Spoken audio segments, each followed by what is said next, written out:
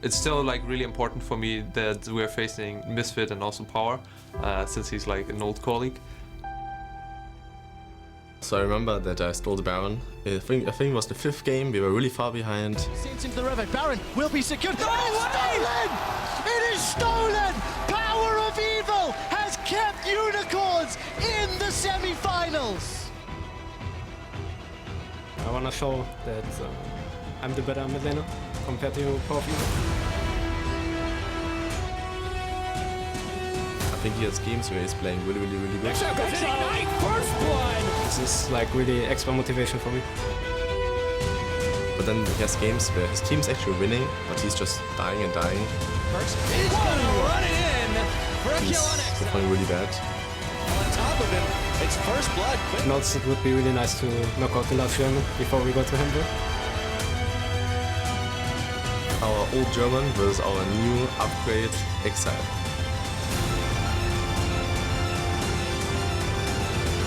It's going to be fun, for sure.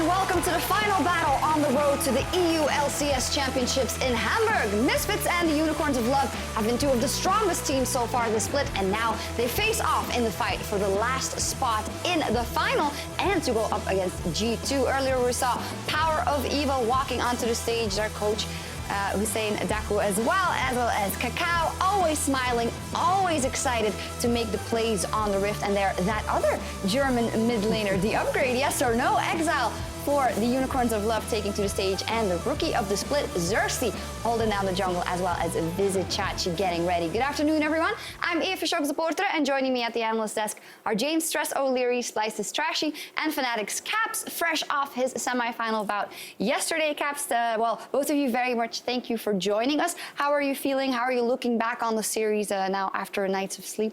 So yesterday I was really disappointed. I'm still a bit disappointed.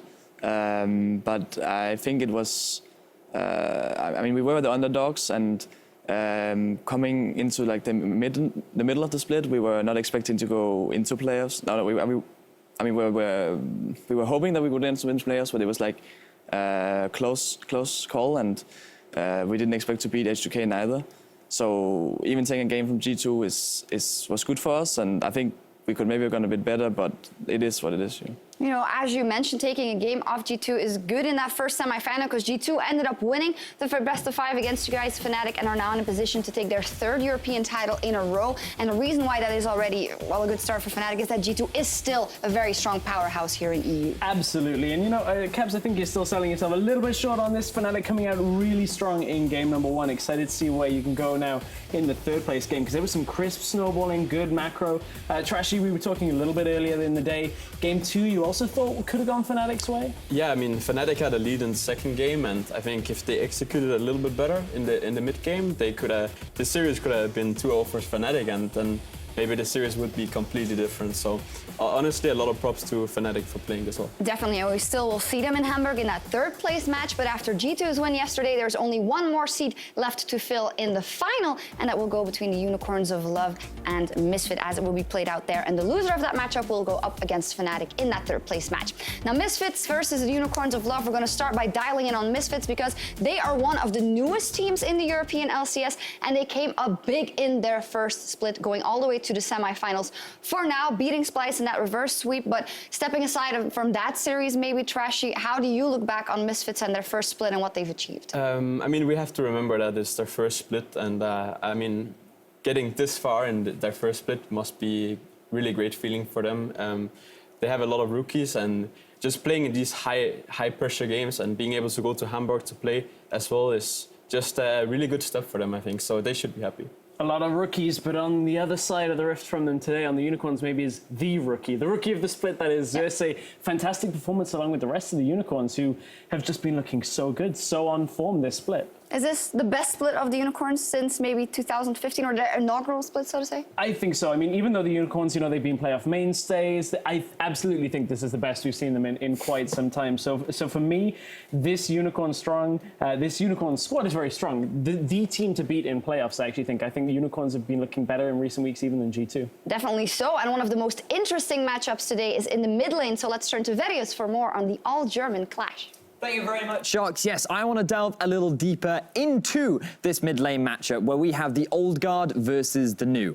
When Power of Evil joined the LCS with the Unicorns of Love, he introduced some niche picks and off-meta builds like Devour Kale and Smite Orianna. Over the last 2 years, he's becoming more consistent, more meta mid laner, refining his champ pool and demonstrating his might against the best in Europe. Exile, on the other hand, came into the LCS a no-name Yasuo one-trick with a tendency to die alone. However, he grew into his own and drew attention with plays like the one you see here. Gone are the days of Exile getting caught out and dying alone. As we see from his high jungle proximity, he and Xerxes focus on getting him ahead in lane, which sets him up for teamfights later on in the game. Looking back at his series versus HDK early in the split, we see a situation where a team comp is built around Exile to give him the freedom to make plays like this. Fantastic positioning combined with good decision making have turned this one trick into one of Europe's best.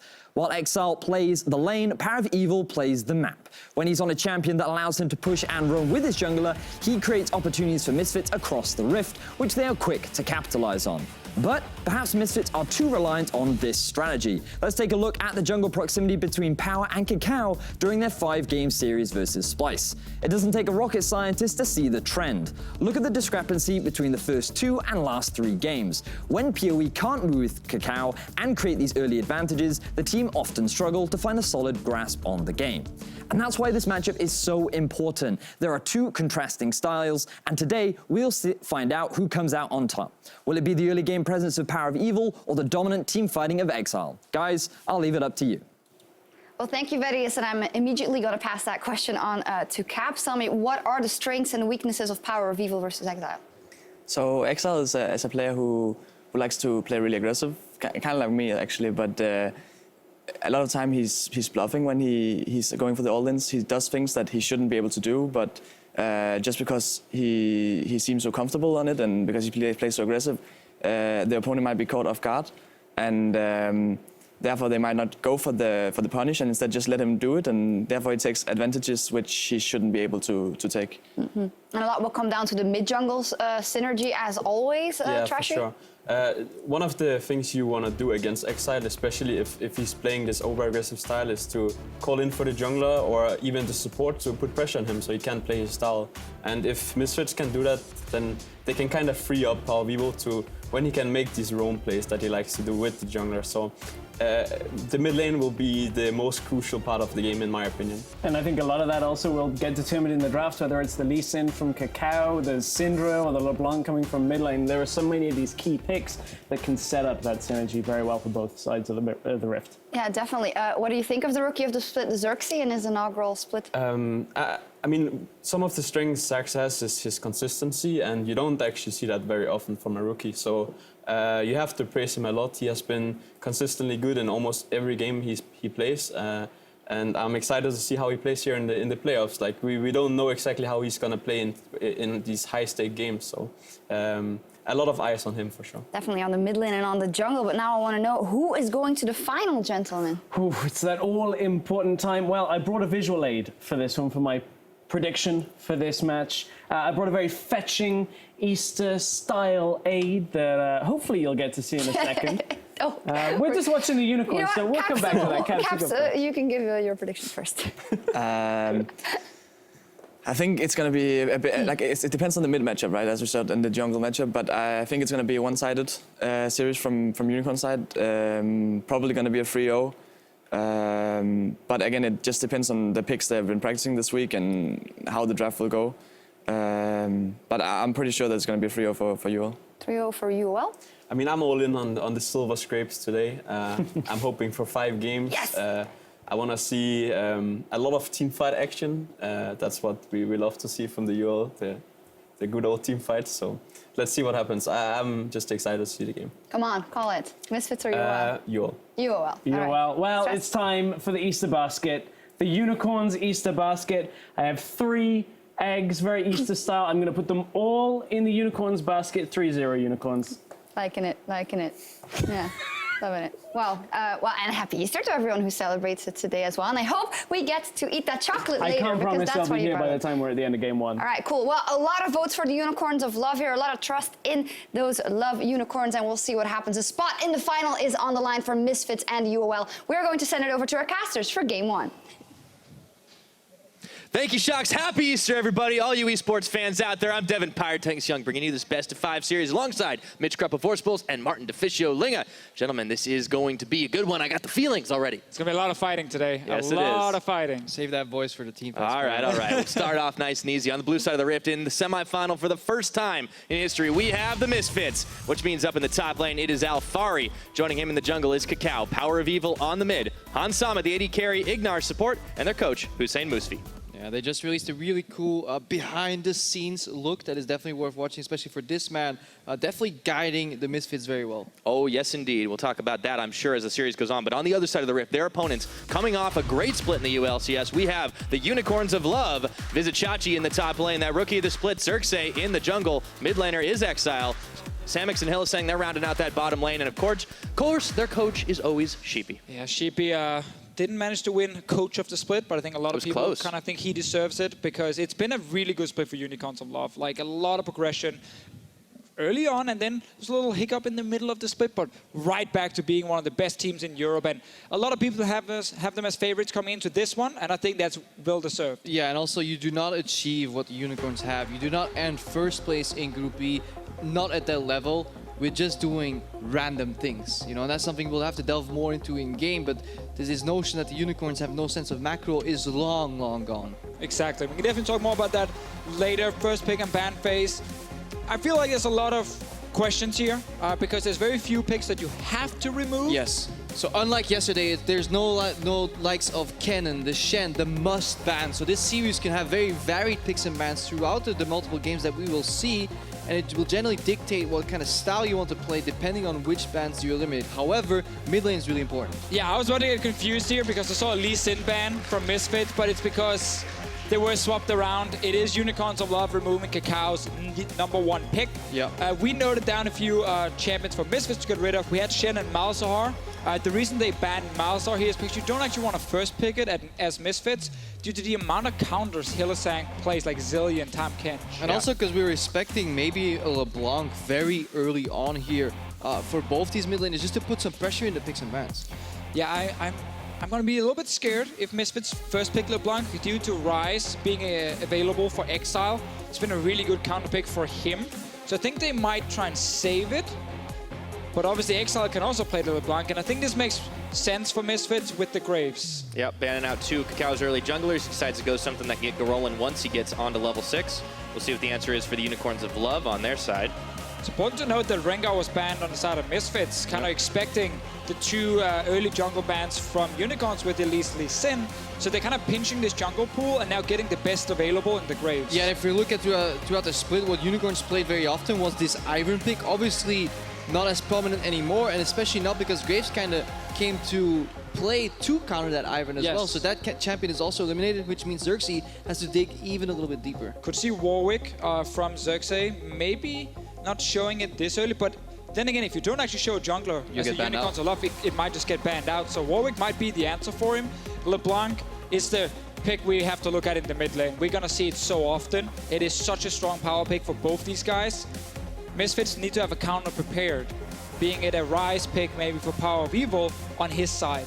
Yep, and for Unicorns, not only have they logged that LeBlanc, it's the Gragas also in, and most likely up in the top. Early pickup of that, but Camille has been left open, and the Misfits are toying with the idea. Yeah, Camille can be a flex. Obviously, these guys must have screamed Fnatic by now a few times and understand the power of the support Camille. Gragas is such a great early pick in the top lane. I feel he's the new Nautilus, where Nautilus was the new Maokai, and then it kind of goes back all the way like that. So I want to see if we get the mid lane choice, or if they save it, they might feel confident in having multiple LeBlanc counters. It's one of the big things when you have a full week to prep. With LeBlanc being such a potent mid laner, you need to have multiple options to have a more flexible draft. I'm actually a fan of this Varus on 3, because if Unicorns don't match AD carry, you can go for the Caitlyn Ashe ban out, and you guarantee yourself a decent matchup in the bottom lane, whereas both these AD carries kind of fill a utility role. Yes, Ignar and Hansama can carry, but when I look at Samux and Hylissang, what they need to bring to the team generally is a utility AD carry that has strong lane push. So, this is a bit of a surprise, a little bit of a curveball with the Renekton top lane. Unicorns clearly expecting Camille to go top, but Misfits can always swap it down to the bottom lane and then pick something like a Kennen against this Renekton. It also puts this Gragas either in the jungle or down to support for Hylissang. Yeah, and they can definitely still ban out the matchups they don't want to play against. You know, Renekton on 3 purple side into double like Gnar Kennen ban is something you could do. That's Twisted Fate ban. And this is such an interesting pick and ban phase. TF ban, clearly Unicorns of Love must have seen something through the scouting or the scrims, feeling that this is necessary to get rid of without even seeing it in a game 1 of a best of 5. But I am still concerned for this Renekton top if they do not remove things like Kennen, because I still think that can be a very good choice for Misfits and Alphari, and then take that Camille down support. Yeah, that's always a possibility. Misfits not showing too much with the flexibility. Lulu's banned out by the Unicorns on their final rotation. Will Misfits ban another support themselves or try to pinch the AD carry pool? They didn't ban it on the last time. It was the Zyra that got rid of. Anyway, interesting. Banning out these range supports to these stronger laners definitely has kind of the smell of a Camille support about it. It's getting fishy in here. Fishy. A little bit fishy with this pick and ban phase. Still the Gragas, we have to remember, can either go support or jungle. I like they actually don't show that. I want to see now with this Camille. And this Caitlyn can also punish a Camille, because when she jumps in, she can land on a trap somewhere. It's much easier to engage on an Ashe and just lock her down. There's definitely an option here for the Misfits to just play Varus Camille, double CC lane that can lock down. Varus can safe farm on his own. He doesn't really need the support to help him too much. Seems like they're sending Camille towards the top lane though, and taking that matchup against Renekton, which is bold. Bold, yeah, especially because you're against Vizicachi. That is a very key thing to highlight, that Vizicachi is one of the best players. If there's ever a guy who will overextend and basically talk about, I will die, but I'll take you to the grave in the process, even if you gank me, that is Vizicachi's style. Yes, it is. Yes, it is. So, Corki mid lane. This is something that's been popping up around the world. We saw it in LCK as well, as a counter pick to LeBlanc. And the reason it's a soft counter pick to her is because you can build Hexdrinker early. Your trades with the Gatling gun and the Q is very easy when LeBlanc jumps in to trade with you. So it is actually a very safe matchup for Power of Evil. And it's something that Power's also played a couple of times. You've got to look back to when he faced off against Fnatic and was chasing down his former teammates, and he really looked very comfortable on that champion. We'll see how he faces off against the LeBlanc. Yeah, Tahm Kench gets locked in. Obviously, that is the answer to Thresh. I'm quite surprised that we see a Thresh pick with no Tahm Kench ban. Because it's so hard to play into. However, the lane itself will still be fine, but it just removes some of that kill potential. But Hansam and Ignar have a much easier lane to play than Hylissang and Samux right now. Samux will be under pressure. Exactly. I think the reason Misfits didn't actually swap Camille down as well to support was due to not seeing the support on the side of Unicorns. They didn't know if potential Thresh could come in against the Camille. So they're like, we have to just play it safe, get a range support, have a fairly safe matchup, and then we can put Camille top. And we have to remember as well, this is a Gragas jungle. It's not the kind of jungler who puts a ton of pressure like an Elise on the Renekton lane. Gank. It's the one gank that needs to work. So it's not the same dive pressure on Alphari as we sometimes see with Renekton and Elise combos. Yeah, all the same, it does look like the power in the lanes is up towards the top and in the middle, seeing if they can focus on Chachi and Exile on the Unicorn side. And Misfits, their bottom looks to be pretty powerful, and see if they can hold out for those fights. Early game still important for these guys. This is going to be very bloody, as we anticipated before the pick and ban phase. A lot of damage on both sides. We'll see who takes it in game number 1. Misfits trying to get to their first LCS finals in their first split. Unicorns trying to get back for the first time since 2015. Let's see if they can do it. We're going on to the Rift. That's a really fantastic thing about this best of 5 is it means so much to both teams when it comes to getting to that final.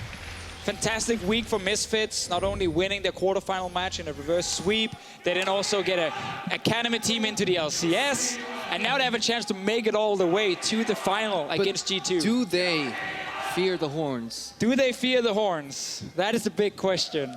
You kind of have to at this point. Do you have to, or should you just fight them?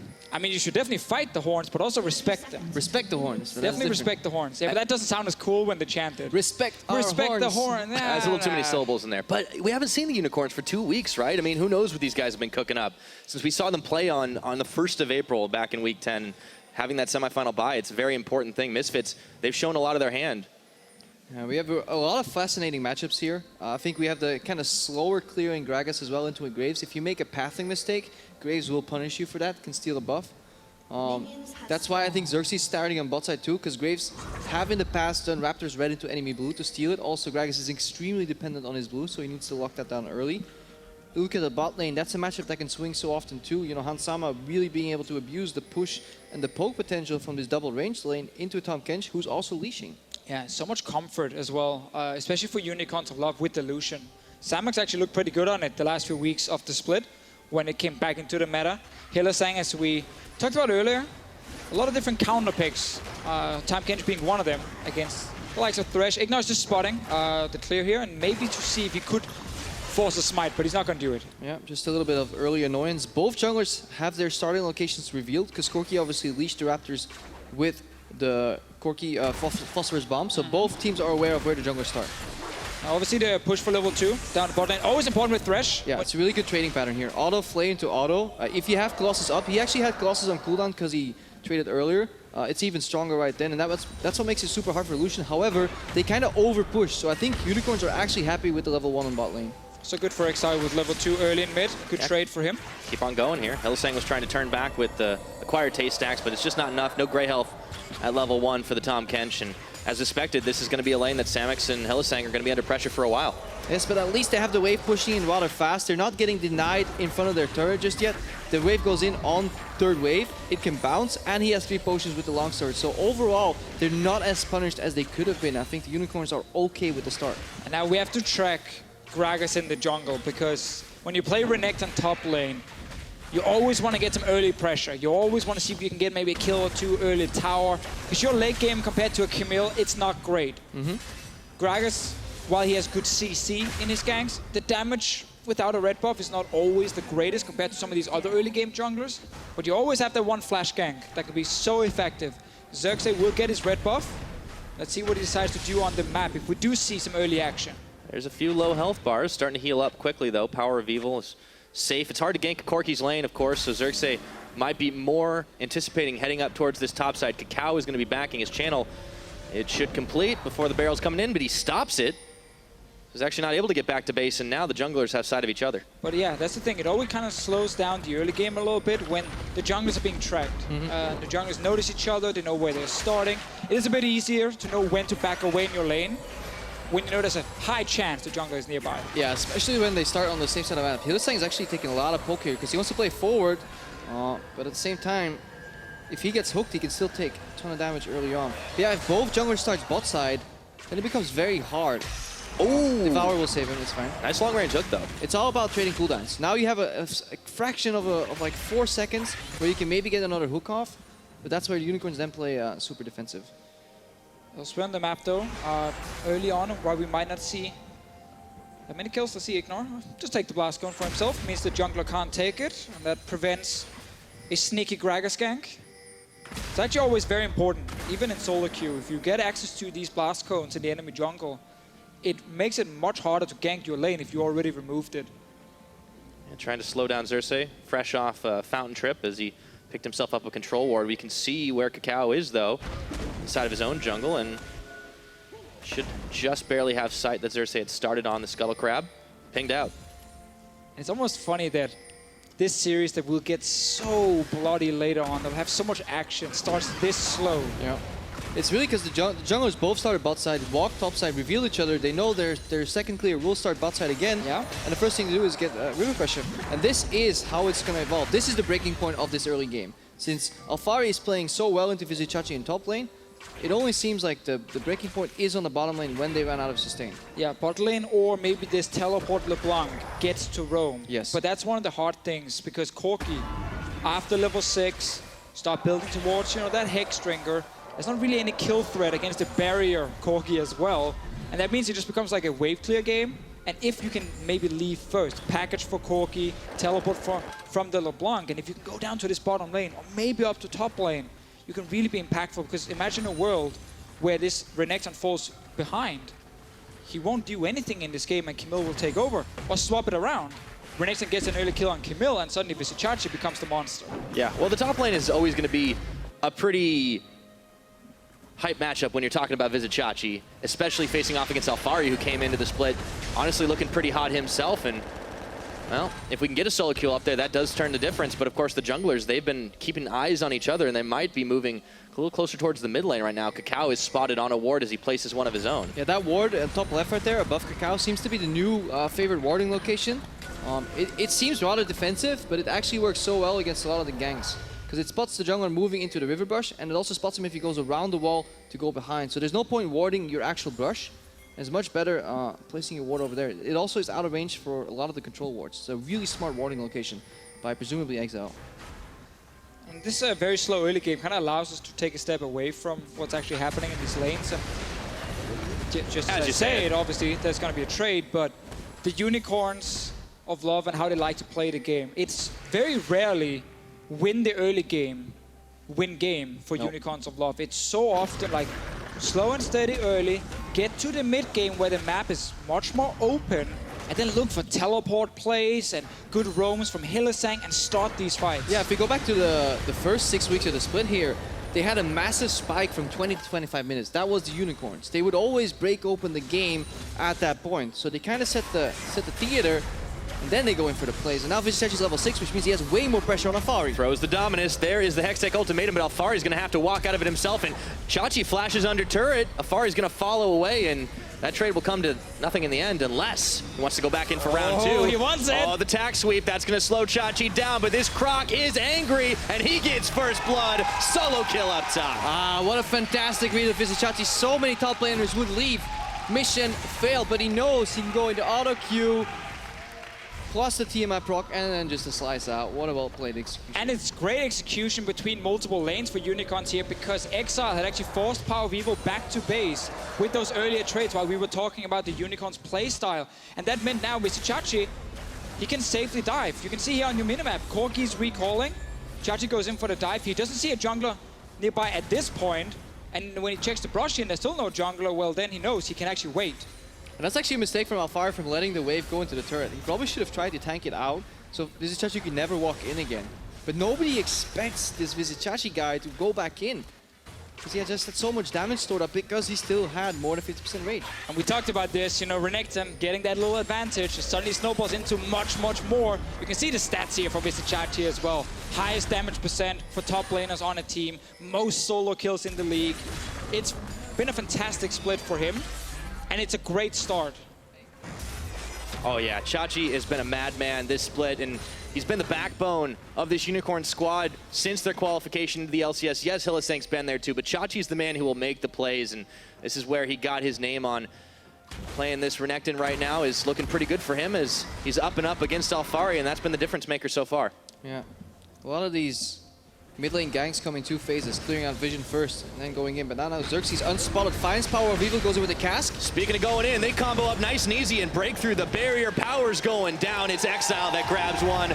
The solo laner starting to pick up kills on the Unicorn side. The first time we see a jungler go unnoticed. There was a control ward here in the brush. Yeah. From the Unicorns of Love, and Xerxes finds that one gank with the flash. That's all he's got to do. Body slam flash, and then suddenly... One bullet in the chamber, that's all you need is Gragas. The catch on to Hylissang. He's tanky enough right now, but he had to take a tower shot, and there's the Grey Health pop. Did he have to? I don't think he had to. I think that's the rules of the game, Krepo, when you're in range. Yeah, I think he walked up too far right there, but this is just...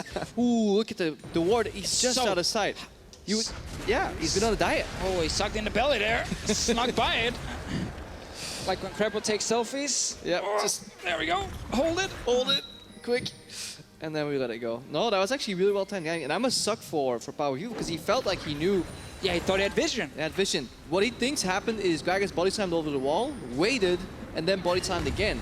And that feels like dirty camper, but it actually was a really quick-paced, efficient gank from Xerxes.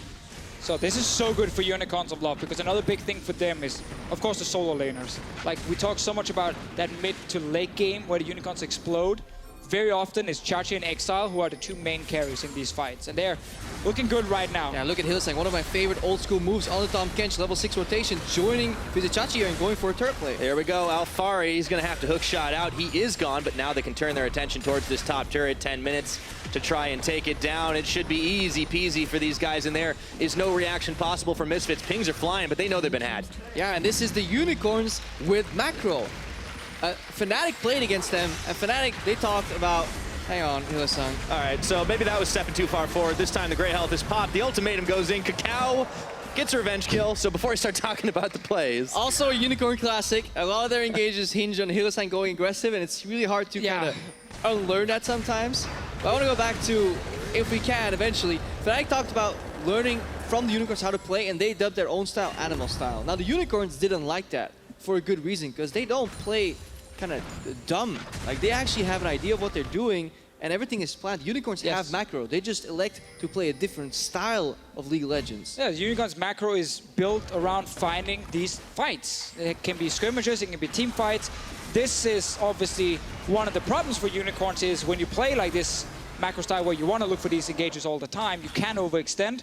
I think it's mainly just on Hillsang though, but we might get more fights. Speaking of overextensions here, Ignar and Hansama, they're gonna take the Lantern out duel, and that is a big barrel out of Xerxes. Hansama, one more hit is all it takes for Samix to get the kill, and Ignar is going down. It's a double for the 80 carry of Unicorns. They're getting everything right now. Absolutely everything. They got kills in the solo laners, now the 80 carries on the board. They got first tower top lane. And they're not losing anything on the map. Yeah, we missed the most important part, which is the setup, because we have to wonder how Misfits ended up so deep in that lane that they could get both flanked by Xerxes and Exile. Unicorns really putting pressure together with that 4-man squad, isolating Vizichachi, who was also winning the bot lane matchup. Alfari trying to hang tough under his own tower, but yeah, Unicorns are starting to run on all levels, and we talked about the 20-25 minute spike, but it's coming earlier this time. Composition unlocked, but the Unicorns, they are playing all out, and Hansama didn't know what hit him. And they feel so safe right now. They think, you know, we have push, we have a jungler in river, and suddenly there's a teleport from LeBlanc. Yeah, the teleport plays good setup, but also Ignar, when he places that ward and it gets disabled instantly, don't feel so safe. Like, you know, then you don't actually have vision towards the enemy jungle, and Xerxes was just waiting around the corner. Yeah, they felt they had river control. They felt Corki could always be faster than LeBlanc, and they simply forgot about the teleport. It was a really good deep ward from the Unicorns. Again, that set that play up. So, Gragas here on a diet who's sneaking around unspotted multiple times. It's down bottom lane. Yeah, Exile's coming in as well, and Unicorns, they're starting to make a lot of pressure plays on this map, taking control of the jungle with wards and movements. Yeah, Samix is a little lost though. He backed to the top side, then went back to the mid lane. Unicorns obviously in this fast-paced style way of people constantly moving around the map, it's really hard to constantly communicate who takes which lane at which time. So you see them still looking for a bit more efficient plays. Now to take a step back and then look at Misfits instead, because it's been very Unicorns focused, seeing as we could kind of set up their playstyle and then it just exploded and they got kills after kills and towers. But Misfits, sadly enough for them in this game, our team has been relying a lot on the laning phase. They've been relying a lot on getting ahead early game, because then they have this very clean execution. They know how to snowball an advantage. They got famous for their Baron setups here in Europe. When they fall behind though, they have struggled. Yeah. And we have to see in a game like this if they can actually bounce back, because right now, they're down 2,000 gold already and multiple kills. Yeah, they've been... Oh, sorry, go ahead. They have the tendency to just play slow, and that's what happens sometimes. Yeah. Unfortunately, Misfits, you know, decision-making in the early game has definitely been more their forte, but they haven't had as much experience when they have been falling behind. You have to take a look at how different it is when you look at these two teams' stats in the early games. Like, they just don't get as much even as Unicorns do. And when we talk about Unicorns being a later game team threat, that's actually pretty insane. It's always funny when you look at this with Unicorns. I love how much they fight, you know, how many kills they're getting early on, where Misfits, on the other hand, they get some kills, but they just die way less. The bottom stat is what you need to look at, death per games at pre-20 minutes. Misfits are last in the league, which means they die the least. So it's a very good thing to be last in. Yeah. Ooh, that's a long-range hook. Samix He's isolated, no Tom Kench to save him this time. Ignar Kakao on the hunt down, flashing forward. There was a heal from Samix to try and speed boost himself as he flashed away too. Flay there, auto attack, he's turning it back around and Misfits get cold feet. Yeah, and those are the plays. Misfits are trying to kind of force their way back into the game, but this is so reactionary on an already pushed lane.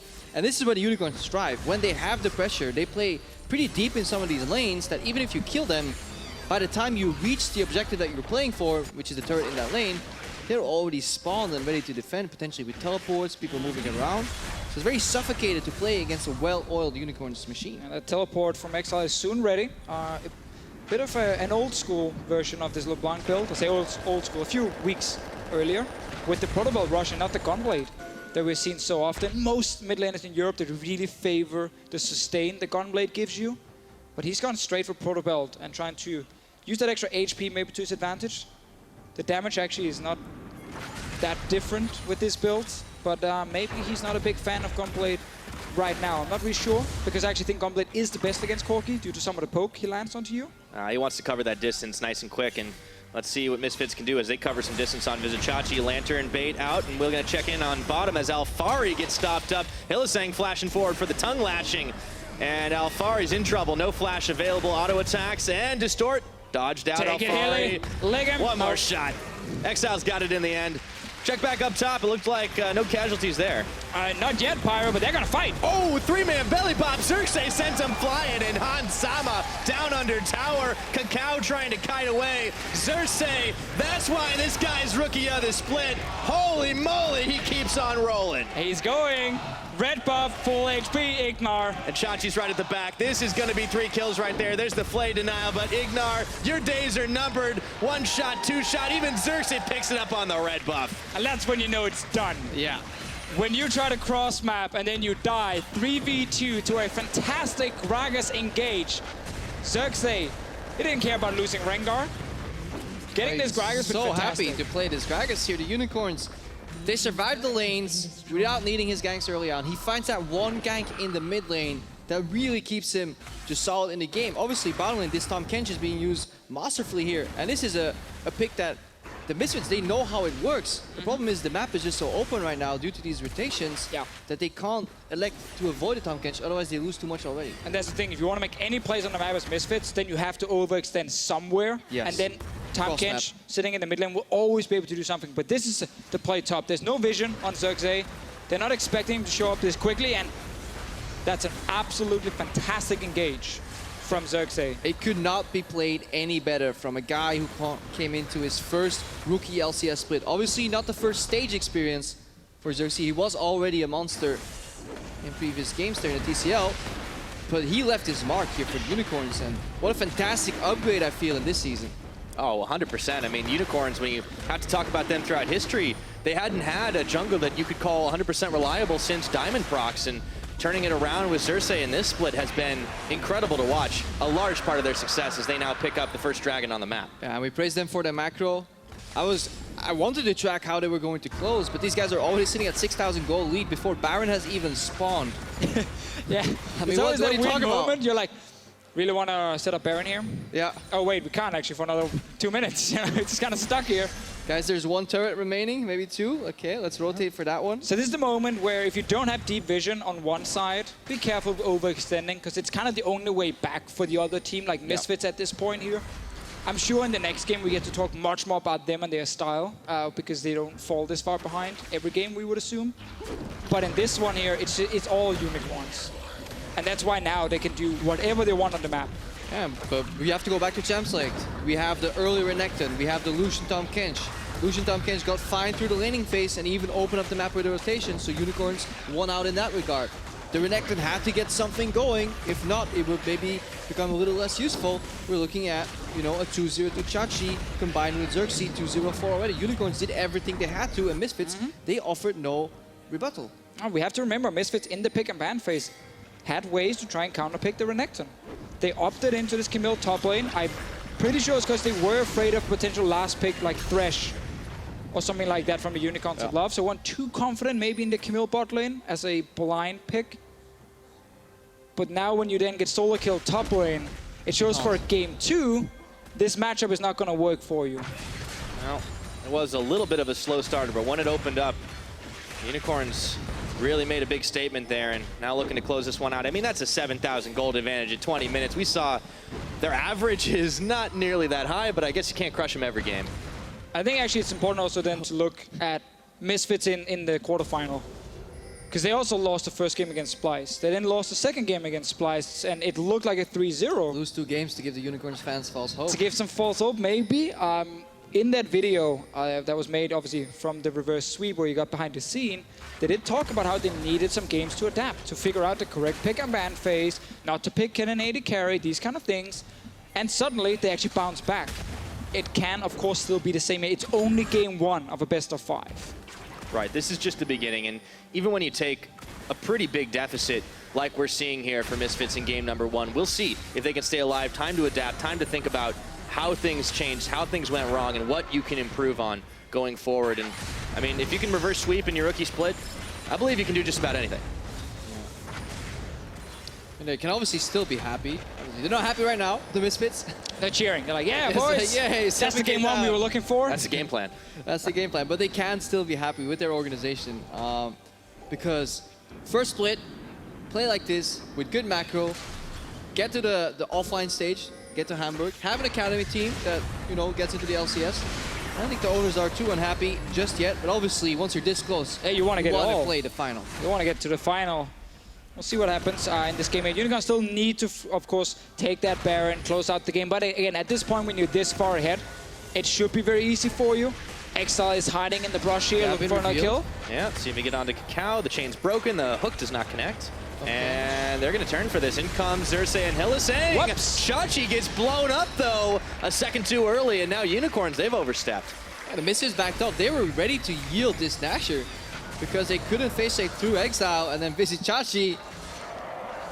I think Unicorns wanted everything right there. They realized, hey, we can maybe get some kills. Let's just drop the Baron for now. We can always come back to the Baron, get a few more kills. Chachi, with this, of course, full damage Renekton at this point, you don't have your tank items yet. You can't 1v5. Yet. Yeah. Yet. That was a little unfortunate for Unicorns, though. Nonetheless, still a pretty big gold advantage for them. But yeah, this is part of the downside of trying to get objectives off the back of fights. When you're already taking an objective, you don't always want to turn for the fight. Oh, so gets close. Speaking of turning. We're in the mid game now also with this Corki. Like Trinity Force, boots, everything is there. His damage is going to spike a lot, especially also at 16 for Power of Evil. Misfits are trying now to just prevent Baron from going down to buy more time. It is still dark though, and a lot of teams would think they have the pressure here, but the Unicorns are a team that would just double TP. Here comes the TPs, and now Alfari's the target out as Xerxes stands on top of the lantern, but he's not big enough. Alfari makes his escape, and Exile's going to have to distort out. Misfits pull off the escapes. Yeah, but they're going straight to Nasher, I believe, because there's not much vision left here for the Misfits. They can just sweep it out, guaranteed it's all gone. That's the last blue trinket gone, so it's on cooldown right now, and the Scuttle gets controlled. Still, if they start this Baron here, we're still 23 minutes in. Misfits might look for the fight then. Unicorns now just lost double teleport. They have mid lane priority though, so Unicorns are going to come back out, push out the mid wave, and then they can go for another bait if they want to. A lot of farm is being lost on the side lanes. It's been a few good minutes for Misfits though. When you're 7k gold down, not losing anyone for just a brief moment and preventing Baron from dying means that you are delaying the game at least. Still plenty of time for Unicorns of Love. Well, sometimes you want to buy some time when you have a later game jungle like this, Graves, when you have a Camille that is still working to stack up items, only sitting on the Trinity Force. Remember, he went the very early Tabe finish, so the damage spike was a little delayed. I do like that the Unicorns are now going back to the proper wave setups. They sent Exile top to cash in that side lane. Renekton is going to be pushing the side lane. Alfari has no teleport, which means Vizicachi could technically push in and leave, and then generate another instance where the Unicorns are 4v5 around this Baron area. Still sucks for them, of course, with some actually good setups, but then poor execution. It's a multi-step plan, right? That is why we always watch these Baron baits so intently, because it takes you 5 steps to the right, and if you fail one of them, you have to go back to square one. You can't just like, oh, let's go back to the save point where we had all the vision and they have to face sync again. No. You start with the basics again. Yep, you do. So they're starting Baron now. Rest of Misfits are on the way. Alfari no teleport. He's running though. They're closing in. Cacao's got to do it. Let's see if they can pull it off right now. Can the hero play be made? The Unicorns are down to half health on the Baron, but they're getting cold feet. Hylissang wants to dive right into the back. There's the box, but they got a three-man belly pop again, and Samix just unloads a calling onto Misfits. They're melting through, but Power's untouched on the side, and now Xerxes got to get out. Chachi's down. Oh, Misfits baby! turn the fight around. This is gonna be a big one. Power of Evil. We've seen him chase people down on this Corki before. He gets Hylissang. He's looking for Samix. Xerxes trying to cover the escape. The Misfits actually did it. They walked in. The Unicorns were so confident they could just deliver this belly slap in the middle of the team with the Tom Kench. They forgot about Power of Evil. Yeah, they just let him wreck him from the side. That could be an Asher. But that's the thing for Unicorns of Love. What we just said before here, how the execution just wasn't there. Like the setups with the double TP or starting the Baron at first was fine. But they didn't finish Baron early on. They didn't get any kills on the double teleport. And were then put into a pure 5-on-5. Xerxes, he's stolen a lot of Barons, by the way. Though. Let's see this. Hold on. Misfits, they got to know that. Keeping it in mind. He's getting chunked down, but the Baron is as well. He goes in. Can he get the spike? He gets it! Xerxes comes right back in! How? That for a smite steal. No, he didn't even smite it. What am I on about? He didn't even smite it. He got it with an auto. How does he even do it? He won the mind game. Kakao just lost out. He just hit it in the face with this massive barrel. I can't actually believe that. Oh, how's that for a happy hour, Officio? That's the thing with Unicorns of Love. I hate to say it, but it happens so often. Every playoffs, they get like, I don't know, a shockwave or some weird way to get a Baron. Oh, yeah. Misfits used to have the perfect Baron setups, but they were taking so much damage in the pit. They were like, we just have to try and finish it. Yeah, Power was zoning Xerxes, but he realized that if he stays in that position, Xerxes would body slam over the wall and take him out, and then still get access to the steal. But that whole exchange we have to watch again here. So it starts, why, like, okay, the problem we have to analyze here is that obviously Hylissang doesn't walk up, they hand deliver two people. We're back to the fight in real time. Okay, Chachi's going in, Chachi's going down. Tried to finish off Power, but he walked in without a whole lot of backup there. And now Misfits can go down back to the mid lane, or up back to the mid lane and defend that one as well. Unicorns, with this advantage, have really tried to force it too much. Force a little bit too much, a few more steps ahead of the current game plan. And they've actually been caught out a few times. And Xerxes had to almost save the day with that Baron steal. Yeah, because this is actually reminiscent of a composition Misfits had a lot of their early success with. The double poke Corki mid lane is something they ran in week 2 and 3 with Iron back then in the jungle. Now they replaced his utility jungle to get them to the early game with Graves, which is even more damage. And it's actually run a lot of damage. It's really huge as well for Misfits as a team to kind of show they can bounce back from such a poor start. We get the replay now, Crep. There we go. Let's see what we got. So the Hylissang delivering the Gragas, and that means now Power of Evil on the side is completely untouched. There's also a really big exhaust on Samix who isn't really dealing too much damage in the fights. And yes, it's okay if you can deliver a Gragas for a pick, but you deliver two people too fast in a fight, so all the damage gets centered around them. They get AoE'd as well. A lot of these champions on the Misfits team have brutal AoE, like Varus Q, Corki R. And here, because there's 3 people in the back of the pit, the spikes are coming out, PoE takes so much damage, so he doesn't want to stay close to the wall. Hansama gets knocked up, and then just the empowered auto attack takes it down. This is just a brutal mismite. Kakao with the panic flash, and yeah, Xerxes is like, ooh, don't need D button, okay. So, Unicorns of Love still have the advantage, but Misfits, a team that so rarely comes back from losing the early game, really defended well and actually punished a lot of these mistakes from the Unicorns of Love and made this a very even game despite them losing the Baron and of course putting some of the momentum back towards the Unicorns. This game is so far from over because this Misfits comp as well towards the late game with these double or triple AD carries with the Graves as well. It is going to be tough to teamfight against. And it excites me for the rest of this series. It's going to be a close one. Because normally a 7,000 gold lead, it gets closed down routinely in a nice, timely fashion, and we start talking about game 2, but not this game, not this series. Well, Power of Evil definitely showed up in the last 10-15 minutes, and when you talk about a 7,000 goal lead at 20 Unicorns, they might be pushing in to try and extend it up, but Misfits, they showed that they have teeth. They could close the gap a little bit here. Now let's see if they can defend against the multi-push from the Unicorns. Exile solo on the top side. Yeah, Baron buff is gone now as well, so they did lose an outer turret, but they're keeping the base safe for now. So it's important to remember this is a game 1. And like game ones, the players are still really getting used to the stage again and this series here. So sometimes there is a few more mistakes than you normally see, and then typically it gets cleaner and cleaner the further in we go. Yeah, Unicorns hadn't played for 2 weeks on this stage. Gotta shake it off a little bit. Yeah, you do. Have to get used to that one. Let's see if they can keep pushing this in for the win. Still very important for them. Favorites, semifinals, and Unicorns were looking to head to a big final matchup, and well, haven't been able to do it for a couple of years, but they have always been in the playoffs. They're used to this stage in that regard. Yeah. It is still good to see that Ignar is comfortable on this Thresh, because Thresh in losing teams generally tends to literally int it up. Like, you end up on like 6, 7, 8 devs. I've seen your stream. Yes. You walk up, you're like, I'm gonna hook. No, I'm dead. And Ignar is actually 0, 2, and 8 with a pretty defensive posture. He is ready to lantern people out and then go for hook in front line, but he's also been the front line himself to try and make picks, and it's really hard to do that consistently. If you are a KDA player as a Thresh, you stay in the back. You just lantern whoever is in the front out. Sadly, you can't really do that with most compositions because you need, as Crepo said, to be up there. And when you then CC yourself by actually hooking something. Well, we've also heard Ignar is a very vocal part of the team. Talking about that video from last week, we heard his call is pretty much in action consistently, and when you're on a champion like Thresh, you want to be able to do that. Alfari, he's caught, he's isolated, and with the help of Tom Kench and Gragas, he's out of there. Yeah, another example of how Unicorns have been leveraging this Tom Kench pick so well in the early game. This is not the first time, and yes, it's such a good example. Hillsang, he makes these similar plays. Sometimes they have really big payouts, sometimes it's a bit too far. It's fun to see because he's only been part of 3 kills. But it feels like his ultis, whenever they've been used properly, just the pressure he adds actually then gives the kill. He doesn't have to get an assist for it. So he's done much better than his score actually shows. Yeah, they've had major impact on the game, both positively and negatively. And that is the nature of Hillsang's engages.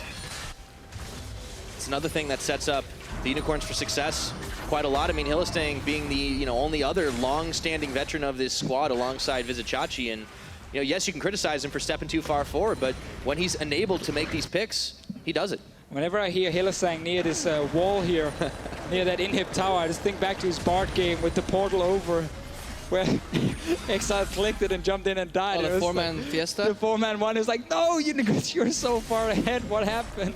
That was such a classic moment for them, but they still managed to win the game. But they also follow him. And that is how they beat HDK early on in the split as well. You see Hillsang walk up, he hooks, he misses. HDK engage on him. Suddenly Unicorns, they just pile into that fight. A lot of teams will say, you know what, our Thresh, it missed. Let's reset, let's go for the next fight. They will blindly follow Hillsang into any fight he goes for. And that's really the big thing for these Unicorns guys is sometimes some of the fights they're looking for, they might be very risky. 50-50 fights they're taking. But because every single player is on the same page, they're all following and going for it, and the enemy team who needs to react might be 2 or 3 guys on one side and 2 guys on the other side, and then they get caught out and get surprised. Yeah, because they assume like no team with the same mind would take this fight. Of course. But the Unicorns, they will take it. They don't care about your preconceptions of what is safe and what is not. Yep. Speaking of safe, I don't think Alfari or Exile is. He's going to get chunked down, but help's on the way. Let's see if they make the play. And Vizichachi, he's going to have to slice and dice his way out. But can he get away in time? In comes Xerxes, tag it in. Samix with the heal. Keep him alive. There's redemption coming, but it might be a little too late. Look at Hansama saving his support. What a hero. And now in the bottom lane, Hillsang dies. Hillsang tried to go down and help Exile, but he came down after Exile already died. So he ends up also giving away a kill. A lot of things happen. This series is absolutely crazy because one team gets so far ahead and they're supposed to just like cleanly close it out, but they keep getting into these fights and they keep losing a lot of them. You had to invoke the Bard portal. Now that's going to just happen over and over again to Fischio. Game 1, what are you going to do? Yeah, definitely. You need to see if they can calm it down right now because they're still 6,000 gold in the lead, right? The Unicorns, they should be able to set up the waves right here. And Exile goes in and forgets to play against Camille. Once you miss that chain, you should just disengage because now there's no way out. That's a problem, yeah. As soon as you get hit by the stun, you're not getting out because then he can ult you after. And Hillsang is like, whoops. Yeah, that's not going to end well no matter how you slice it. Just Unicorns playing on 3 lanes at the same time. And this time around, as soon as you lose one lane, well, everyone has to then disengage because then it all falls apart. Vizichachi stopping for the ward clear when he is being attacked by 3 people. striving for efficiency. Really wanted that award, want to be a team player. I mean, he did get out. So, Great heal from Samix. Xerxes almost sets up the kill lane because then the ulti knocks Ignore back into the calling. Yeah. And Sama gets to block it though in the end. So we're still there, 6k, 7k gold lead. And yet it feels like this game is just dead even in so many ways because Unicorns of Love have lost so many fights. It's one tower for Misfits in the entire game. They should not be able to win this. That's where like a lot of the gold is sitting though, right? Like if a big fight happens, we're 35 minutes in, all of a sudden those towers start falling, that Baron's up for grabs. I mean, there's so much on the map for Misfits to take. Yeah, or even the gold will just not matter anymore because these picks for Misfits, they scale better, especially on 3-4 items. Like Corki, Varus in these fights, they can be down 5,000 gold, but if they hit 3 targets with a single arrow as opposed to a LeBlanc who's maybe going for an isolated target, the value trade there is definitely in the Misfits' favor. So I don't know where it's going to go. We don't know because we don't know what the Unicorns are going to pull out next. That's the thing. Power of Evil right now is so insanely strong. Infinity Edge, Rapid Fire Cannon, he's ready for these fights here. Exile, it's harder for him because he's very focused on a lot of single target damage. And if you don't find the correct target when you do jump in the first time as a LeBlanc, then you give 2 or 3 seconds to Corki and Varus to sit there and shoot away. But the Unicorns have swept most of the vision in River. Okay. There's a few wards. They could technically bait, they could technically rotate, they could technically do anything they want. Let's find out what they do. Well, Baron is the Unicorn's friend, has been for quite a large part of their history. They're starting to shred it down, but Misfits are not far behind. There's a teleport coming in for Alfari, and Unicorns are peeling. Chachi is around the side waiting to go in on the Dominus, but he's spotted on the blue trinket. Yeah, really good awareness by the Misfits here. Ansama needs a lantern. That was a risky path. Yeah, he's, for a rookie, pretty bold pathing, walking straight into Vizichachi. Don't want to carry on the front line, that's for sure. Trust in his support. Yeah. Knew the lantern would be there, so Unicorns back towards this Baron here. They have TP advantage. They could just send Chachi back down to the bottom lane and use this wave here, but they're actually just starting it straight away, so they're giving Misfits a potential 5-on-5 team fight. Yeah. They're pushing lanes, see if they can peel off safely enough. It's trying for the bait by starting the Baron itself. It's regen. Unicorns are not able to find the fight. Misfits staying as a unit. I would love to see a rotation to the bottom, top lane rather here. At least Exile is going, but if you went Tahm Kench Lucian to the top lane, that is a free inhib turret there for Unicorns. Said they like to hold mid. All right, Cacao is backing off right now. Will he finish his channel? The rest of Misfits, they're hanging around. They're not daring to let this Baron go over. All right, so Misfits actually managed to go back and clear out this big wave. Missed opportunity. Unicorns of Love, I think also just with the bot lane, having that TP on Chachi, TP and Exile as well. They've TP in both members. Look at nobody's farming his lane. There's like literally 3 waves crashing to the turret, but because you're playing against the Unicorns, your first prerogative is get back to the Baron ASAP. We reset though, and I like this from Chachi. Now he's down to the bottom lane. This is really good for Unicorns because Misfits cannot send anyone to defend. So Chachi can freely push in this one. Once Alfari shows up, Unicorns should go straight to the Baron and just start it. And just be ready to turn with the teleport from Vizichachi. Unless Alfari knows the whole equation and chases Vizichachi into the jungle. But then again, you can tank it with Xerxes and just disengage. There's a calling. They're going for this potential fight instead. And this is still okay for Unicorns, but the problem is you give Misfits a way out. If you make the Baron play, there's a high chance you get a 4v5. Yeah. And that is really difficult for Misfits to then execute. But by doing this, you actually give Misfits a 5-on-5 team fight when they shouldn't be able to get it. But they may not expect Vizichachi to actually still be here, because again, most teams would play this out completely differently. Yeah, and of course Unicorns can definitely win the fight.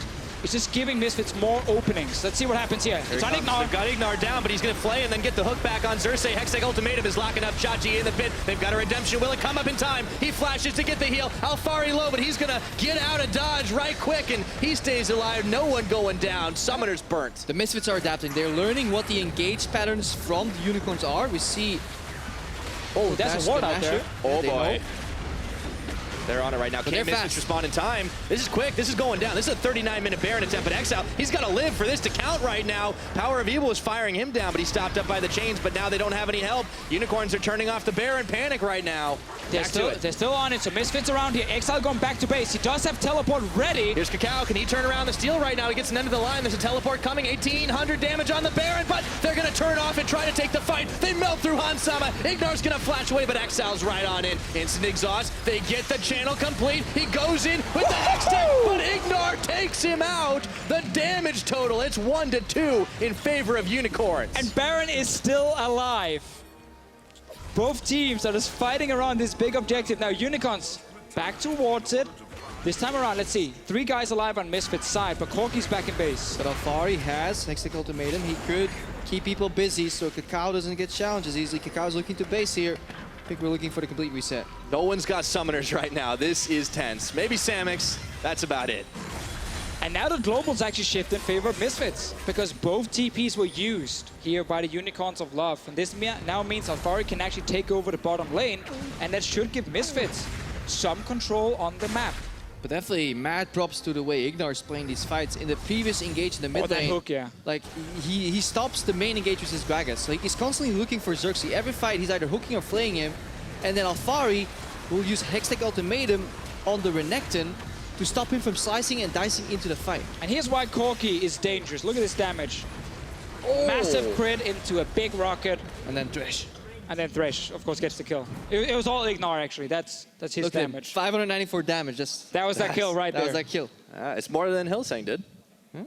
So the Unicorns of Love, again, in this game, I think the best way to describe it is they've been making it very hard for themselves to actually close out the game. They've done so many things correct to get the big advantage, but then made it very difficult by taking some extremely risky plays to try and close out the game. The Unicorns do not care for your convention. That is around perfectly fine. Base. That is perfectly fine. It can also be use of teleports and everything, but it's allowed Misfits to actually get back in the game. And they've caught Hillsang once again into the box. He goes, the barrel disengaged there. Do they have the damage to melt through before the redemption comes in? I think not. And now they've caught Xerxes, but he's fine. Still, trades back and forth, a lot of damage. A lot blown on these Unicorns. It's these Triforce autos every time Exile jumps in that are really starting to hurt. Now the Power of Evil is sitting on a multitude of items. Chachi's caught out Alfari. That might be going on for a little while right now, but Misfits are the ones that have started this Baron off. And that's because Chachi has no teleports. What we talked about before here, it gives them map pressure for Misfits because they can push bot lane. But they have no tank. It's really hard, even still now, to start the Nasher and tanking between Kakao and Ignar. Yeah, actually also what went wrong for them right there, and that was really good by Chachi, was Chachi was chasing Alfari. Oh, Exile. Oh, had to get swallowed up by Hillsang. That was a little too deep. But before here, Chachi was chasing Alfari, so Alfari couldn't teleport. If he was able to TP in, Misfits could have stayed on the Baron, and then he could just appear behind the Unicorns. So well played by Chachi there, not leaving this Camille alone. Quite a few players are forsaking their control war duties here. They do not care in this game, man. They're getting close to 6 items. You got no more slots anymore. This is the kind of game where your Doran's play will actually have impact in the team fight, and they refuse to get rid of it. Sadly, there's no Doran's play. It's a game of inches, but hey. You get the point. Yeah. We'll see. Unicorns back on the clear duty. No one has full-on committed to this Baron, but it got down to sub 2,000. They really have. Kakao is stepping forward to clear some waves out as well. I mean, it is so obvious what the game plan is for both these teams right now to try and end this game. Yeah, this Baron has seen the light at the end of the tunnel multiple times. It's like, ooh.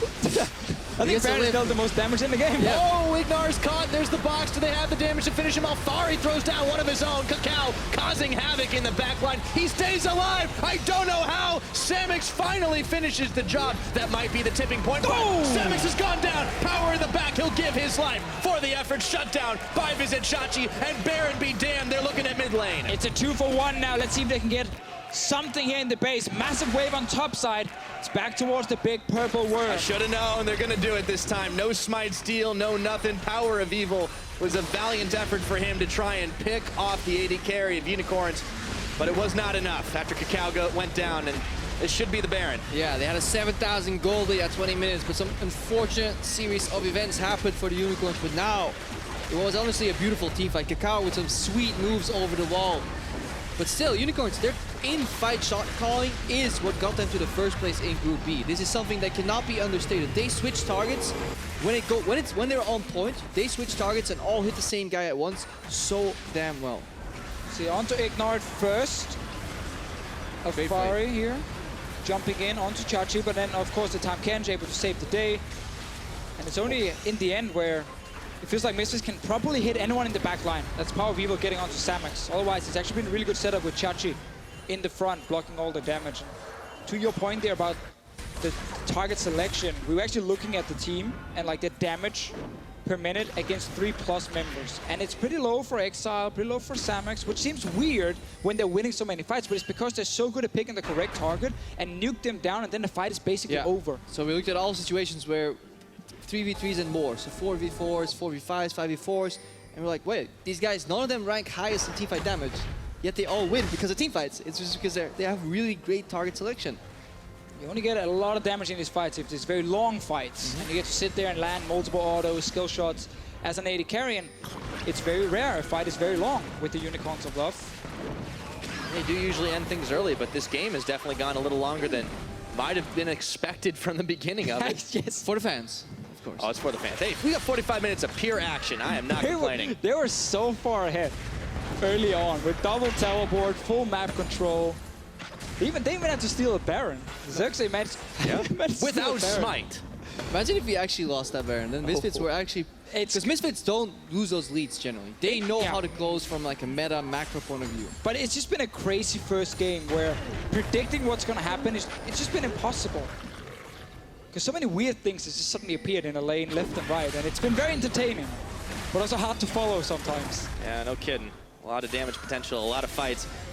And that is another crazy thing. Misfits having the comeback, it's just not something we see them do all the time. Yes, Unicorns made it easier for them than it might have been, but it's still impressive to see this team, you know, coming off the reverse sweep, stepping up in game one after they had a big deficit. Yeah, but there is a composition that can do it though. If you siege on this comp on 2 lanes, you're not very likely to bust open the base. That's why the Unicorns desperately need to get access to all 3 lanes with the Baron creeps, because there's so much line wave clear here. Now they're finally getting a dent in mid lane, but Xerxes caught. Nowhere to go right now. Guardian Angel is popped. Let's see what Unicorns do to respond to 4v5. He's an insta-flash out of it right into the belly of Tom Kench. Hillisang saving the life of his jungler. But again, it makes the map really compact, and Exile has to go in with Lich Bane procs on turrets to siege, because when you go for the siege, Corki Varus can always clear even through these Baron creeps. And Ignore is making so many catches to stop the Unicorns from really taking the base.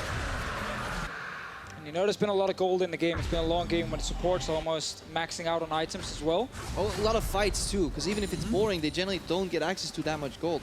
Randuin's here for Hillisang completed. A lot of armor on his side. Obviously, a lot of physical damage on the side of Misfits. Yeah. So remember, Corki does bring some magic, but it is mainly physical damage, and that's why Unicorn's composition can stack so much armor. Though I wouldn't say it's been a big problem for Misfits to deal enough damage in team fights. No. It's more that the time it takes to kill Chachi, then he comes back from his G8, then there's a time Kench Devour. It makes it difficult and actually allows Exile to get a few rotations off in these fights here and trying to pick the correct target. Yeah, and you can see what he's been prioritizing as well. And early on with that Proto Belt to be able to kind of close those gaps, we wondered about the damage potential and maybe it wouldn't be better to have something else, but he's been able to get in and get out, honestly, a little bit faster, and that makes the difference sometimes when you're trying to go for a pick that ends the fight. It does suck for him not to have a death cap at 48 minutes, but that's kind of the nature of his build. I know only a few LeBlanc players also really like the Lich Bane honor, but it is good if you have if you're ahead, because it allows you to get a bit of extra damage on turrets specifically. It's a good build if the game should have never gotten to 48 minutes in the first place. Now he's dealing with the repercussions of that. Well, Alfari's dealing with a lot of damage as well, and he has to burn his flash with Samixon Hillisang coming in. That was a worthwhile trade for him to stay alive. And GA is ready now for Alfari, just a few seconds before which he actually is pretty happy with, because he didn't want to lose the GA already and a potential catch down bottom lane. So this is important for the next fight, because while it is still a big gold advantage for Unicorns, when you're starting to max out on these items, it doesn't really matter. But Nasher's out. You can see the pings on the map, and Athari is aggressively challenging these minions here. They do not want to give Unicorns a way to have all 3 lanes crash into the base at the same time. Chachi's caught. Hillisang's there, though. Denying. He's able to do it once again. Now they're going to go for it. Okay, tower damage, but not enough minion wave to make it happen. The barrel ended up just pushing him back for a second, and Chachi's hooked. Not anymore. And again, it's the Unicorns converging in this mid lane, and the Misfits with the immediate reaction. Unicorns wanted to use the casks to get them away from the turret, take the turret down. But the Misfits are not allowing this to happen, because they're challenging the side lanes every single time to force Unicorns. If you want to siege, you gotta go on one lane. On one lane with no Nasher into Corki Varus means we have 1 second to hit the turret. It means we get another Baron. Another Baron. Which means we get another... At least one more Baron. Fight, or another setup around the Baron that will... Yep. Give us a few fights. Yeah, we're looking at Renekton 49 minutes into the game. Generally starts falling off around this point. He's more or less just a tank right now. He's got the GA. He'll have 2 chances at it at least, but... Camille can definitely offer some more damage on her side. Also an ulti that can be extremely impactful if she gets onto either the Blanc or the Lucian. Yeah, and then the difference in Gragas versus Graves, sustained damage output. Graves is a tertiary carry here, as opposed to Gragas, another tank. But obviously now, as we talked about earlier, with all the physical damage on Misfits, like the 5 Ninja Tappies on the side of Unicorns, the armor stacking is very impactful. Will make the fights very even. Definitely nothing wrong with Ninja Tabbies, right? When No. you see 7 of them in every single game. No, I think that seems pretty fair and balanced. Even when also the enemy AD carry on the other side, where you have a LeBlanc on your team, still builds Ninja Tappy. Diversity, very fun. I mean, as long as we keep switching around the meta a little bit, so maybe next time it's all CDR boots. Good old flash boots, distortion. Yeah, they used to be really good. Good times. Yeah, now you get the home guards for free, so you get to double up on everything. 30 seconds till the Baron spawns. We're going to see some more action around that pit. The Unicorns, they're trying to cut off any routes Misfits might take. So let's see, full items on Ansama, full items on Alfari. The problem right now is if you That's respect, not a problem, though. if you respect, yeah, but I'm gonna highlight a problem. If you expect somebody to bait, hang on, Vizichachi every single time. Yeah, he doesn't care. He doesn't. He should, but he doesn't. Oh, wait a minute. He's got friends this time. Hold on a second. Vizichachi right into the belly of Tom Kench once again to stay alive, and they make a great escape. Unicorns look like they might have wanted that fight, but they turned off it right quick. And power! Oh, that burst! Is it enough? Not quite. Now they've caught Hillisang. He can't swallow himself. Great health, though. Not with that attitude. I don't think that's very productive. All right, so as we said, as soon as Baron spawns, we're gonna get a ton of fights. Oh, Ignite's trying again. Oh boy, teleport coming in. They're from behind him. There's 2 members behind right now. Delayed flash. That's a clone. Flash. Yeah, there's no teleport though. Yeah, but Chachi, that's not a clone for sure. He gets instant exhausted, but look at the health bars. They're going low. They're going down, or are they right now? Exile is popping off, and that's a double kill. Looking for more. Samix gets 1. Alfari's not living very long through all that. Triple kill for the LeBlanc. Unicorns marching for base. And suddenly we're back 30 minutes ago, where the Unicorns of Love are winning every fight, running over Misfits. Took them some time, but in the end, they got that fight they were looking for. Fantastic teleport by Vizichachi. If Renekton at this point in the game can find the backline, find Hansama with Lantern on cooldown and no access to Blast Cone, it's over for the Misfits.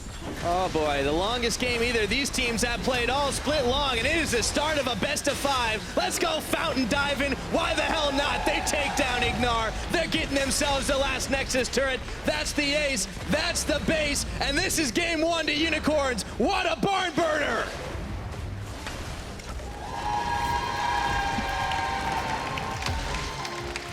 And if we take the first 20 minutes. Yeah, we should just clip the ending to it. Yeah, just take the first 20 minutes and show that, and then just shut it off right there, because then it looked like such a dominating victory from the Unicorns of Love, where they ran over Misfits completely. The Unicorns got a lead of 7,000 at 20 minutes. 6 towers to 1. 6 towers to 1. They made a teleport play on Vizichachi, the end. The end. Summary of the... And they won the game. I like your guys' alternative games, but unfortunately for Unicorns, it took a little longer than all that. I mean, Misfits really turned it around for a while. They were finding counter picks. Hey, and that's the thing. Respect, to the Misfits for actually fighting back and finding these kills here and making this game go to 53 minutes. But it's also on the other side, you also have to then criticize the Unicorns for how risky they were playing it, how many openings they gave Misfits. It goes both ways in a game like this. But the early game and then this last team fight was really well played by the Unicorns of Love. The middle part, that's where they're gonna have to go over that with Sheepy right now. Yeah, it's game sandwich. I'm not sure what they were putting in the middle, but I think they might want to swap that out for next time. Potentially. Yeah, we'll see what happens. I mean, that's unless they want to go like this every game. We could have one hell of a series. Yeah, sure. Yeah. I'll take it. It's a good day. But if you look at the Misfits, when they sit backstage, they have to go over the draft and the early game, because they should have never had this game. For them, it's only important what happened in the early laning phase. Yes. How did they fall so far behind? And maybe there are some analysts in the world that can also explain I think we might be able to send it over to them. I don't know. Unicorns, they've taken one game in this very close series. Let's send it over to the analyst desk to talk about it. What Crepo wants, Crepo gets. We are going to talk about that in a second, but I want to start with kind of how it all ended to tee things off. But first off, did you guys enjoy that first game out of the best of 5? Was good entertaining.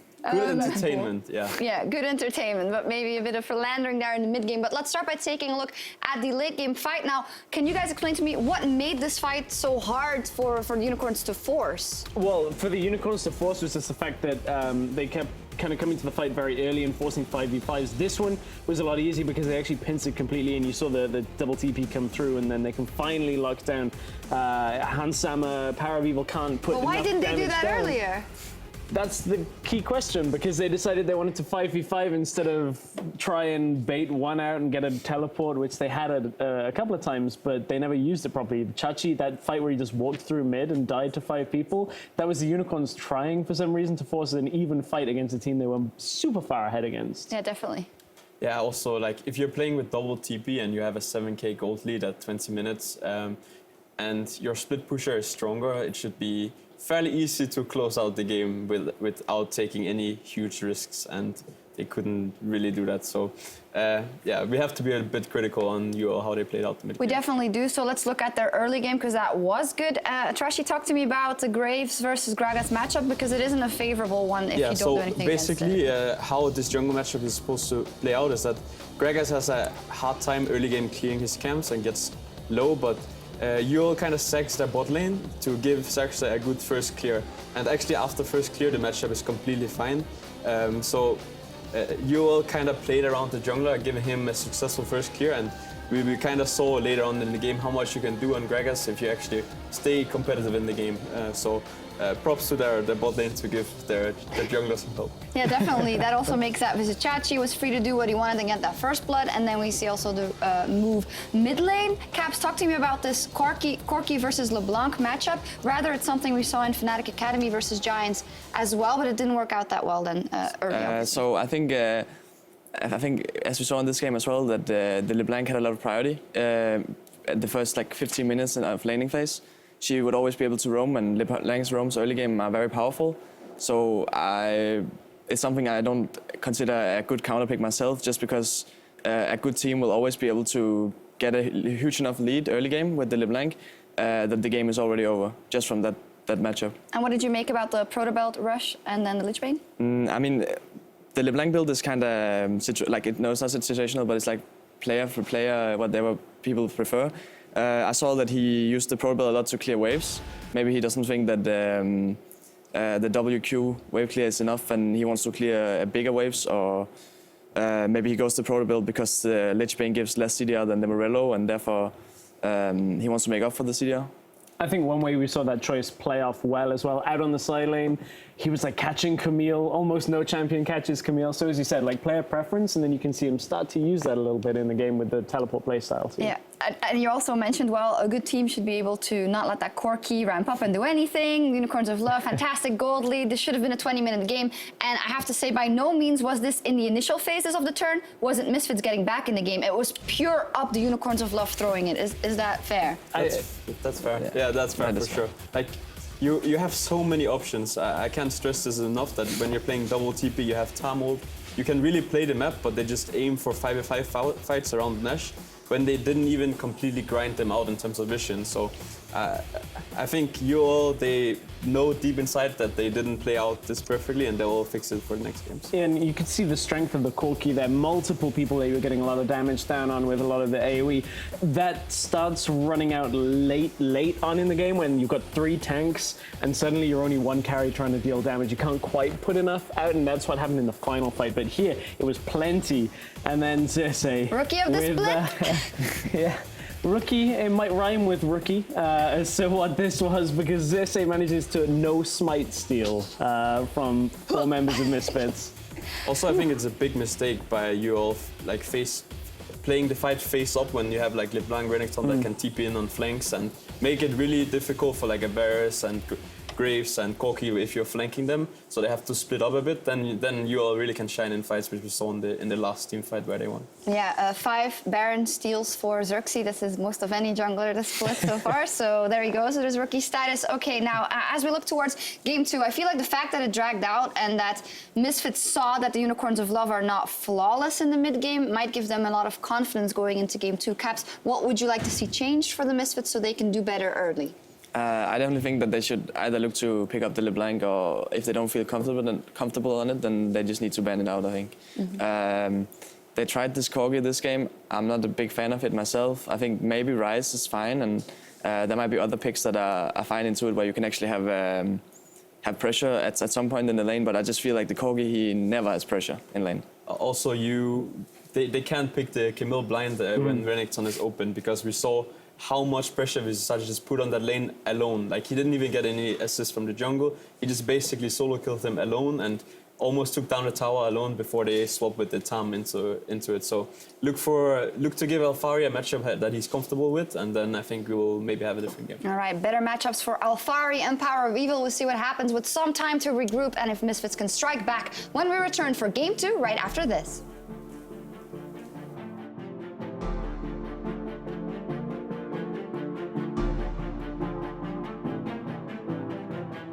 He's always jungling you. I'm aggressive.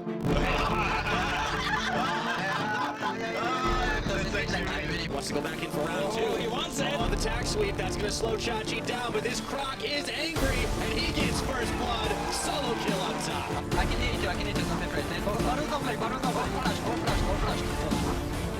flash. Nice. Great there. Oh, 3-man belly bomb. Cersei sent him flying, and Han Sama down under tower. Cacao trying to kite away. Cersei, that's why this guy is rookie of the split. Look, guys. I will flash. I'm on the side.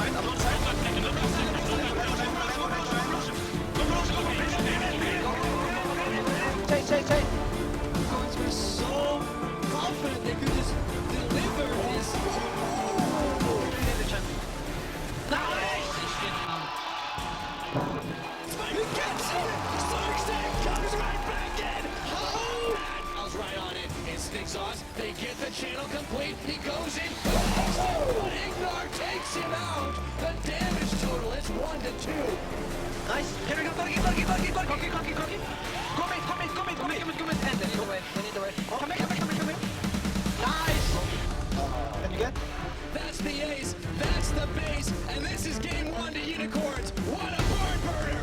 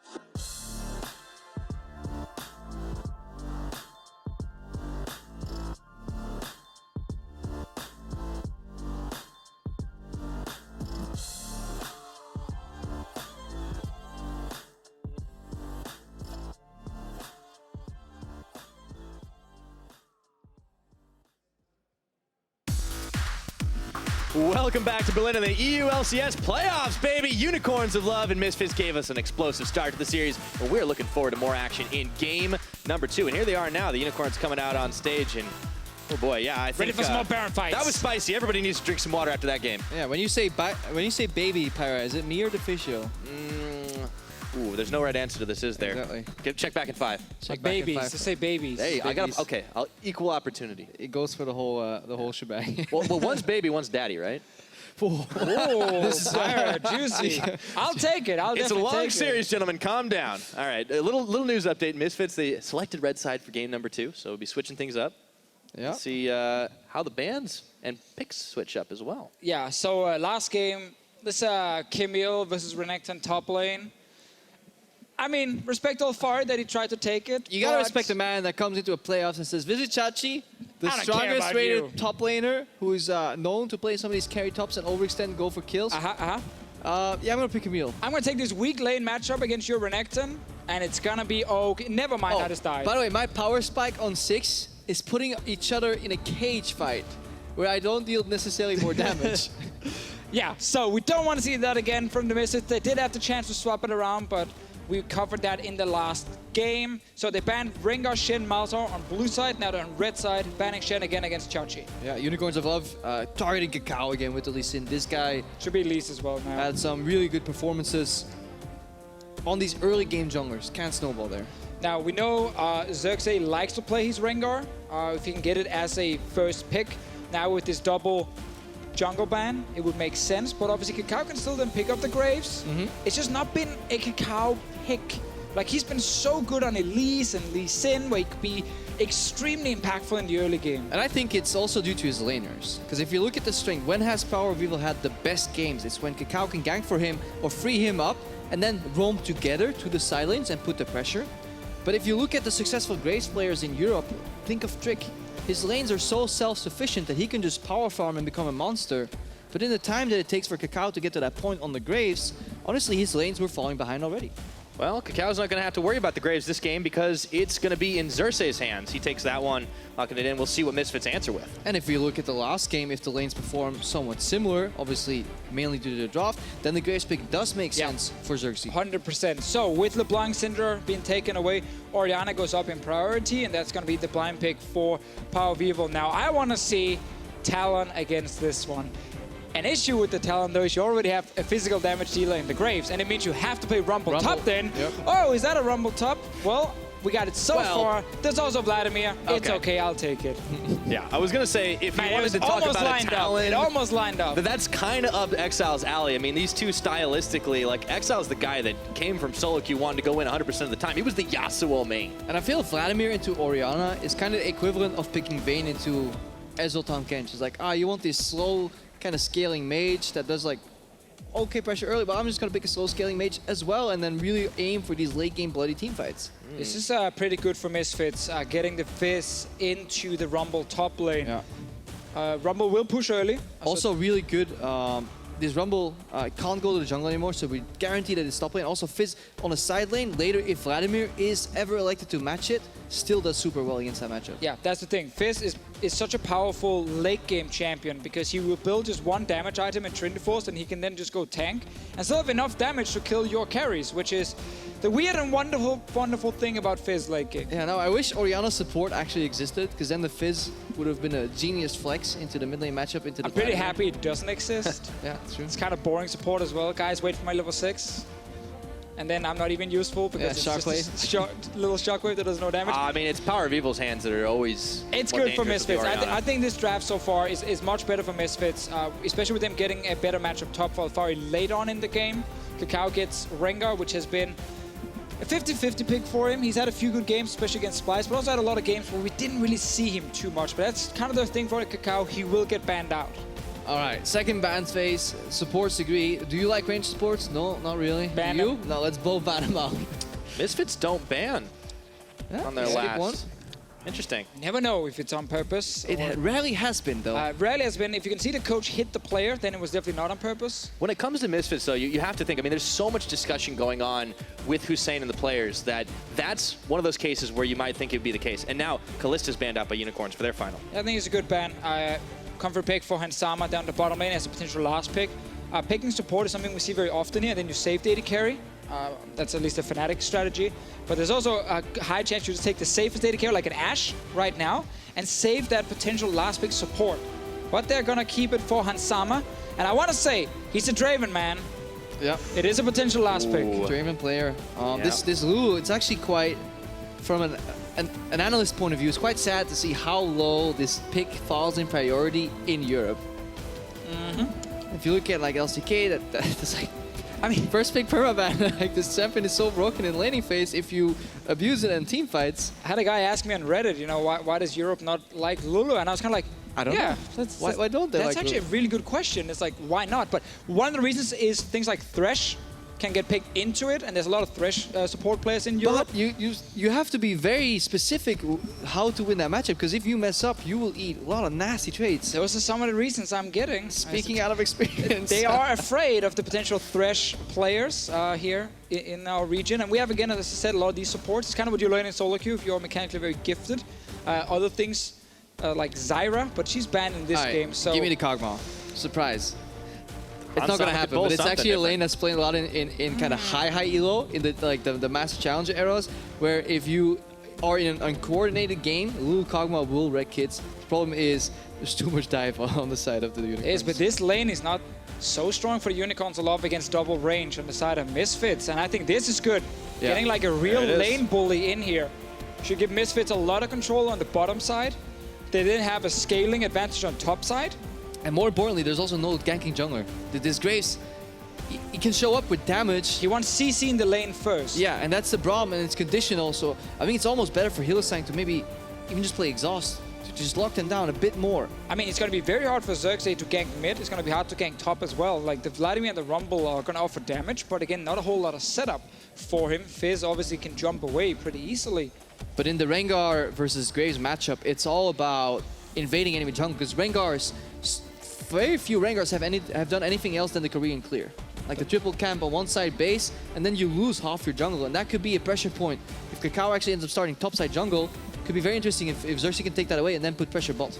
Well, can be hard, obviously, for Xerxes to come all the way down and take the camp if his bot lane is getting pushed in, to kind of block away. Yeah, or they can't push anymore because Xerxes is in the jungle. You know, it's always a dance. It's always a dance. I mean, there's a lot of hypotheticals there, gentlemen. Like, it's still going to be hard. Unicorns looked like that draft from Misfits was looking a lot better in game number 2. We'll see if it is enough to come up with the win. And yeah, in all honesty, I mean, Unicorns are up 1, but like there were chances to turn it around. It should be a much better early game for Misfits here. And if they do not fall 7K behind, let's see what kind of game we get. All right, you heard from us. We want to hear from you. Hop on Twitter and tweet hashtag UOL win if you believe the Unicorns Love are going to make this 2-0 heading into game 3, or if the Misfits are going to fire back.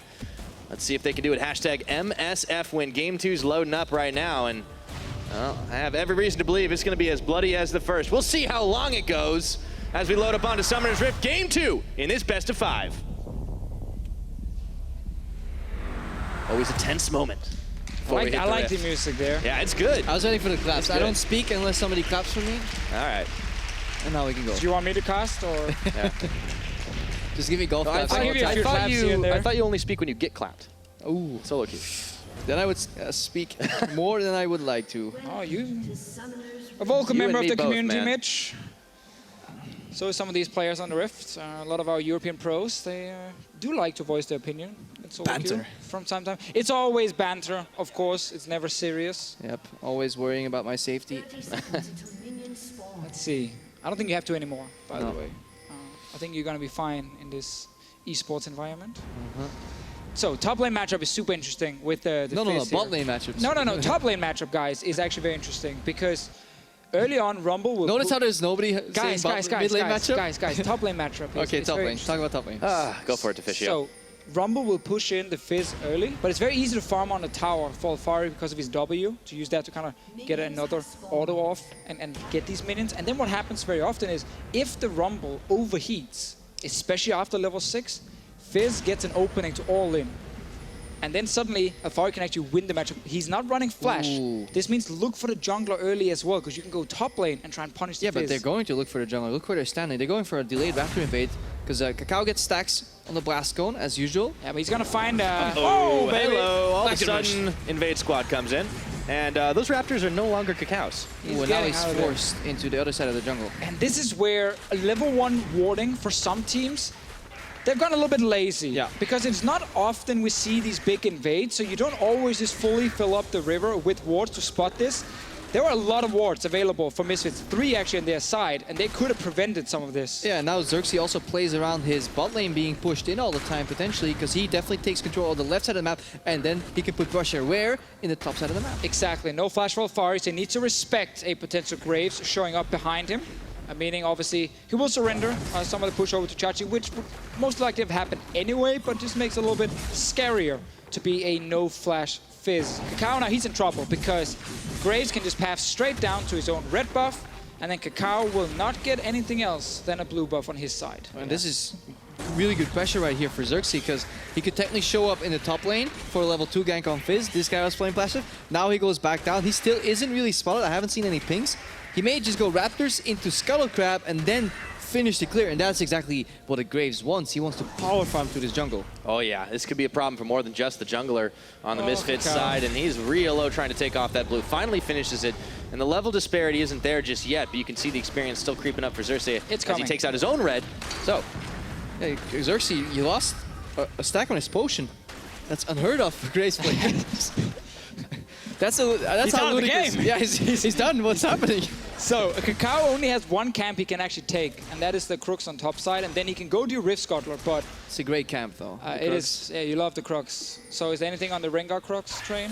No. Spam your buttons and you will get it down effectively, but it actually means now with Xerxes, he has the entire top side still with blue buff, with 2 camps to take, and will give him good experience advantage. Chachi gets an award to actually find Kakao on this exact camp, the only one that is left. And surprise, he's there. Have full information over where this Rengar is. Yeah, just like last game, they're able to track, you know, where the jungler is, but it's much more one-sided now with Unicorns. They're kind of holding all the cards. And Alfari, look at, he's trying to put 2 wards down just to make sure he's safe enough.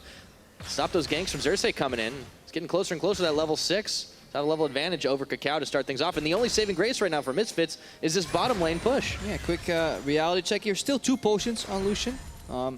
But down 12 CS. Obviously, if you can get all this 5, it's only down 7, but it's pretty hard. There's an execute right there. 2 stacks for Hylissang, helps with the sustain. Samux still okay at this point, but eventually they'll break. Kakao is just waiting for his Raptors to spawn, and then Xerxes, he's timing the spawn, so he's obviously showing up a level above with the red buff as well. Can he outplay, though? That's a lot of burst from Kakao. Flashes forward. He wants revenge. He wants to get his red buff back, and in comes power. That's it. He holds the flash because he knows he'll get the dash reset eventually. Mid lane as well. You can see how Exile just wanted to shove the wave as fast as possible. Actually took a really bad trade because of it, but he wanted to just get the wave pushing so he can roam in with Xerxes to challenge Kakao on the Raptors. Oh dear. Gets that smite off. Kakao, he's in trouble, but power's there. The defense saves his life for now. Hold on a second. They want to start the fights early. That's first blood for Exile right on the pool, and now it is a 2v1 over. Exile's going down. Power gets 1. Can he get 2? Oh my God! Double kill from Power! He got the blue buff! Oh my God, he got everything now. He got everything against the Unicorns. Power. This guy knows the magic. He knows how to play against it. 2 kills right there. I love the dynamic from the Unicorns initially with Xerxes and Exile going in. It's like brute forcing in, but then Power. But Power was running out of mana, but then because Exile killed Kakao, then Exile got the blue buff, which then handed it over to Power of Evil. I wonder if that gave him just enough mana for the last Q. So this is the fight. You can see very low on mana here for Power of Evil, low on HP for Kakao. They're investing everything to kill him. Exile gets the kill, so he has the blue buff, then Power of Evil will kill him. Notice the mana left. Let's see, he uses Q again. Almost no mana, but then he gets the mana quickly back from blue buff to E himself and then Q as well. Exile really wished right now there was Graves who actually got that kill at first. Kakao's pretty happy with that. Man, I mean... That was so huge for Misfits. Like, it looked so bad for Kakao. He lost the first Raptor. He obviously got challenged on the second one. He was down. It looked like a good fight for Unicorns He lost as well. his flash there too in that exchange, trying to protect his jungle. And then both mid laners, they were really showing how important it is to get the mid lane priority to defend these invades. Yeah, we talked about mid lane matchup being a pretty hype one at the top of the day, and the Power of Evil playing up against his old team. Well, it's the reason he laughed about Exile being called the upgrade earlier on. He's showing up pretty big already. And now we need to see how Hansama and Ignar want to play the bottom lane. They had a potential to freeze out Samux there, by the way, but they elected not to. Even though they're sitting on BF Sword versus Vampiric Scepter, there is a way in the world where you can actually freeze that and then poke out the Lucian, but they're going for a turret pressure style here. So Misfits trying to put pressure in the bottom lane, whereas Unicorns looking for a gank setup here with this control ward. See if they can do it. They know there's a control ward. They don't know there's a jungle next to it. Alfari goes in, Alfari goes out, and there's the equalizer, no flash on the Fizz, but the fish is there, and the line, collateral damage, and Chachi finishes the job. Alfari running no flash. Played aggressively at first, and then the gank shows up, and then there's no way out. It's fire with fire there with the ignite. But it's not enough if you get ganked. Well timed though, forcing the Fizz E, and then landing the Rumble ultimate makes for such a great start. But that Fizz E as well, the trickster here, it's because Alfari dives in without actually proper vision of where the enemy jungler is. And then he has to use trickster so early to just get out of the first trade. And then when the jungler obviously shows up, there's no way out. It's some of these lazy trades, right? Yeah, it was actually just a really greedy trade with no information and no jungler to support him, because Kakao was level 5 doing his own camp. He wasn't ready to help. That is one of those moments as a top laner where you just kind of hate the fact you just took that little trade because you used your cooldowns and then you have no flash. Yeah, it's the situations where 90% of the time you get away with a good trade. The 10% that the jungler is there, you lose your life. It's the same as level 1 warding. Like, this is greedy play from Alfari. He knows. And he's been so good this split at not doing this. There was a control ward in that little river brush, so he had no information. And then he would normally not take these trades during the split. But sometimes on stage, I mean, maybe he feels like he needed to make something happen, but that was really not necessary. Yeah, sometimes avoidable mistakes, they can punish you for sure, although it's still a very even game. That was just one answer back on Misfits, who had a brilliant start thanks to Power of Evil. Now Alfari says, all right, let's see you do that again. Yeah, let's get rid of this one, because this is actually now when the matchup can start going in favor of Misfits up on top lane. Because you need a ganking jungler with this Fizz for some very easy all-ins on Rumble. He's not going to escape. You have level 6 on Rengar. No flash. No flash. You can land the fish, obviously from Alfari. So it gets much easier now to take these trades, and this is where Alfari can start taking over the game. All right. It's Chachi's overheating. That's going to be the end of that trade for now, but he's still got the ignite. There's the fish. Is he going all in right now? One more shot. He dashes. There's the equalizer, but Chachi, he's got the shield. It's just enough to save his life, and he's backing out. Oh, Ignar taking a lot of damage. Hold on a second. He has to get a wild growth onto himself as Xerxes came right out of the brushes. There were a lot of close shaves right here. And this is exactly what we talked about top lane. Alfari getting that ulti, playing around, overheating Rumbles. That mistake before definitely cost him a little bit. Not the end of the world. He's still at the point where he can win this game here for Misfits, at least win the top lane. Yeah, because maybe Alfari made a tiny mistake there, not going for an extra auto on the turret, thinking he already had the kill. That's close calls all the way around. He's going to get more 10 chances. minutes in, there's going to be a lot more for sure. I mean, that's what we said coming into this series here, how these two teams, because Unicorns, they never slow down. It's always super fast-paced. It's forward all the time, sometimes too fast as well.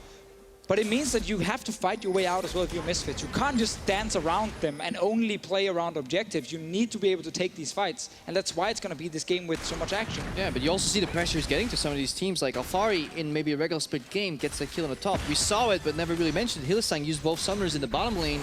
So he now has less pressure to play with because Misfits have been pushing in and poking him for so long. He got tired of it, tried to play a way out, but Hansamen with a great trap survived that. And now they have control of this bottom lane. Yeah, now I want to see Kakao with his first Rengar ulti. Top lane, no flash visit Chachi. Get that kill, get Alfari back, you know, on CS here. Bot lane tower, obviously, with the push you have from Caitlyn and Lulu, will always be an objective to go for. But it really looks like the easiest kill to pick up is against this Rumble. And they're not looking for it now. Kakao is just farming his way up. He's level 8, so he's definitely not fallen further behind. Alfari is the one getting the wave top now for his level 9. We have to praise the Unicorns bot lane here, though.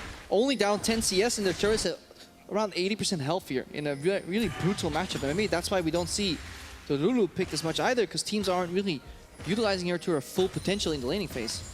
Another good thing about Lulu, though, is the fact that if you don't manage to win the lane too hard and do a lot of work there, then your late game is absolutely fantastic. Team fight composition. It's beautiful with the shielding, the ulti, obviously the whimsy, the movement speed from it. She adds so much value in the late game. Braum as well, though. That's the thing. But here's another all-in. Yep, it's Alfari. This time, can he finish the job? He does not have the ignite. And he decides not to use the fish. Chachi overheats, but he's safe under tower for now, and Alfari gets the clear off one more time. A lot of pings coming out. Misfits just pinged every single camp that could be up right now in the enemy jungle. It's indicating here, maybe there, maybe there. They do not know where Xerxes is, and they're afraid.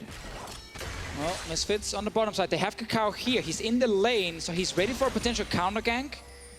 Or maybe he wants to set up something against Hylissang. But there is teleport on Alfari and no teleport on Visit Chachi, and that's why the junglers are so centered around this bottom lane. But both teams know this, and actually makes sure that all action disappears. Yeah, I really feel like Kakao has missed an opportunity on the top side, but he's been focused on just getting as much farm as possible in this game. Trying to get himself back in, yeah. Because that's the thing again, Unicorns, after they've been able to actually kind of stay even on the bottom side, have been able to get wards near the bottom lane. They've been able to kind of track the jungle here on the bottom side. Top lane, there's a ward at the Raptor, that's good.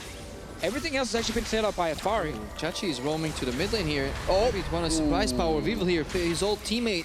A little visit here. Look above him, above power. I mean, he gets a kill before it even begins, and now Chachi has no teammates here. Kakao wants to go in now. All of a sudden, Hylissang, Xerxes tagging in. Glacial Fissures up. They're looking for Power of Evil. Fish is on, doesn't connect. Turn for Hylissang. Alfari getting the kill. Misfits snap the jaws. Opposite of last game, where Unicorns of Love won every single skirmish in the early game. Now it's Misfits. Uh-oh. Ignore. Whatever. That's denied. Just baiting out some mana here from Samex, but in the mid lane, the 2-0 Orianna, already with the Morel Nomicon, takes that 1v1, wins the 1v1. And suddenly, Chachi and Hylissang showing up to try and help, ended up costing another flash and another kill. And it's one of these called engages. No, what happened there? He's gonna do it again. Xerxes? Oh. Xerxes, that was too greedy. Power of Evil on this Orianna, man, every time. Now down in the bottom side, Samex is caught out, turned into a munchkin. This is going to be first tower blood for Misfits as they finish off the tower. And this is something we have seen from the Unicorns in the past, where they make a call so decisive that everybody sticks to it, but something goes wrong in the setup. This Vladimir was supposed to live, draw Power of Evil in, and then the Rumble was supposed to surprise. Look, Exile is just buying time. Dodges the ult, he goes up, he just does not underestimates the damage here, does not expect this. Exactly, could have flashed to the side and avoided all the damage, but it was all supposed to be a bait to set up the Rumble. Completely backfired though for the Unicorns of Love, and Power of Evil, he is so fit. This was like the featured matchup coming into this, the two German mid laners against each other. Exile had a good game 1, Power of Evil showing up in game 2. Yeah, I mean, you had to take a look at how things shaked out. It was a little bit different, but Power on a comfort pick is a whole different type of power. Yeah, definitely. He's always been plagued by what people used to call champion pool issues, but he expanded it enough that it's really hard to really limit him right now, and he gets back to the Orianna. I have no clue what's going on because I can't see my minimap. I get panicked, by the way, when I love this graphic, but I always get really afraid because I have no clue what's going on. Okay, there's my minimap. Because we saw Kakao path to the top lane, potentially going for that Rengar Fizz gank. He refuses to gank. He doesn't like it. Alfari did not do the dishes this week, so Kakao is not ganking. It's pure revenge. Maybe because Alfari got killed alone in the last game. Yeah. Maybe Kakao said the jungler was top in this game, and then suddenly Alfari died as well. They must hate each other. I think that's what we can read from this. Yeah. Obviously, we can be in the minds of the players. They literally hate each other. They actually hate each other. That's the kind of the next step of casting. Yeah. Reading the minds. I like that's what you guys have been working on for sure. I don't think it's gotta stay busy, you know. Yeah, of course. Of course, we gotta improve somehow. Some time. Nowhere else to go but up. Game knowledge is irrelevant anymore. Psychology. It's all about sports psychology. It is now. Well, that's an important thing. Hey, we're 15 minutes in, and Unicorns, they're looking to try and come back in. Maybe use a bit of that. Oh, boy. Hylissang a little bit of damage there, but Samex tags in. They got the Glacial Fissure, the Wild Growth there. Hans Sama, he's still got a flash, and he might just have to use it. Waiting for Kakao to blast Cone on over. Turn it on to Xerxes. Blows back with the collateral damage. There's a teleport above from Visit Chachi. Here we go. He's coming in this time. He's got the Equalizer. He throws it down. Ignore flashes right on into him. Exhaust is not going to do a thing. Samex claims the kill. Exile was dead in the midst of all that, though. Yeah, he died 1v1 again against Power of Evil. This mid lane matchup is going so heavily in favor of Misfits. But luckily, Unicorns got to kill bot lane. Yeah, can we just appreciate how comfortable Hans Sama is playing on stage here? Those stutter steps with the help Pixie did so much damage in that tri-brush. He held his 90 caliber long enough until it was necessary. He held his flash as well next to the wall because he knew his jungle was close, and then he walks mid lane for the rotation. I think he played that very well, and even though the teleport was used, trading a TP for support def is acceptable, especially if you can then rotate mid. Just look at him. Sidesteps Like, he front steps a Braum Q, which is really bold to do. Then he holds his E long enough, doesn't really get punished. There's not another Braum Q. Doesn't have to flash here. Keeps stutter stepping, and then Kakao comes in. Kakao jumping in, didn't get to use ulti, and good TP reaction here from Chachi. No teleport on the side of Alfari. Misfits gets punished for being a little bit greedy with their trade. But then obviously, Power Vivo killing Exile again in the mid lane. Get a replay of that one here. Exile will flash up, just like last time, where he didn't get to use it. And he goes back. Bye-bye. Oh, hello. That's a big sombrero. So he didn't expect the range. Yeah, he did. I did not expect that range. I still want to point out, this is the second time Exile dies 1v1, and flash is available. Yeah, but come on. I mean, I would have not flashed there. No, but you're not playing on the stage. But even if you show me that replay, I still wouldn't have flashed the second time, knowing it would have hit anyways. That was okay. That was at the very edge. Like his Power Vivo already said 4 seconds overlapping before this. I got him. He already called it. Well, ich hab ihn. However you slice it, Power of Evil's up 4 kills, and he has 100% kill participation on the start of this game. So this Orianna is not getting any weaker. It's definitely not getting weaker. That's not what he's getting. No, that's Sama under pressure again. I mean, I like the build as well, because when you're already this far ahead, just get more flat magic penetration. That's the most fun build to play ever in solo queue. Morel and Omicron into double pen is just super satisfying, because if you hit any spell even close, like, you just take half their HP. On any mage, really. Problem is, you can still die. I mean, you can always die. Yeah, but if the Braum shows up, blocks a shield, this ball doesn't move anymore. Ah, you one-shot the Braum. Soon you great advice. If you keep giving him kills, he will soon one-shot this Braum. Great call casting. It's 5 levels up mid. You know, he's going to get a death cap as well at some point. What should Exile be doing at this point? Because it seems like he's trying to still tango in the mid, but like, he's just going to keep dying. Flashing ultis is step 1. Flashing skill shots. Flashing skill shots. That is step 1. 0.5. Yeah. Alright. Alright, so now Misfits have a lot of control on the map, and they're sending Kakao around. Kakao didn't really get to use ulti at this game, but his team has been winning around him, which is very good. TP advantage for Fari as well. They're gonna get this free tower, and now it's Unicorns on the back foot, just like Misfits in the first game. And last game, we saw the Unicorns struggle with a gold lead. Something we have been praising the Misfits organization for is their growth in mid-game closing ability, especially in the middle of the split. Need to see if they still have it, to have what it takes to close against the Unicorns. They might just. Power Vivo was able to clear that wave at the very least in Misfits. I mean, they've completed their outer turret tour of the Summoner's Rift at 20 minutes in, taken 3 to the none that Unicorns have been able to pick back up, and Unicorns have had mixed results when they've been behind. That's always the thing. When you start losing these outer turrets, not only is it really bad, you're already down in gold, it's so easy to further snowball it, because you now have these really, really easy waves to push deep inside the enemy territory to their tier 2 towers, and it just grants you so much information that you can then use to obviously path either towards top side, bot side, or just keep, you know, towards the middle. Yeah, definitely towards the middle. Xerxes and Hillsang picking up a Mountain Drake.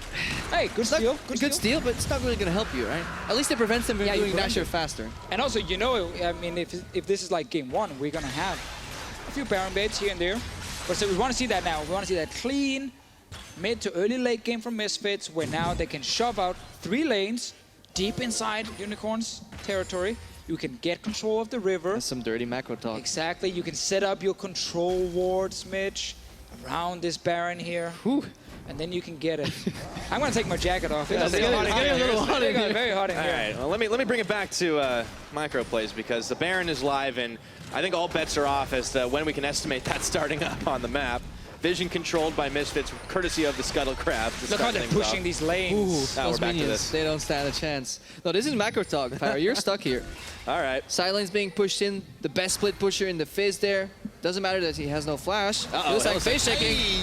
Yeah, I don't know about that one. He jumps in, unbreakable no more, and Kakao, he's got a kill. They turned him into a frog, gave him a little kiss. He was not the prince. He dies. That's why we like the macro, because it means you gotta blindly face check the river, and often teams, because they're sometimes unfair to the support, they're sending him in first. Be like, you got the side stone, you go check and get the water. Power, oh, he's shut down now. Let's see what else they can get off of it. Exile, where's your macro now to face you? Yeah, I don't know about this one. He I didn't believe in the flash. magic. Aye. All right, Unicorns, they got the 1 kill. They got the important kill. They got the shutdown. I mean, that's big gold influx for Samix. Yeah, they paused the game a little bit with that 1 kill on Power Vivo. And important, of course, for this Lucian get some damage. Samox, he knows that this Fizz will build a lot of armor later on, and he's going to go for the Black Cleaver, so him and Graves can become best friends.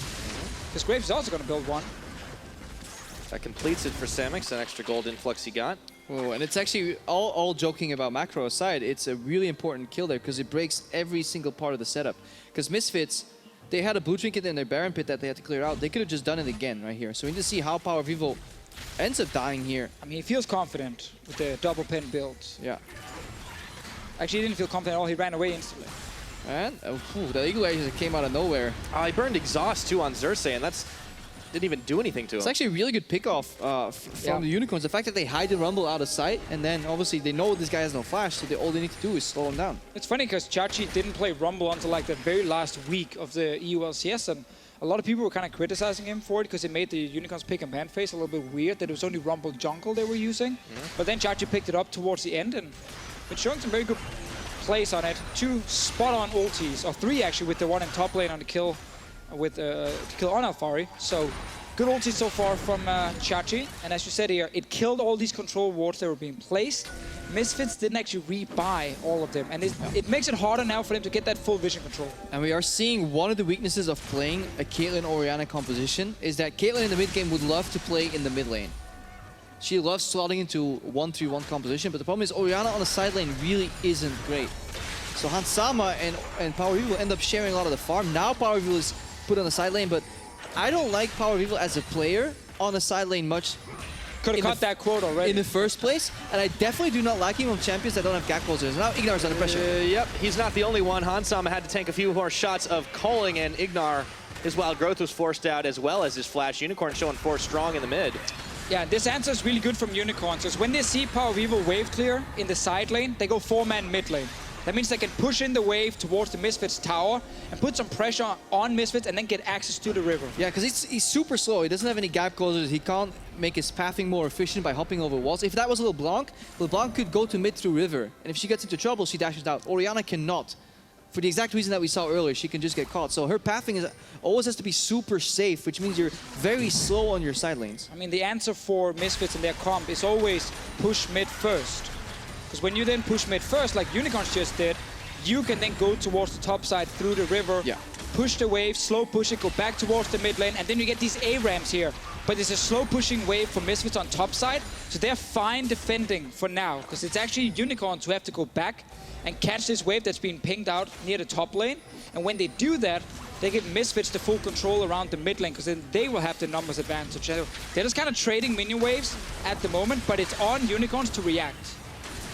Unicorns are trying to push back at the very least right now. With Misfits haven't had the early game set up, as much as they can get back is always going to be helpful, but they have been keeping Misfits under pressure. Yeah, the Unicorns also have to be careful, because in these fights with the Swifties, a good Hex polymorph from Ignar can shut down Vladimir in fights, because he obviously has it maxed out right now. 3 points in E, and then 5 points in that polymorph / Whimsy, and it's really influential in these team fights. But you saw right now, Vladimir walked over to kill the wave. Instantly, there are now multiple wards from Misfits near this Baron here, near the mid lane, and now they have the vision control again. And they get the ward. They don't have to hit it. Nobody hits it. Don't ever hit a ward that's already disabled, because it tells people where you are.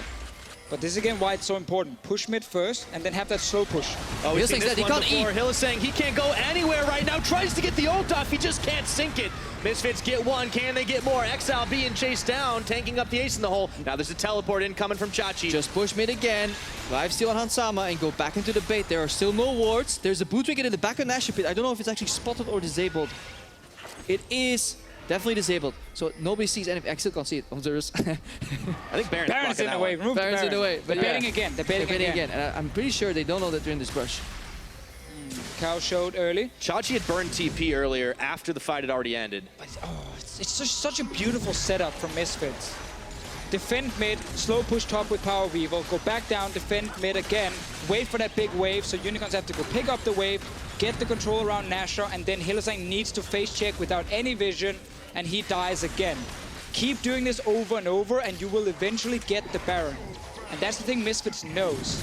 So it's a really clean setup. It's not crazy. It's not like 10 kills everywhere. But it's how you're supposed to play the game if you want to play it by the book. And now they trade the objective vision. So they trade the Nashor vision for a dragon and the bot push. So that's what they're doing right now. The goal for, if you're Misfits right now, you want to slow push the bottom lane, force Vizichachi to reveal himself in that lane. You have teleport advantage on Alphari. You want to start from a 4-man group in the mid lane, push out. Top lane is somewhat irrelevant due to the nature of the composition. Just a slow pushing lane. Slow pushing lane. If you can get it in a slow push, great. That's the goal for Misfits. Now, obviously, Unicorns, they want to stop this, or like they may go for some very rash moves. I could see a world where Unicorns force Nashor to start a fight. Yeah, because they don't have TP. If they start a Nashor fight, they actually force Alphari to teleport, and then they can even out this global issue here where it's in favor of Misfits at the moment, but they gotta force something then. Can also ulti from there, near the tower, like this. They want to dive, but there's not enough minions. They can't. The Orianna ball is so strong and stopping. The Unicorns know that they had their backs against the wall. They wanted to dive mid instead, but Power Evil just clears the wave. Exactly, Unicorns knew they had to force something, but because it probably was so rushed, it became a really bad play in the end, because now Chachi's bot lane, with no ulti, no teleport. And this means Misfits will push the mid lane out and have 5 members available because of Alphari's teleport. And Unicorns needs to surrender the mid lane pressure, which then once again gives Misfits the access to the Baron River. The dance continues right now. Misfits, that slow push on the bottom, netted half the health. Alphari was able to get that tower down low, and he's got to be careful not to overstay his welcome, though. He does not have that flash available. Yes, he should definitely back out, because he can also communicate with his support. Misfits should be talking to each other. Ignite needs to base. There's no way they can get decisive vision control around Baron with just 1 ward and not enough control wards. So they actually need to go on a shopping trip right now to store up for the perfect Baron bait. Well, it's a 1v1 down bottom for the minute. Alphari's about to get his Ignite up. Alphari can win this one, but he doesn't know where the Graves is. He will see the Graves. He sees him now, so he's going to go. He's going in. There we go. All in right now. Alphari holding on, waiting. There's the fish. No way to dodge from Chachi. He does go golden, though, so he's able to tank right on through it. Turns back around. And once again, Alphari respecting that Xerxes walks out of vision in the mid lane. He's not going to chase. There's no flash on the Fizz. If he goes all in and Xerxes shows up, it's Alphari who dies, and it prompts Unicorns then making a play around Baron. Yeah, for those people wondering, the water in the pit is disabled, so this is perfect for war. Vision toggle for Unicorns could indicate how little they see currently. Yes, complete darkness, the last and final blue trinket is used, but right now they have no knowledge. Are they baiting? Are they in dispatch? We don't know. And Chachi still no teleport, so in case a fight breaks out for Misfits, they can actually just go to this Baron here. Ignite revealed. I'm pretty sure Ignite revealed, but they're working on the waves. Misfits are not letting the waves slide by. They're going for mid pressure right now. Oh, I think that move from Misfits was a little bit greedy towards the top side, losing mid lane control. Damage onto Kakao, it's mostly blocked. Yeah. Unicorns, they are pushing forward here, but Kakao's in ult. Kakao's last 3 ultis have been complete waste so far. Very defensive when the Misfits were missing a rotation. And this is where we want to see a little bit more from the Misfits. The fact that they actually didn't manage to use this advantage. Yeah, if you look at the way the traps are placed, it looks like they want to play on tier 2 top, but that leaves mid open for an aggressive push by the Unicorns. Are we going to see a Caitlyn flank on the way? Ooh, looks like Power of Evil. He throws one ultimate, but it's a fade away and not far enough. He fades back to base. The short way taken down by the Unicorns gang squad now. Token effort by the rest of Misfits as they get there. A bit too late. Yeah, and again, Misfits, they do so many things correct, but then in the end, the final step was a big mistake from them, trying to invest something towards that top lane gank. And then they lose mid lane control. They used the ulti from Rengar, and they were actually now behind on the play, and they allowed Unicorns of Love to just group mid and take down Power of Evil. And because they're so afraid of Flash Vladimir and this Rumble ultimate, they never really started the Nashor. Because against other compositions, you can force Nashor to turn and bait, especially if you had the traps perfectly placed in the both entrances. But honestly, they hesitated and they under-prioritized mid lane control. But at this point now, Misfits push this wave and go back to base. You get a free reset where you're pushing these waves. Don't keep walking around this Baron because you have no wards available. Now look at it. So Power Evil thinks, okay, it's over. I just cleared the wave. But then he sees Vizichachi flank. He did not expect him. Beautiful combo from Xerxes where he animation cancels the ultimate with the E-dash forwards. As long as he gets an auto attack in first, he can do that. So you can see how Misfits actually, doing this replay, were running around near the Baron and didn't recall yet. They're recalling now. This means Unicorns are already back on the map and they can actually push for this mid tower. Misfits here towards this 30-minute mark. They're losing tempo. They're losing a lot of tempo. They are, but they might get Vizichachi. Or is it going to get turned back around again? Alphari has to hop the wall as that Flamespitter was doing a heaping helping of damage to the Fizz. Keep in mind Alphari traded ultis here with him. He's going for another one though. That's the trade of the ulti. Let's see what he can do right there. It goes in, Ignite, and Redemption is going to be enough, and Xerxes is tagging in. Alphari has nowhere to go. He used Playful Trickster already, and he's out. Love that one from Hylissang. Walking towards the bottom lane, knowing a potential second all-in might happen. So he was in range for the redemption. Xerxes came down as well. Misfits, after having the map advantage, didn't use it and are given everything over to the Unicorns of Love. Yeah, that's why we saw that stat earlier. Unicorns going in with another decisive engage here. Exile had that big ulti off, and they're going to destroy Hans Sama with the last pop of the Hemo Plague onto second tier tower. Kakao waiting in the wings, but all he finds is Hylissang right now, and he's going to turn tail and run. Samix takes a big ball to the side of the head, and he's out. Fortunately, the heal was enough to keep him healthy, and they're walking it. And they're walking it. It's fun to see Unicorns, though, when they have to play from behind. How more calm and collective it actually was. They didn't opt into any risky fights. Nope. They knew what they were doing. They were able to defend. They had controlled the bottom side with Chachi moving down to help him as well. And they were 6 and 5, I believe. Or was it 5 and 6? Anyways, they had a good record when they were behind the 20 minutes, Unicorns. And that's because they really understand what these teams, and they're pushing back at the right moments. Misfits, throughout the split against many different teams, executed his Baron pace flawlessly with the baits, forcing people to face check, kill 2, get Nasher. It was too easy. It almost looked like textbook. But the Unicorns, they have this nasty habit of just changing the textbook.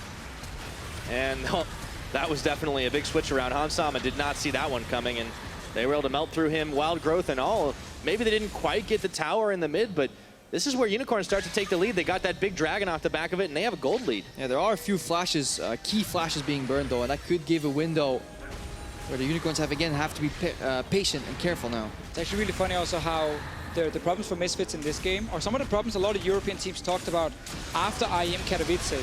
Talk about that after, because Unicorns, they're starting the Baron here. That's a fast one. It's their best friend. They've got 2 double Mountain mountains Drakes right now. Let's see if Misfits can get in there in gone. time. And no, I don't think so. Equalizer thrown down, looking for round 2 on this fight, and that's going to be the end of it from the Misfits side. Unicorns get in, get the Baron, get out clean. Loving it. Yeah, the last 10 minutes for Unicorns of Love have looked so good, and how they were defending, abusing their mistakes from Misfits, and now getting the Baron, because they snuck some of those Mountain Drakes earlier in the game. And at that point, we were like, they're not really going to use this one because they're so far down. But then with keeping the game so even, they got their chance. They took the Baron, they're now ahead. The team fighting comp is very scary with this Vladimir Rumble.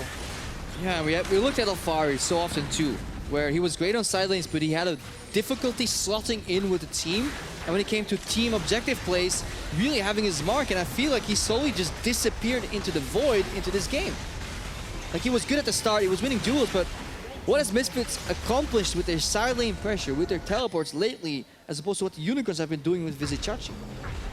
Not a whole lot, it seems. And also Power of Evil hasn't been able to do too much because the Unicorns have been pretty much keying off on him, like 4 or 5 man just diving. Exactly, and that's just a better understanding of the map from Unicorns. And another great thing about Visit Chachi, because... Tell me the fish, you know. I mean, I got a lot of them. I write tons of notes on Visit Chachi, just like finding ways to praise him. Not only is he really good 1v1, the man also knows how to join the team. He's one of the main shot callers on the Unicorns of Love. And his Rumble, a champion he only picked up lately, has been pretty much on point. I mean, he's an intelligent gamer. He is the best chess player in the European LCS. Yeah. Doesn't say a whole lot, but he is. Yeah. I mean, Perks is his competition, so... Yeah. Hey. He's also a former Age of Mythology. He was the faker. He was the faker of Age of Mythology. This guy spans multiple different games. Yeah, multiple different. Go guess. Chess, online, Age of Mythology, League of Legends. Hey, he's pretty good at a lot of them.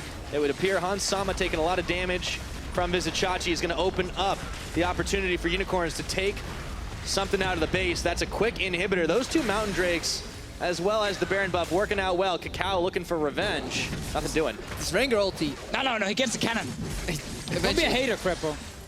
I'm just saying, I want to see more Rengar. Hey, put the ball on me, jump in, press Orianna ulti, do something, fist flank on the AD carry, and then create space for Hansama. All right, let's see the replay. Ignore, trying to be a good support, playing around Vision. But when you all a bit behind, all these big bullies, they will just kill you. There's nothing you can do as a Lulu once you are caught out in the first place.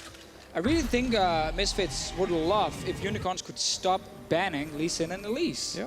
Because then Kakao in the laning phase could actually have so much impact, like we've seen during this split, when a lot of people were putting him as a potential MVP candidate in the first few weeks. He was Lee Sin so often, he was going crazy on, but there probably is a reason Lee Sin and Elise are banned all the games. Also notice how the Unicorns, they don't really care for split push.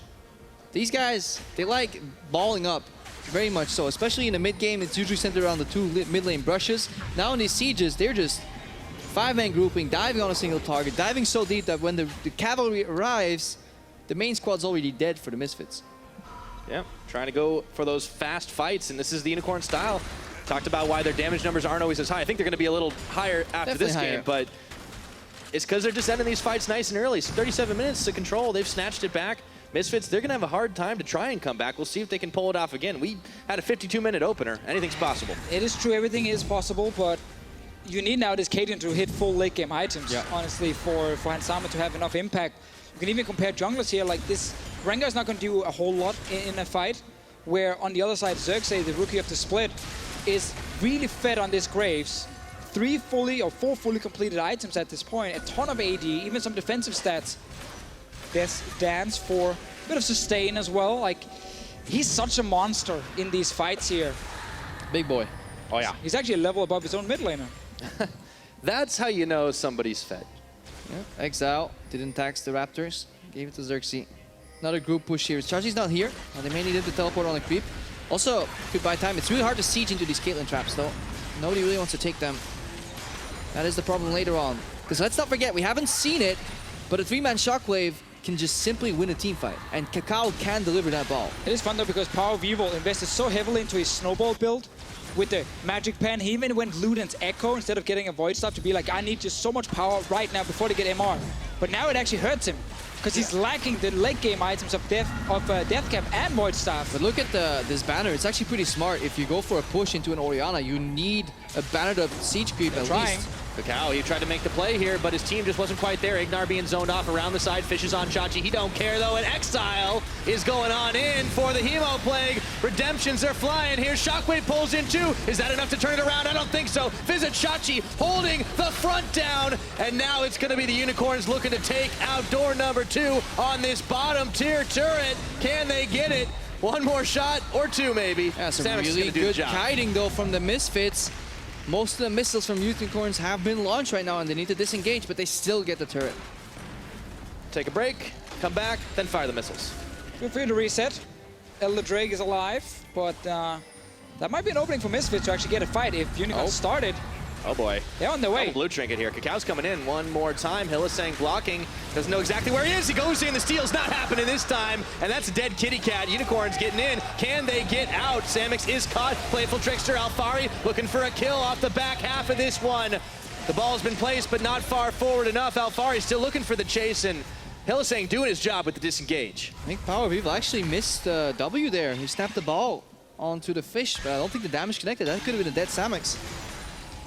Well, the Unicorns of Love looking very good right now. Rushing down his Elder Drake, Hylissang trying to zone off here in the choke point as well. Yeah, just stack on the Kakao. If he gets in, he pops rather quickly. Let's see, so long range, fish onto Samux. W didn't hit him. Yeah. Flashed away from it, Samux stays alive. Everyone disengages, so they got the Elder Drake now. They're ahead already, they can get a Baron in 25 seconds. This should be a done deal for the Unicorns of Love. Now, I know I jinxed it in the last game when I said that, and it became a 53-minute game, but this time around, with Unicorns comp and the advantage they have, looking for just one more team fight. Yeah, we're already above average, Deficio, and, well, the Baron is coming back in. One more time. Unicorns are able to melt through it real quickly. Let's see if they can do it twice. They are on top of the big purple worm once again, and oh my goodness, that's down to half health. In goes the fish. Unicorns, can they peel back in time? There's the ball, Power of Evil. He's looking for another place to use it. Redemption comes in. That's a lot of damage, but they have got the Elder Dragon. Exile takes out Ignar. Exile in the middle looking for Hansama here. Does he have it? He does! The double kill! The Shockwave, it pulls him in, but is it too little? Is it too late? A triple kill for Exile, and down goes Alfari. Unicorns charging for base. And that was the fight they were looking for with the Elder Drake. Chachi, he wants more. Oh, he does. He's stopped by the ball, but that's fine. They got base here. Some great shot calling from the Unicorns. So they start in Asher, they see Kakao, and they stop all 5 of them. Nobody is the idiot that keeps hitting the Baron to get it low enough for Kakao to steal. They leave it at 2.3k, and the Rengar is now at the wrong part of the fight. Orianna ulti gets used after Hansama drops, and this is, again, super forward team fight for the Unicorns. They won. The all-European roster with so much focus on synergy and communication, it's paying off in these fights here because they're all on the same page. Oh, they are indeed, and they will be able to take that all the way to the finish, closing out game number 2. A big statement from the Unicorns, and it's match point, baby! Ooh, and I was hoping, part of me was hoping for Misfits to show their clean macro style around the Nashor to be a threat to the Unicorns. But the Unicorns, despite being down, they dismantled that pressure. They forced the errors. They made the plays happen. Such a different team as well. I think Sheepy and the guys had probably a long chat to them after the first game where they got the big advantage, but were so over-aggressive with it. This game here, as soon as they managed to get back into the game, it was so clean. They never overextended. They knew exactly when to fight with the double mount to Drake as well around Baron. Like, that was such a well-played late game by the Unicorns of Love. And they fully deserve to get back into this game and actually win it because Misfits showed an inability to use that map control they had to actually get the Baron. They came right back into it, but even coming into the game, it seemed like they were looking cleaner because they fell behind a little bit early, but we weren't taking any unnecessary risks. They weren't forcing too many crazy things until they were able to punish mistakes from Misfits. And it's experience. Yeah, and they got through that bot lane too. Like, I don't know. They got through the mid lane where they lost kills. If we have different names on this bot lane, but if we have different names on this bot lane, we would be like kind of blaming this Caitlyn Lulu for not. Crap official. If it was crap official, they would have still lost. But like, no, but Lulu Caitlyn should smash this Lucian. It should not get to a point where Braum can lose his summoners. That turret doesn't fall. There's no pressure. Kakao lane gank with traps. Like, you can do so much more here. Even top lane, the Fisher was constantly flaming Kakao for not ganking that top lane. And I think there was a pretty clear opening with a no-flash rumble against a Fizz up there, but in the end, Kakao did not find any success in this game at all, and banning out these early junglers really works well for Unicorns. Yeah, I see that's going to be in the plans again, I would imagine. Unicorns of Love now, they're 1 win away from a spot in the finals. Shox and the guys are ready to tell you more about Game 2. Thank you very much, Pyra. And well, this breakdown is all about how the Misfits couldn't push their lead, and one big factor of their lead was in the mid lane, a matchup we had hyped and we had anticipated. Caps, Power of Evil gets a lot of kills in this early game. Let's maybe break down this one first, because it's quite peculiar. So at first it's Circus invading Kakao, and it looks like UOL has full control of it, but Power of Evil managed to get the kill on Exile with a really good ball, and he gets the blue buff, which then means he has mana enough to use a shield, and he ends up getting the last ball because of the CDR and mana.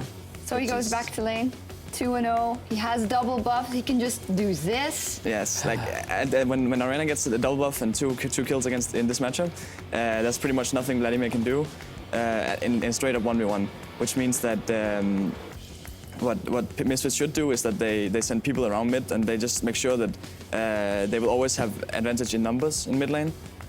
But what UOL is really good at, or what did really well in this game, was that they managed to have the pressure from other lanes, and they managed to translate it into mid lane, where they would have people hover mid lane, which meant Power of Evil would have to back out.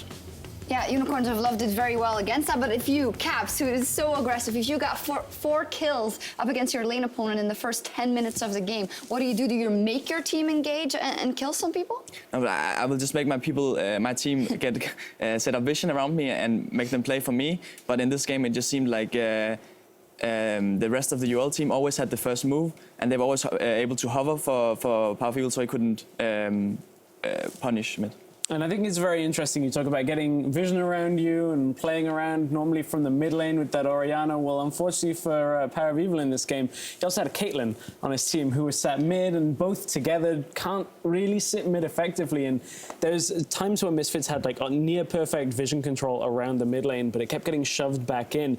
And then there's a couple of times Power of Evil showed top, and that was every time Unicorns would push back out mid, look for an engage. And there's a key moment after Chachi uses his TP where this mid lane back and forth keeps going between the two teams that maybe Misfits could have exploited. Yeah, so basically here, this is around like 24 minutes. They forced the TP out of Bisasachi, and at this point they actually have TP advantage.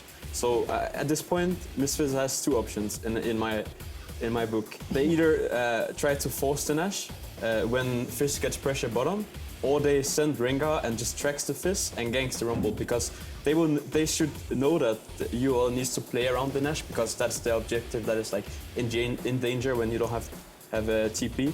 So, but they kind of just fail to do anything. So, like to do anything in the game, they basically just try to do Nash, but they don't force it, and they don't go bot with Rengar either. I feel like Misfits are kind of not utilizing Rengar at all. Like they just Rengar is so difficult to play around, especially when you have a Fisher on the team that can just set up the ganks on the sidelines very easily, but they just seem to not do anything. No, and also a couple of times the ultimate from Kakao just didn't do anything, kind of just threatening but not netting them a real objective. And meanwhile, you look at the side of the Unicorns of Love, you see Vizicachi is not in danger of getting killed anymore by that Fizz, or they make sure that Xerxes there. Vladimir is ramping up and getting very dangerous. And Caps, you said, well, I'm not a particular fan of the pick specifically, but Exile is, and he does play it very well in the late game fights. We're going to take a look at the final fight where he nets himself a good amount of kills as well around the Baron. So I think this is why Exile is a big fan, and Unicorns are a big fan of the Vladimir, because they're really good at finding these fights, and they're really good at just hard committing to it, and that's kind of what Vladimir is also really good at. And in this fight, it's just Exile popping off, and he just gets the like 4 or 5 E's on key targets, and he managed to pick up 3 kills and to secure the win. You're saying that because of their style, that late game and mid game, they're willing to commit super hard for objectives where other teams might not want to, is why Vladimir is a good pick for them. Yeah, I mean, it's also like there's a lot of exploits, and it's particularly the early game with Vladimir, where there's a lot of counter matchups to him. And as we saw in this early game, the Vladimir was barely able to lane, you know. But because UOL was able to get him through a laning phase, and they made the comeback, he was just like obnoxious to play against because he was so strong. I feel like as we head towards a potentially all-important Game 3 that will put Unicorns into the finals, one thing I want to see more of out of Misfits, their bot lane. Like, they've been nearly non-existent this game. Ignar's had some good plays, but when you look at what they've done well in previous games, previous series, like, I want to see them get a lead, abuse it, move forward with the rest of the team, because with that Caitlyn, Orianna, and Lulu, like, they didn't do anything. I mean, if we look over the span of the 2 games, Game 1, Unicorns of Love get a huge lead, Misfits fight back but can't find the win. Game 2, they get a huge lead early, or they get a very big lead early and they can't close it out. What's going to happen here? I mean, let's be honest, like we were talking about a rookie team and they're down 0-2, there should be no way they come back, so... I mean, this set should already be over, right? So should be already over, like last week, much like it, but not really. So Misfits definitely still have a chance. Unicorns of Love and Misfits are going to the finals in Hamburg next week, be it in the final or in the 3rd place match. And if you want to catch them there, check out eu.lolesports.com for more information on how you can get tickets. Not only that, remember everybody, we're going to have a 30-minute pre-game show before the finals start on Sunday. That's going to start at 4:30 Central European Summer Time. Make sure you tune in for that. Lots of analysis. Lots of analysis, lots of talk, and lots of shenanigans. But first, we need to see if the Unicorns of Love can secure a spot there. Game 3 is right around the corner. Don't go anywhere.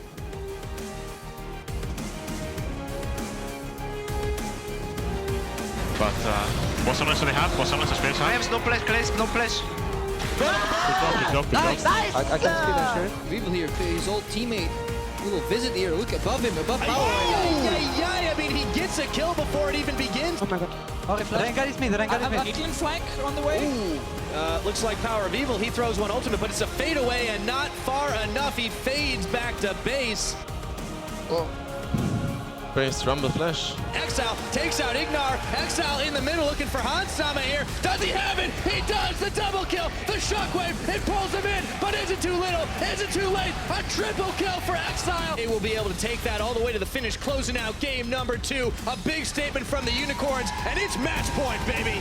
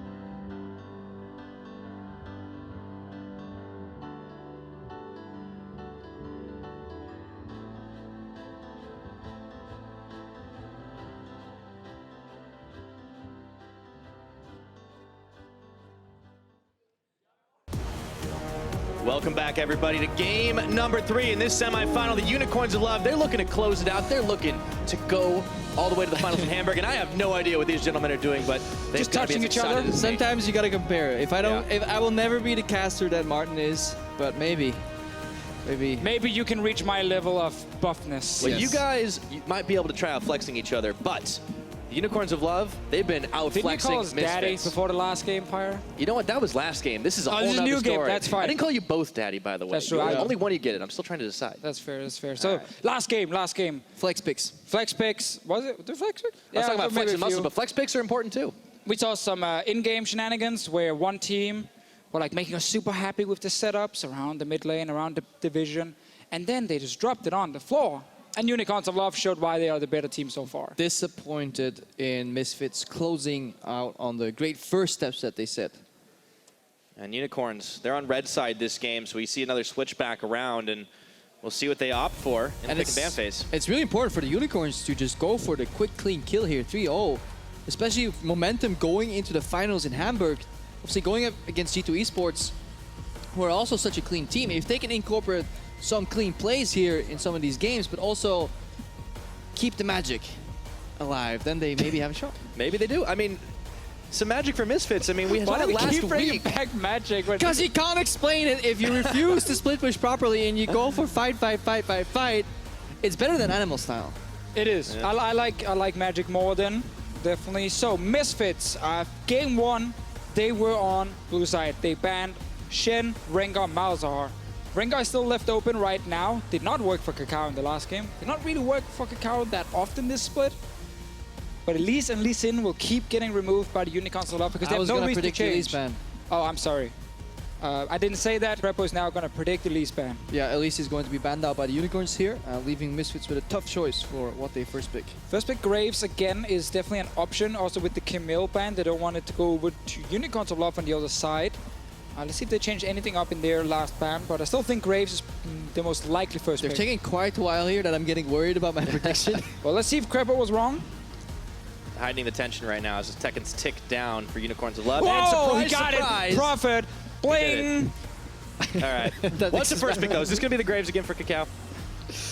I personally think he would go Rengar. I personally would like to see Graves. I think the Rengar, it's just such a hit and miss champion for him, but Unicorns of Love can get the Rumble again. They can still get the Graves for Next pick Xerxes. Rumble. It is? They're going to flex this. Just take the Graves and put it top lane. Yep, nope, they're going to flex this Rumble harder than with the official's biceps right now. I'm not flexing. Really weird. So it's going to be top lane for sure then. Whoa, Diana. No, he hovers it every time. I don't know the story. I know he was saying. Settle down. LeBlanc's up and it's going to be locked for Exile. Okay, that's fair as well. So now we got to see maybe the Corki again for Power Vivo. I would like the Rise coming in for him as a different counter pick to this LeBlanc. A champion he also picked up towards the end of the split. Yeah, level 6 Rise Rengar can truly shut down this mid lane. Very easy. Not much you can do there if you're Xerxes on the LeBlanc. But you're not Xerxes on the LeBlanc. You're not Xerxes on the LeBlanc. It will be Exile. An interesting choice. Yeah.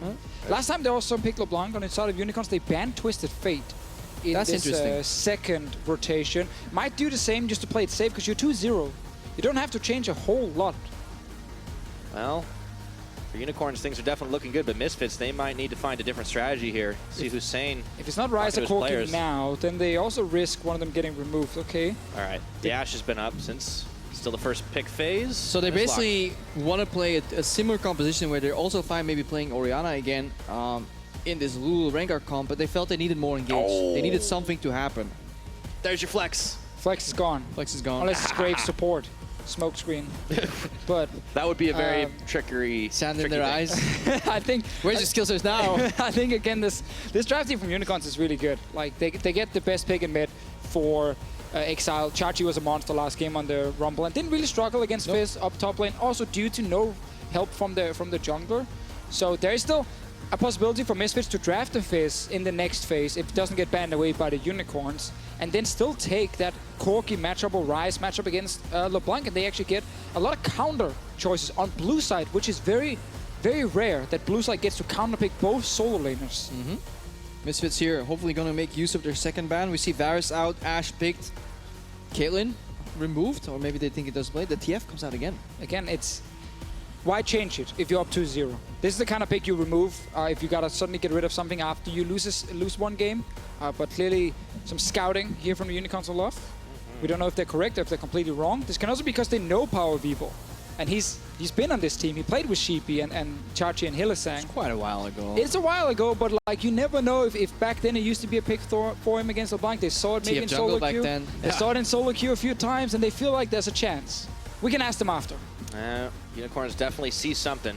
Question is it the right thing to see? Unicorns have a pick here, so Samix, if it ain't broke, don't fix it. He's back on the Lucian. Tough matchup. Game 3. Really tough matchup to play any Lucian plus support lane into Lulu Ashe. You will get poked to hell and back. But we need to see Kakao help this bot lane with pressure so they can actually start putting turret pressure. Give me the Fizz again. It worked for most of the game for you. Kennen can also do fine up here. I just want to see, again, this winning matchup for Alphari, especially later on in the game. So Kennen is good enough for us. Ooh, the Karma mid. Ooh, it's Lulu mid. No, it's Karma. No. This is Lulu mid. Lulu mid against LeBlanc. Karma mid against LeBlanc. I'm saying Lulu mid. Karma mid. Hashtag Lulu mid or hashtag Karma mid. Lulu mid is useless. Have you seen it? But who's played it? I've heard about it. I've heard about picking Lulu into LeBlanc mid. Yeah, the official. I've heard about Orianna support as well, so I think Hylissang is going to play Orianna support. All right, well, he's going to hover it. We know he's going to hover it. It's going to be one of them. All right. Back over to the Unicorns. Final pick here for them. Wait, Ignar isn't a Karma player, though. Has he really played? Yeah, everyone can play Karma. I can play Karma. Yeah. Come on. Lulu mid. Keep it simple for Hylissang. The Thresh has been up. Looks like he might end up blocking the Lifesteal lane. A few seconds still ticking away. Not a huge amount of tankiness on the Unicorn side, but the Thresh will have to do. It's locked. And now we get to answer your questions, gentlemen. Oh, no. It's sitting there right now. Yeah, it's a bait. They have until 20 seconds. No. This is happening. The theory behind it is that the LeBlanc will not really have kill pressure on you. You get somewhat decent wave clear, and then you go to the mid to late game stages, and you just prevent LeBlanc from actually killing anyone. The damage isn't the greatest for Lulu mid. That's obviously the biggest problem, so it is still an odd one. But the Karma mid, I feel like Karma mid will just offer you almost nothing in this case here. It's still there for another 5 seconds. This is now a dual cast. This is the Misfits bag of tricks you up to the house. All right, a few more seconds. It looks like that's it. They're going to have the Lulu mid. So, Misfits trying one more thing, trying to get a win on the board. Remember, they cannot afford to lose a single game if they want to make the finals in Hamburg. So to bring out the Lulu mid, man, that's absolutely insane. Hussein, he's crazy. Well, utter nutter. Hussein, he's a mad lad. Last week said to the players, remember, when you're down 0-2, remember a team called Cloud9. Yeah, no, Alphari told him stop talking. Stop talking. Maybe he said it again. Like, I don't know, talking. guys. But backs against the wall, Misfits have shown that they can come back. But this is a horse of a different color. Can they take out the Unicorns and force a game 4? Or is it going to be the Unicorns of Love cruising to a 3-0 victory? We want to hear from you guys one more time. Hashtag MSF win. Or if you believe in magic, hashtag UOL win. We'll find out. Let's go on to the Rift. This is going to be a good one once again. Lulu mid. I have not seen that in a hell of a long time. And Deficio's looking smug, Crepo's looking sad, but I bet this one's gonna be bloody. So let's find out who takes it. Game 3, Unicorns Misfits. Let's go. Live design team sitting in LA crying right now. Again? After like, right, we nerfed this. We killed Lulu mid lane. It's not supposed to happen again. The cycle of support Lulu into mid continues. The champ gets butchered every single time a mid laner picks it. Now, there is a chance that it doesn't work, and then it was just a one-off, you know? We've definitely seen other picks being picked and suddenly work for one game. Few combos you can do. Now there's a bit of a delay on the snapback, on the W. It's actually more likely that you get a successful polymorph on LeBlanc in mid. That is something you need to look for. You can obviously knock LeBlanc out of her distortion with the wild growth as well.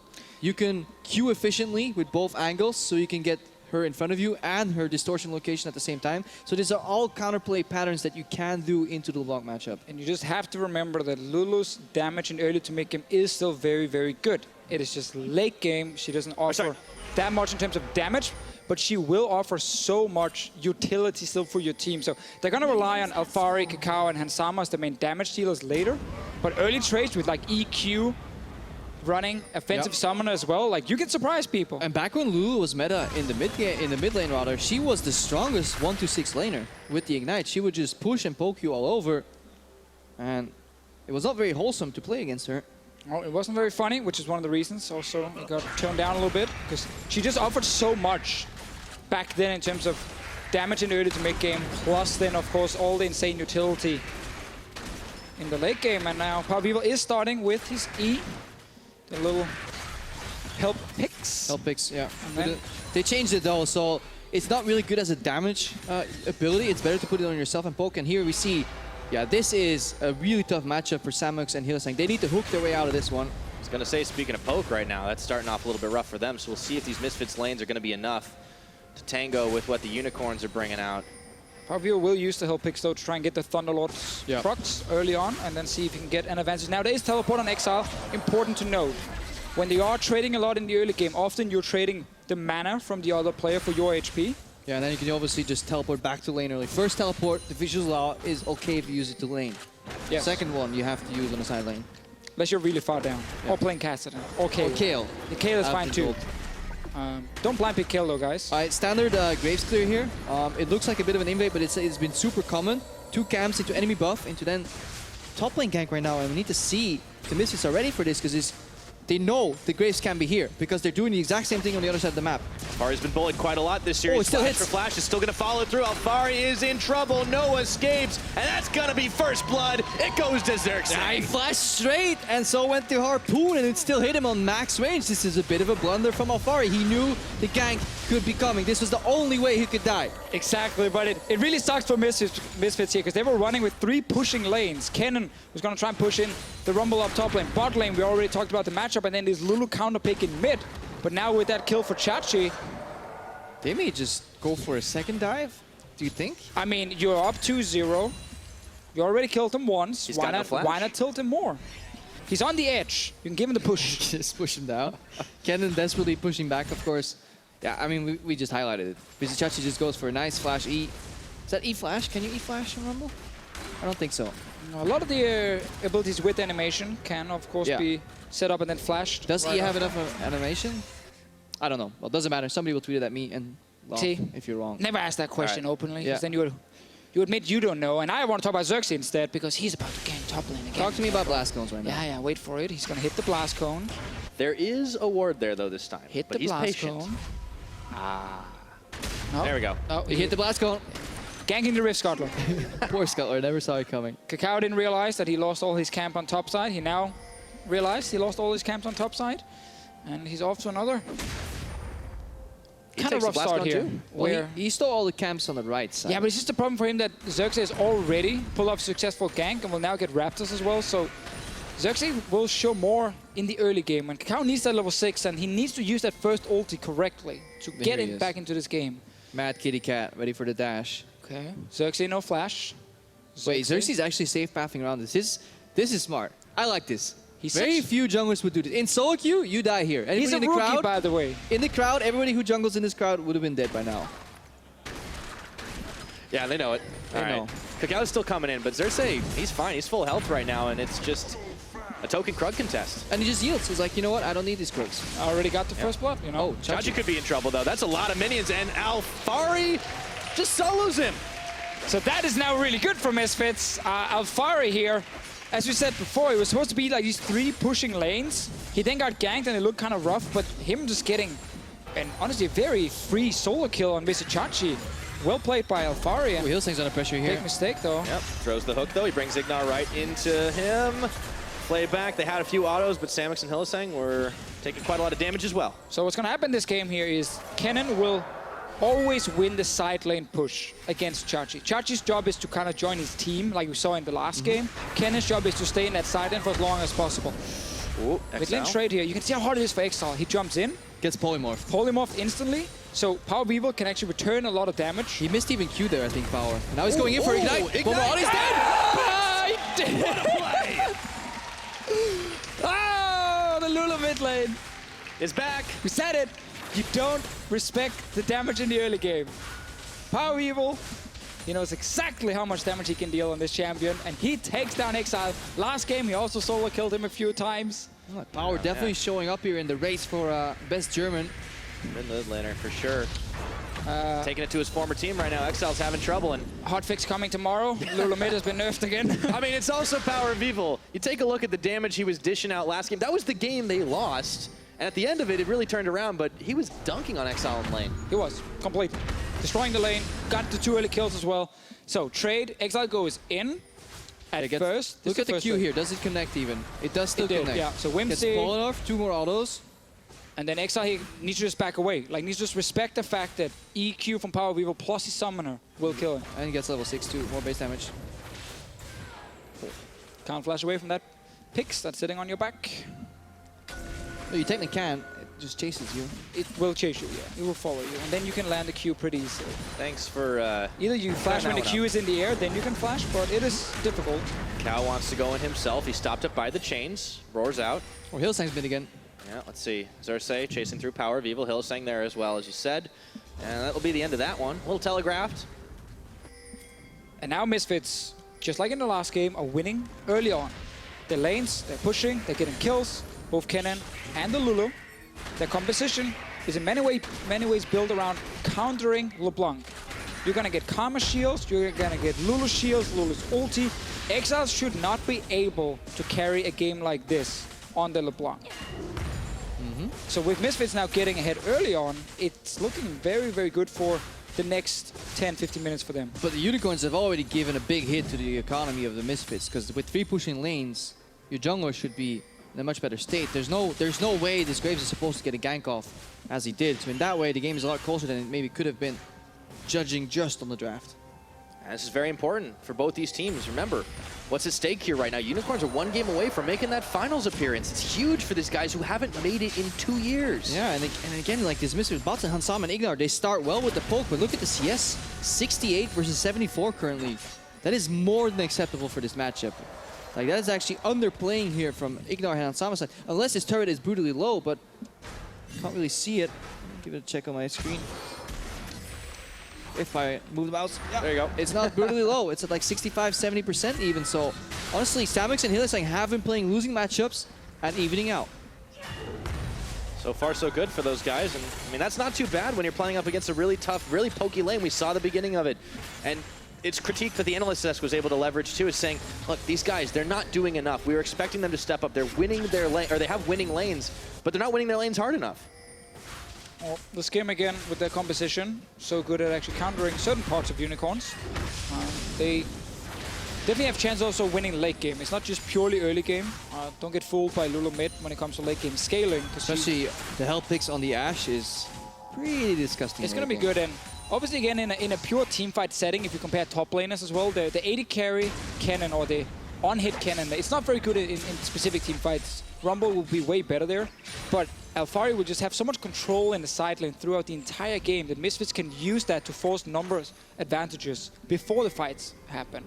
Hansama does have ulti. There is a cool interaction though still, because the way Fnatic made Kennen work very often was the Shen. 80 Kennen can go in and ulti and be a nuisance if he has somebody to protect him. Now instead of the Shen, they still have something similar in the Lulu to buy more time for Alfari to ramp up. And he's also playing an attack speed build where Help Picks obviously gets them bigger yields. And always keep in mind that the 80 carry Kennen can build Hurricane early on, which helps a bit in fights. Top lane Kennen will not early on go for Hurricane. Wits End first, because you're playing against Rumble. The MR is extremely valuable for you. It does mean Xerxes will deal a lot of damage if he goes in for a gank against you, but it requires Xerxes to actually get around that lane unnoticed. Kakao is on top side. This is what we want to see the last game against Rumble. It's so easy to gank Rumble as Rengar, because it's so easy to get onto him. And now he's here with ulti. But Chachi is already close enough to tower. He has flash. He doesn't need to use it. Kakao is looking for a dive here. Minion Wave's not big enough, but Kakao's going the long way around. Let's see if they can find the wraparound here. Kakao's still looking. Chachi knows something's up. Throws the equalizer. Flashes back. Kakao is foiled. Alfari wants to finish the job. He flashes. He autos. He gets another. And they manage to make it work. Mid lane getting pushed in right now by the Unicorns because Kakao is showing top lane.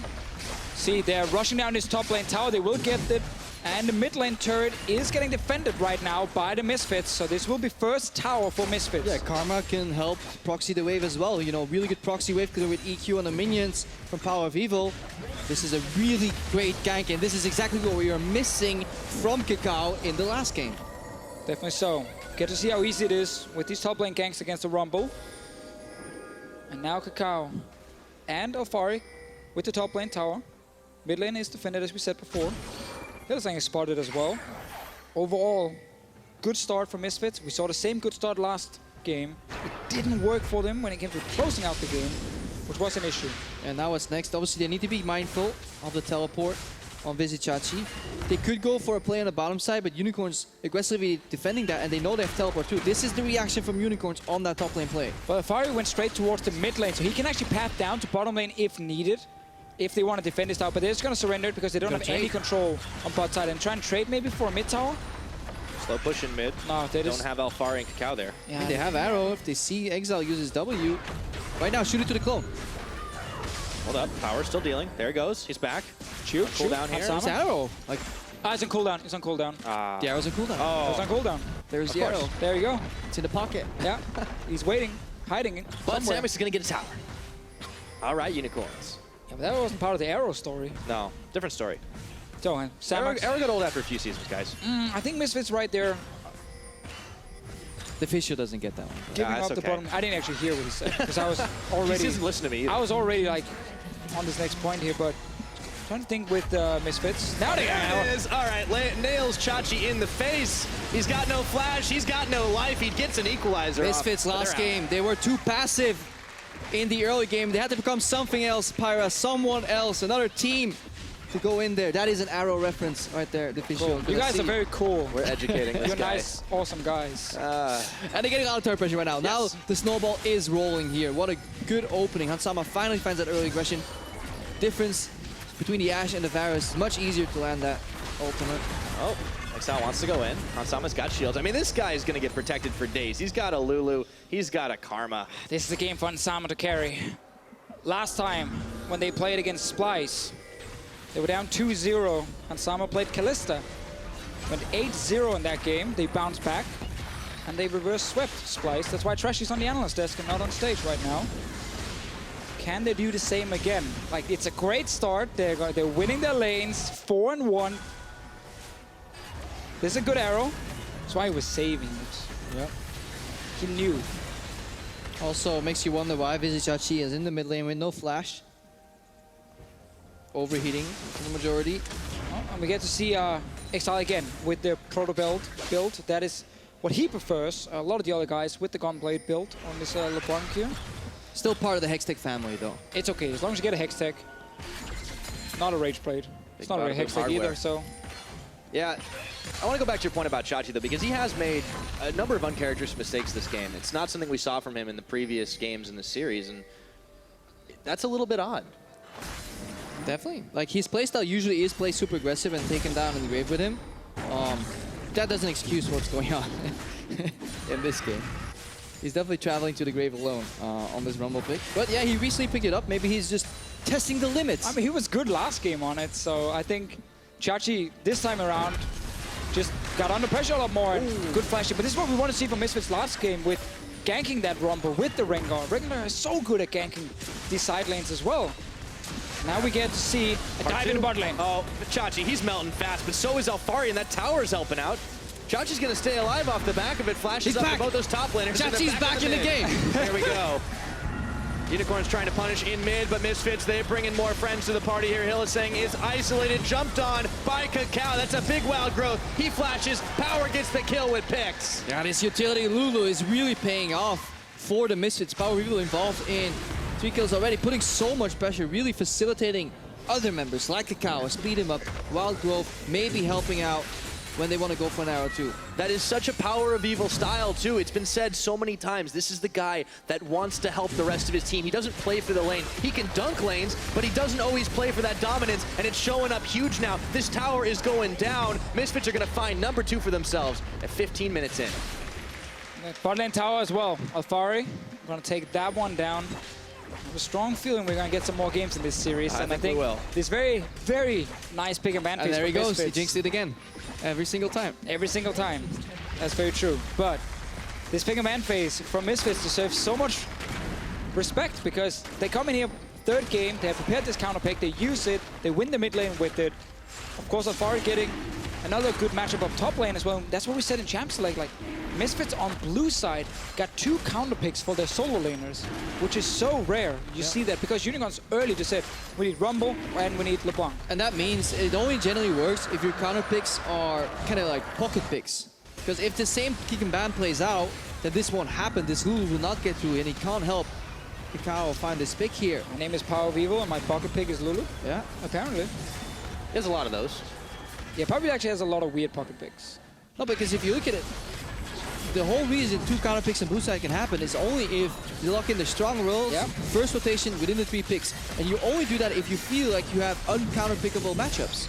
Like a Syndra with certain champions removed, maybe like a LeBlanc with the conventional counters removed. Because that's always very interesting how if Unicorns of Love, if you go back to the pick and ban phase, if they'd just gone Rumble Graves, they could actually have saved the mid lane pick for the next one. And if it wasn't LeBlanc, you know, if LeBlanc was picked by Misfits, they have a counter pick right there for Exile. If LeBlanc isn't picked by Misfits, you can pick LeBlanc and ban traditional counters at least. Lulu could still have showed up, but there are different ways around to kind of make sure you can get more counter picks on red side. But they just didn't want to lose LeBlanc. They felt it was an uncounterable pick. Of course. And now they've been told. Now, we were here again like an hour ago where Misfits had won this early game super hard. They're looking for more now. They're speeding up Kakao. Oh, there's the arrow. That's a goal. Nearly goes through the side post, but Samix is the one it hits, and Ignar is only able to send out a Mantra Q. End of that for now, but Misfits still defend mid-tower. Yeah, now we want to see Alfaris really play this split pushing game. Yeah, back to the side lane. Don't stay mid. Yeah, you don't have to try and play 5-on-5, because that gives Vizichachi a chance to get back into this game. Exile, he's looking for a chance to get right back on in. He misses the chain. Still landed point blank. And Ignar is still down to half health, but that could have been more. Seems like we get a reset from Misfits side, but Unicorns are staying around because this tower needs just a few hits. You can send in Samix and just land him out. Yep. Also land him yourself, that works too. Sled Hill is saying tank a couple of shots, that's easy peasy. Unicorns get a little bit more gold in their pockets, but they're still down 2,000. If you lantern them out, you don't get the gold. The classic support. Support. I'll tank this turret, guys. Don't mind me. I need this. Share the local gold. My bad. Happens. Well, so we get kind of Misfits back to base. They're now back on the map already, so this is actually really good in terms of them quickly being able to make a play, because they will get to push bot now, get to push mid lane as well. Top lane.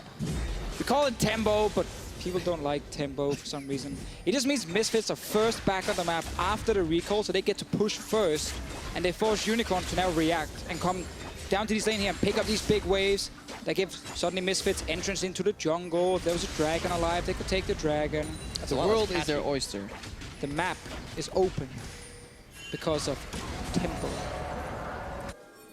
Unicorns trying to play off the back foot, but we have seen them succeed at that before.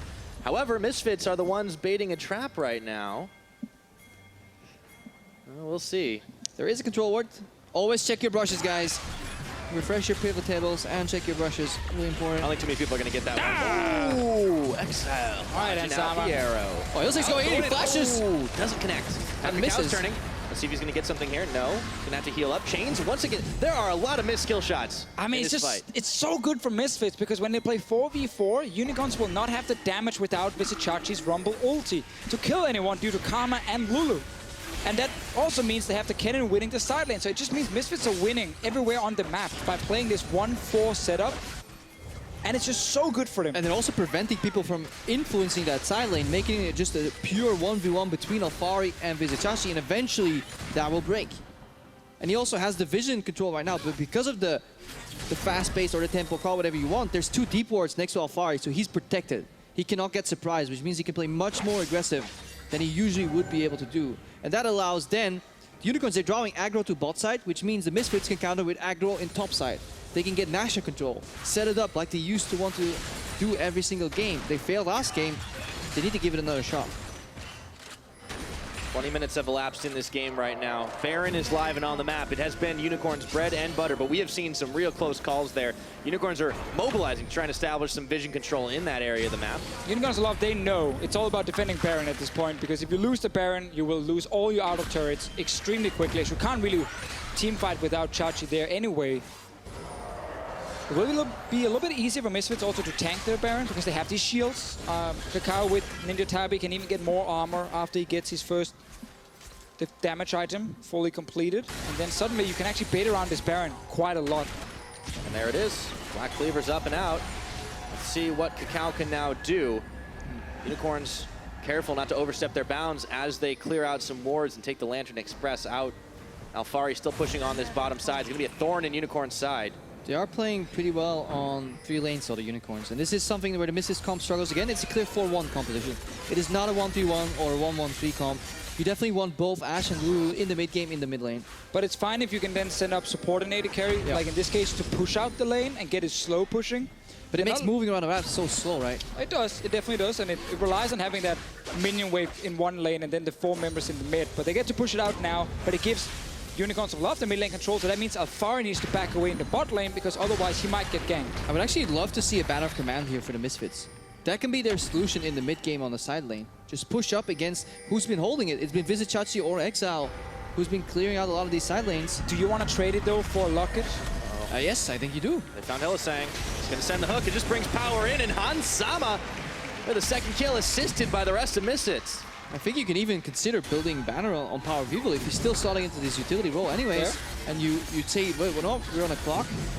It's definitely debatable. Definitely cool aspect. I think so. Ooh, Cal wants blood. Found Xerxes. See if he can get some revenge from last time. No, that's the blowback. Xerxes out.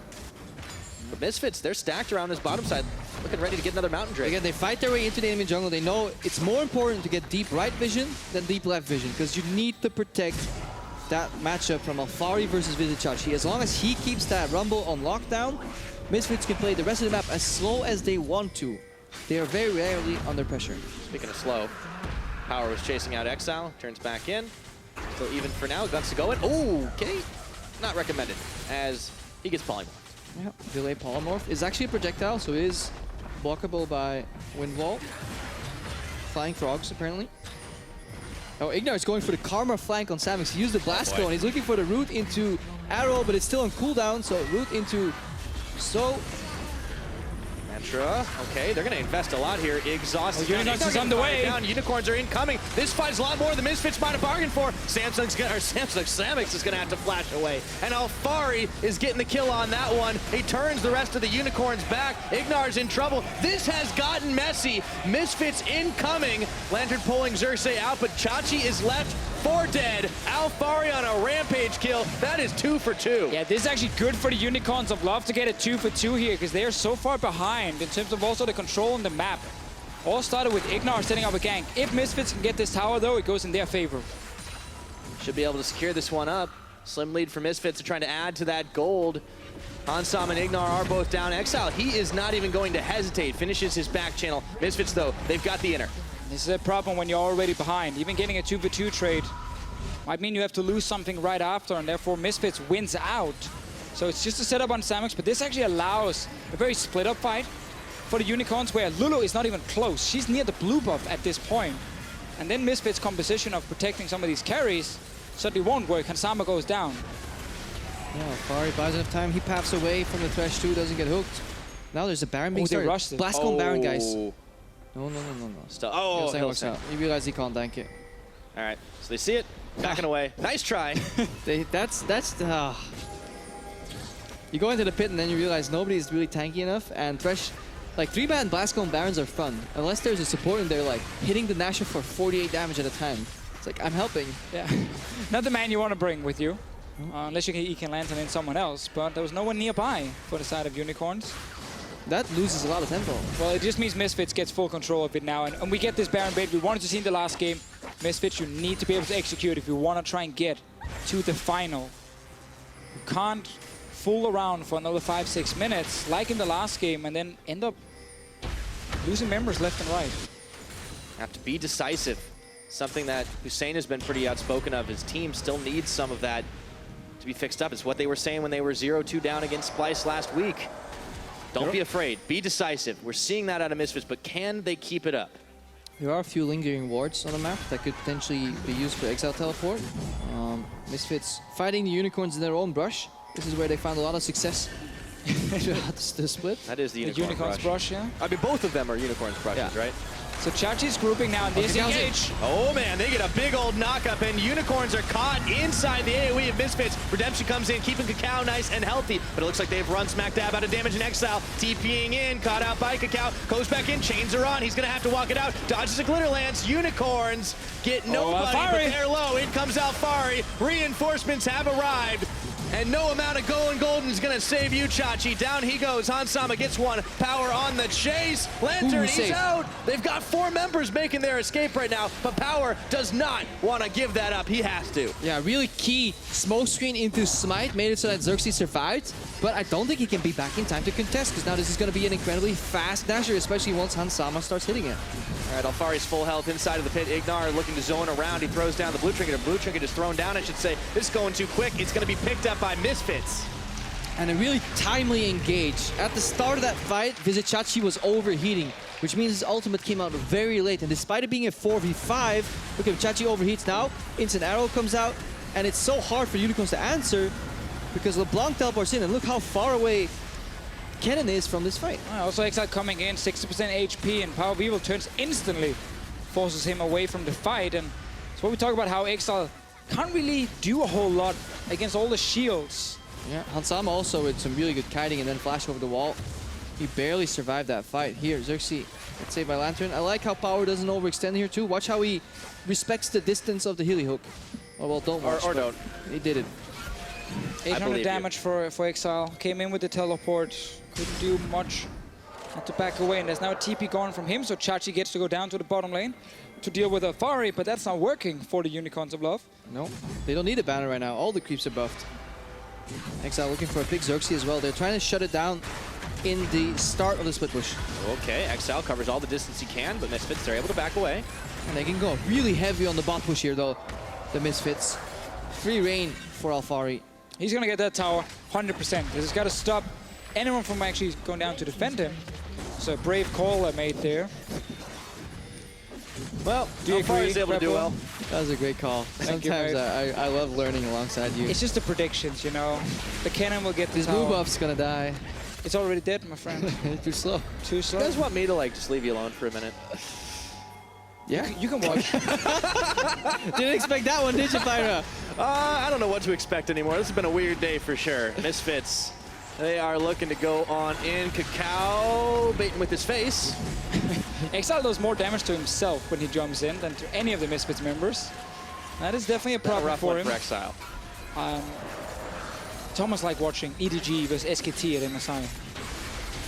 Counter to Faker's LeBlanc. The counter to Exile's LeBlanc. Doesn't sound as powerful, but yeah. That also was Morgana instead of Lulu. But the counter to the German Faker? Counter to the German, well, who is? Das Faker? I think that's what this series was meant to show, right? It's technically probably Der Faker, but... Isn't that D Faker? Huh? D Faker? No, there is like... Listen, the part about German that no one understands is der, die, das. You just mix them together and use them at random points. That's your approach? Der, die, das, ja. Oh, okay. Cool, I'm glad your German lessons are paying off, Deficio. Misfits on the lead right now. They've been able to pick themselves up a dragon, but they weren't able to find a pick onto Xerxes. The arrow didn't go where I wanted to, and Kakao is stopped short. Still, the bar will phrase, they have the tempo advantage. Had it all game long. Continuous. Based on the draft, split pushing lanes. And there was an opening early from Xerxes, but it really shows the drafting excellence. We have to remember also Chachi then died right after in the 1v1. Alfari just outplayed him. Did not help. Did definitely not help. Now, 4th item, you can get your Hurricane as a top lane cannon, which means teamfight cannon is going to be a thing. Still not the greatest, but it works. Especially if Power People can keep him alive. Double shield can help this cannon scale, get multiple stuns off in keep these fights. Hansama alive, keep even Kakao alive. Just keep someone alive. Whoever Exile is on, you just try and keep that guy alive here. And Unicorns of Love really need... They're obviously sitting backstage already kind of thinking, what do we do with Lulu? And we can finally see where Ignar is going to go. Locket or Banner. He's going to go Locket. He's going to go Locket, but I do think Banner is still better. I get it with the split push, but do you even need more split push at this point, or do you just get... Do you know how long it takes for LeBlanc to tear through like above banner creep on 3 lanes? Do you know how long it takes for LeBlanc to kill anyone when there's a Locket as well, shielding them? But you have 1,000,000 shields already. Why not add 1,000,001? Can you really get too many shields? Yes. This game, no. not so sure. Is there an item that reduces the amount of shielding? No. No. Yet. Yes. Way to go, Deficio. Yes! That's how they're going to counter mid lane, Lulu. Yeah, There next we go. patch. Well, it's going to be a ways away. We're still on 7.6. And Unicorns having to take a quick retreat. Kakao wanted to go in, but they've stopped Samick short as he flashes away. Oh, Team Cannon! Right under tower. Power of Evil. That's a big picks. And they're throwing down the damage right now. There was a red carpet out of Visit Chachi, but it was his going away party as he's back to Fountain. Kakao and the rest of Misfits, they found themselves 2 quick picks. Yeah. Guy he gets it, man. He gets it. Lulu mid lane as well from Power of Evil. Such a good pick for him in this game. Picks on picks for Power. 5 members remain on Misfits. Only 3 stand to fight them on the Unicorns. To quote the great Deficio, this tower is going down. Xerxes trying to You're defend, not wrong, but there's Noah. nothing going on Maybe there. you are wrong. I don't know. It looks like it may take a second. Meanwhile, Alfari is soloing Exile down on the bottom. This one is all Misfits right now, and they take down Hillisang too. Rotation coming out, mid to bot here, another turret falling. They're going to be able to get this one, no problem. Misfits are looking to stay alive. It was 2 Unicorns games. We have had some long ones, but gentlemen, this series is going to continue. Definitely going to a game 4. Is it going to be another reverse sweep? I don't know, my You have friend. to start how do you You got brand time to yourself? adapt now. How do you brand yourself? If you're a new team in the LCS, you already get to this point. What better way to go into the finals? And with some classic reverse sweeps in a row. Very true. Very true. It would be boring if they just 3-0'd everyone. Yeah. Here in Europe, we don't like teams who wins all the time. With clean macro and slow No, we plays. don't want to see that. Apparently we that. want to see crazy fights left and right. And So right this series. is Unicorns who, I guess, tried to start a fight, but then they realized they didn't actually want to start a fight. And now they don't really have any damage left. I do like how they play around hooks though. Like Misfits are always juking away from the hook channel from Hillisang. Yeah. Fight over. Hillisang going in though, and then instant flash away. And this is Alfari in the bottom lane, together with his good friend Power of Evil. Power of Evil is everywhere. Yeah, he's doing some serious work this series, and well, with another Baron 35 seconds away, Misfits, they're looking to close this one, put a lid on the game. The Unicorns are not going to go down without a fight. Yeah. Another classic Unicorns brush. Oh boy. Oh, Hilly! Who's catching who this time? There they go. There is another big equalizer, but there's a redemption for Misfits here. Teleport is going to get canceled. Alfari is still working his way through the top side. Misfits realize they don't need to take the 5v5. Playing the split push game right there. Kakao just lurking around. Might even be worth Stop canceling backs Chachi. here. Yep, just make him walk. Oh boy, they might be able to take a 4v5 here. Chachi, he's gonna pop his Zanyas, and Kakao, he's stunned up for just a second. Wild Growth keeping him alive not too long. Kennen Xerxes walked to getting the one. fight. Alfari was not split pushing, he walked to the fight. He's been conditioned as teamfight Kennen, but he lost his true identity as a split pusher. Now he might die as well. He's going to trade his life for this tower here. He's still going for inhib right now. This is risky. Let's see if he can get through the base. I don't know, Chachi's there to cut him off. I think Alfari was a little lost right there. Yeah, just a bit. Trying to get the outplay, but it's 1v3. There's no way he's Nice getting juke. through this one. Stopped out. His team is on Baron though. Xerxes and Samax are around the Baron. Oh, he No, gets a kill! He does it! Alfari gets one back! Oh, that's hashtag worth. Oh, Nexus turret fell in the process too. Nashor was started but stopped. They peeled off. Now Ignite's running. A little bit of chaos here at the end.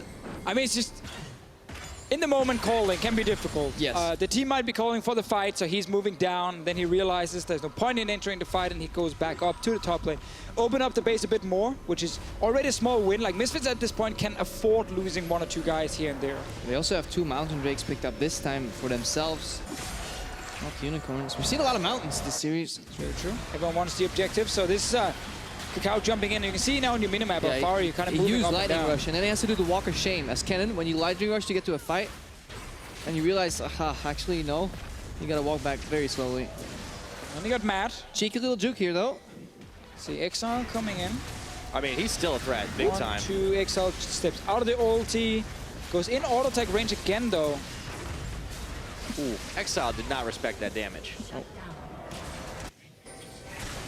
Baron seems to be the only way Unicorns can get back in this game, and there's really no point in taking a 50-50 Baron if you're Misfits. Yeah, a lot of recycling going on with Ignar, though. Oh, he'll say, got the banner! Oh no, Hillisang Got is your caught. banner. There's the box. He takes a hook to the Krugs, and he's gonna make it out. And yes, Deficio, there's a banner of command. I love this banner pickup by Ignore. I think it's a great pickup. I think it's intelligent. I agree. I mean, you can definitely get too many shields. So I think getting the banner here makes a lot of sense. Really, if you already have 1,000,000 shields, why get 1,000,001? I agree. Like 1,000,001 makes no difference. Very close. You two are shameless.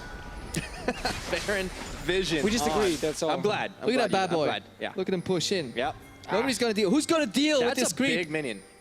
Auto attack Rumble. Auto attack Rumble. All right, who wins in a fight? That guy or the super creep? What super creep? They're dead. Yep. Okay, never mind. But you know what else is about to be dead? That's the kind of information no one actually knows. Like, will a super minion kill the banner of buff? I'm pretty sure the super minion will win. Like a super minion, yeah. Oh boy. But Baron up creeps to generate Don't take 50-50. Do not take 50-50. Step away from the Baron if you're Misfits.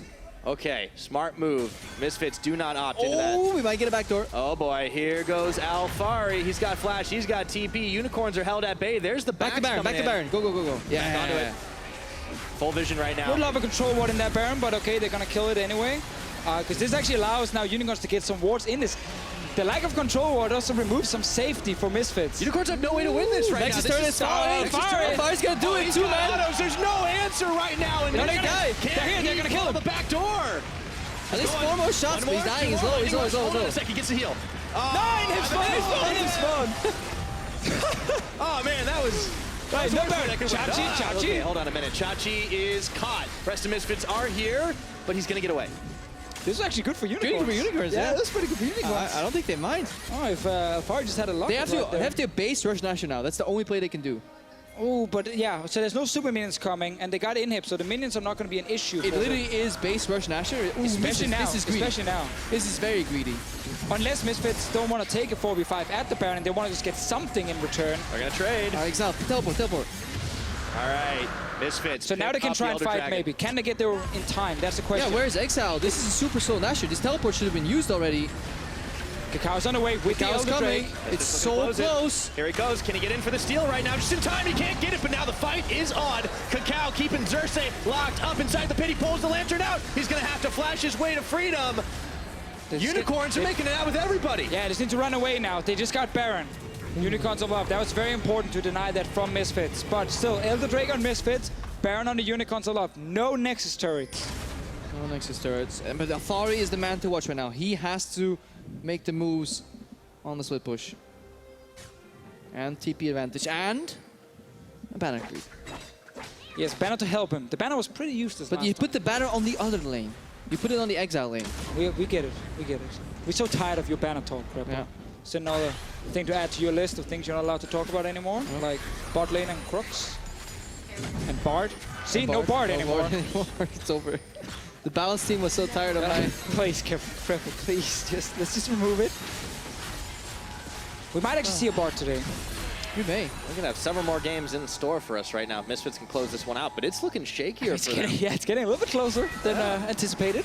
Yeah, somebody jinxed it in the early game. I'm pretty sure it was the crowd. The Unicorns? So there's no real damage from Power Vivo in terms of like pure burst, but he has a lot of like follow-up damage all the time. He can just kind of move around his fairly low cooldowns very easily. Lichbane does make sense then on the Lulu. 100%. Because you're just casting a lot of spell rotations that you will get those auto procs. But you also really want your death cap now, which is obviously cost what he's building towards, because it helps so much with additional HP and so on for him on his extra spells like shields. Now I just want to see the cooldown. So 6 seconds for him on health picks, his E, and 4.2 seconds on Glitterland. So fairly low cooldowns. He can move in and out of fights and use them. Far dealing ton of damage, but he's slower to get to these creeps obviously, but Baron buff creeps helping a lot. Banner is ready. Baron versus Elder, Misfits. They get a catch.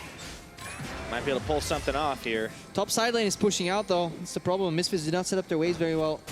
Obviously they don't need it, but it helps if somebody has to deal with that eventually. If only there was a way to slowly push that lane. Yeah, by walking up there and killing the waves. I agree. No one is doing it right now though. I think we're gonna get at least one. He's going. He's gonna get a buddy. Oh, Exile's after him. He's following him. Wants Ignar. There is a lot of movement speed buff. He's not gonna catch him. Yeah, but he's not there to be caught. Come on, Ignar. You can move in and press the button. Oh, it's too late. He can't turn around that wave. Well, use your... at this point, No, you don't use it. Anything. It dies. It dies. You gotta do it from the base. That's the bounce. Yeah, Unicorns using this dasher to put some pressure on the map. Turning the tables right now. See if they can get this tower down. Hans Sama has to respect the exile damage. Samix takes the Lantern out. That's a lot of damage dealt to that mid-tier. Yeah, and the deep vision that we had earlier on the top red side, or top right side for Alfari, it's gone right now, so he doesn't feel comfortable split pushing as much. I mean, may actually be watching a turnaround here. The reverse sweep. That means we will get some of these big late game fights. Chachi, 4 items for him, so he's a man to watch, obviously, on the Unicorn side in a team fight. Samix as well. If it's not going to be about Exile, it has to be about the 2 other carries. And that's where Samix with this Lucian as well can show up. But he's not been a guy who's been dominating in team fights this split. Pretty decent laning phase, had very good numbers early on. Once again, it's on the bottom side though. They used it to bait Visit Chachi. Banner is so broken. What a great, fantastic item. Chachi, he's just delaying the inevitable at this point. Burns his flash to try to get away. He does touch the arrow. Whoa! Baby! I was the one who got juked. Unicorns leave no man behind. And now Misfits, they cannot get a kill. Oh man, what a nice escape from Mr. Chachi. Yeah, but he got lured in. He was trying to clear that one last creep. Hey, he got out though. Mission complete. He makes it out. Such a bold overcommitment, but somehow he still gets saved here. And these are like losing plays if he dies there. Lost his flash though, which is important in late game fights for him, also to get into the back line. On a mission. Like, he didn't actually even need to kill it there. No, because he's gonna die anyway. Yeah, he's gonna die to the minions. This is gold, man. 58 gold. Economic crisis. He's baiting out the redemption. Oh, that juke though, that was sexy. That was pretty sick. I mean, this is the thing, this is the trust. Unicorns have the utmost trust in each other. It is a cornerstone of the way they play together, and this is why you can make these plays that sometimes might be mistakes, because you can trust your team's gonna get your back. Chachi got out, and that's a fact. Can't argue with that. He did get out. Yeah. Sadly for him, he did lose his flash, which is, again, a potential problem. Same with Xerxes in their attempt here to save their top laner. Everything on the side of Misfits is available except for teleport for Alfari. So they are ready to fight right now. But he's grouping. Well, he has no teleport at this point. Could still obviously go push out the side and then move in. Let's see. Bottom lane right now is pushing for the unit. No, there's a banner down there. An arrow. Oh man, he's been hitting goals. So bot lane with the banner of command cannon there for Misfits. Top lane is pushing heavy for Unicorns. And they also have stronger creeps, because the more turrets you take in the lane, the stronger your creeps get. All right, Chachi, equalizer. They realize they can turn on this fight, looking for Hans Sama, but he's already out. No redemption is going to keep him alive, but Chachi's a little bit low in this. Kakao turns for Samix. He gets hooked up for just a second, not going to get taken down. Chains were on in the box, disengage. These Unicorns get another chance. Late QSS from Sama. I think he was relying on Kakao taking the hook. Was the hook on Hans Sama? No QSS on Hans Sama here. Was it Mikhail's then? Mikhail's came in, yeah, from Ignore, but you can see in these fights how Misfits, they also know a lot of their damage is coming from a very long fight where they survive the engage from Unicorns, and then they get down one of the 2 squishy members pretty quickly. Xerxes is here to take care of the business. Yeah, but still, sad. because Misfits have like this very slow team fight, auto attack cannon, you know, your Lulu late game now who doesn't provide that much damage. They find Chachi again though, and but there's the Lantern. Every time with the Lantern. But we got a lot more burst on the side of Unicorns. They just can't really use the burst properly. So we get these really even fights where no one overcommits from Unicorns, and Misfits don't really kill anyone on the other side. It's a bit of a catch-22. But then you're going to get the split push. And then Visit Chachi being caught 22 times as well. Getting closer and closer in any case. Oh, he's baiting out cooldowns. I'm starting to see why Unicorns value Thresh so much. Yeah, it's been a very good pick in this game for Hill in terms of the Lanterns, at least. Well, now the Baron is about to respawn.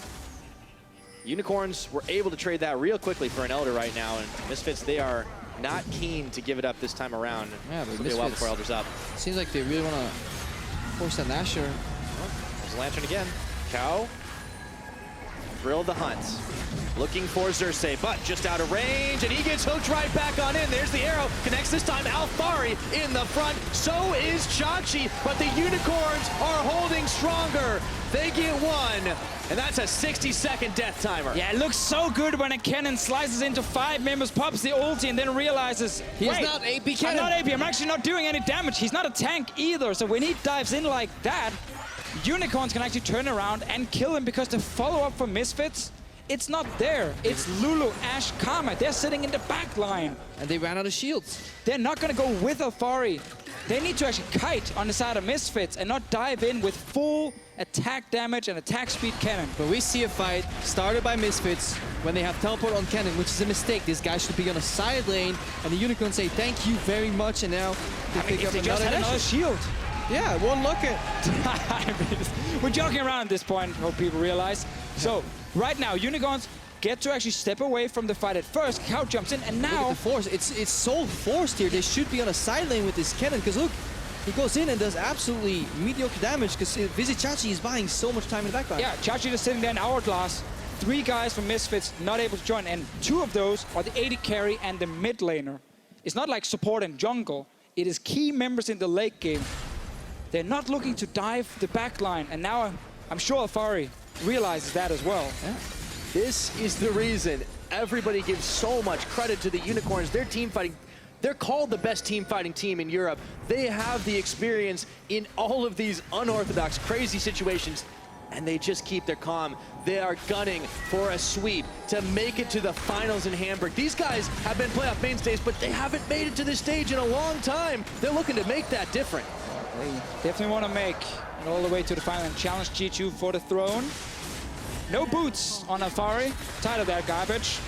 There's an ulti. There we go. They found Alfari himself. He might be wishing he had boots to step a little quicker this time, but Kakao jumps back in. Unicorns are still able to secure themselves a tower, but can they survive the back half of this fight? They've flown through Kakao's health bar. Misfits are running scared back to base. Notice how this time Misfits actually managed to step away from the fight first. Hourglass was not used by Chachi. Probably polymorphed. Must have been polymorphed. Most likely. You can see it in the replay. But this was much better kiting from Misfits. Sadly then, they actually re-engage and lose Kakao. But one thing we saw from Misfits is that their shot calling becomes very erratic in the late game. A lot of people yelling. And Kakao, I think, bought into the hype of the 4v5. He ran forward, head first into culling. And he just got bopped for no reason. And now there's his Smite versus no Smite. Hillsang super aggressive here. Yeah, maybe they can turn the fight on. Alfari, though, he's able to tank through. And Hillsang is going to get taken down. Now it's a 4v3, and the rest of Unicorns are getting shut down. Hillsang! The power of evil. He's still going right now.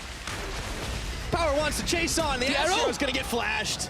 Oh, man, Misfits. There are no minions. Backdoor, they can end. Well, they're at least going to try and get this in here. Note that Chachi's alive in 1 second, and there's no minions. But there's, of course, no Nexus turret. There's no Nexus turret. They can win. That's what I said. They're going to win. One inhibitor, they got it down. There's Nexus turrets. They're trying to defend. They're not going to win. Oh, man, this is going to be the last chance saloon. Power's dead. They're not going to win. Chachi comes up big. They're turning it right around. Desperation move at 48 minutes. They're going to win.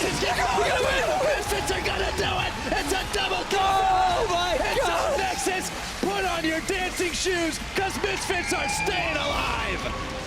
It's been such a long time since we were near the Nexus. Those turrets died a long time ago. There were no minions. Long time ago, but there was a Visit Chachi. Chachi left alive, but didn't manage to win the fight.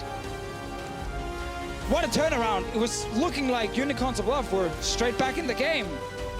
And then Hillsang. Ah, we got ourselves a series, boys. Oh, yeah, this is so good. Woo. I mean, hi. Yes. Hello once again. We're still here. We were not jumping around. No, definitely not getting excited. I just need like banner of command. So the banner, we'll get to it in a minute. It made sense. So was the Lulu mid. Wasn't the big thing for them in the end. It was the fact that they didn't have any Nexus turrets. Yeah, that is definitely a way to lose the game when you don't have Nexus turrets. I mean, try and analyze this bad boy, though. A lot of things happened. Well, we'll get to that in a minute anyways. But, I mean, Misfits, backed against the wall, part 2. They take a game. I think the draft was really smart. This side lane cannon, once cannon was in the side lane, we could really see Unicorns were on lockdown. They just made a few errors in execution, but the early game was definitely controlled on Misfits. So this Lulu will not see play anymore into the LeBlanc. No way that makes it to the second ban phase. No, but that obviously means that it might be actually Misfits getting a LeBlanc pick on their side. Potentially as the last pick on red side and then ban out Ryze. And they may not have to ban it themselves, because if you haven't played this match... Yeah, surely he hasn't practiced Lulu. Yeah, LC would know. Yeah, LC would obviously know. But is he bold enough to play it first time on stage? I mean, some of the players in Europe, they do like to a first time, different champions, even in playoffs. Yeah, we've seen that a couple of times this playoffs. The Vayne is an example, kind of popped out of nowhere, but no. That's Power of Evil. He gets the Lulu. Yeah. I think Exile will get the rise on his side if it is a trade. But Misfits probably don't have to trade the LeBlanc at all, as they will have most likely last pick for mid. Yeah, you can see a little post-game discussion right there in Power. Between two members. Yeah, man on your screen was very, very influential, but we've heard from Hussein how impactful his discussions are for the team, how they're able to turn things around. I mean, there's so much insight in that behind the reverse sweep video, and I think there's a lot more to come. We'll see as we look to keep this series going. Misfits came back against Splice. They want to do it again. Let's see what the analysts have to say about all that. Oh, Pyra, this guy still thinks so hard. It's hilarious to see. As the game progressed, he said, oh no, we have to talk about this again. But super interesting game because it just turned completely on its head at the end. And I want to start by the final replay is where the Misfits eventually do get it. Stress, what makes it's Unicorns being over-aggressive, no? So I think the plan there is Hilly says, okay, if somebody like Paravival or Hansama comes forward alone, they hook him, they get the kill. That's the play they're looking for, but they don't need to look for that play. They've already kind of got the Elder Dragon at half health, but all they have to do here is not lose a fight, and they end up winning the game. They had the Baron buff, but Hilly gets caught, they lose a bunch of members, and then they've got no Nexus towers. Even with the backdoor prevention on, and the fact that Misfits are just working with no minions, it doesn't matter because Hans Sama, Paravival have so much damage between them and Alphari that it's an easy close. Yeah, I think we should need like a freeze frame as Misfits is going to contest that Elder Dragon to like, well, you're probably wondering how I ended up in this position because they shouldn't have been there in the first place. Let's talk, well, when this plays out, we can talk about the mid game, but we'll just see them crushing it and killing the Nexus because there's no Nexus turrets left. There we go. We really have to praise the solo laners of Misfits this game.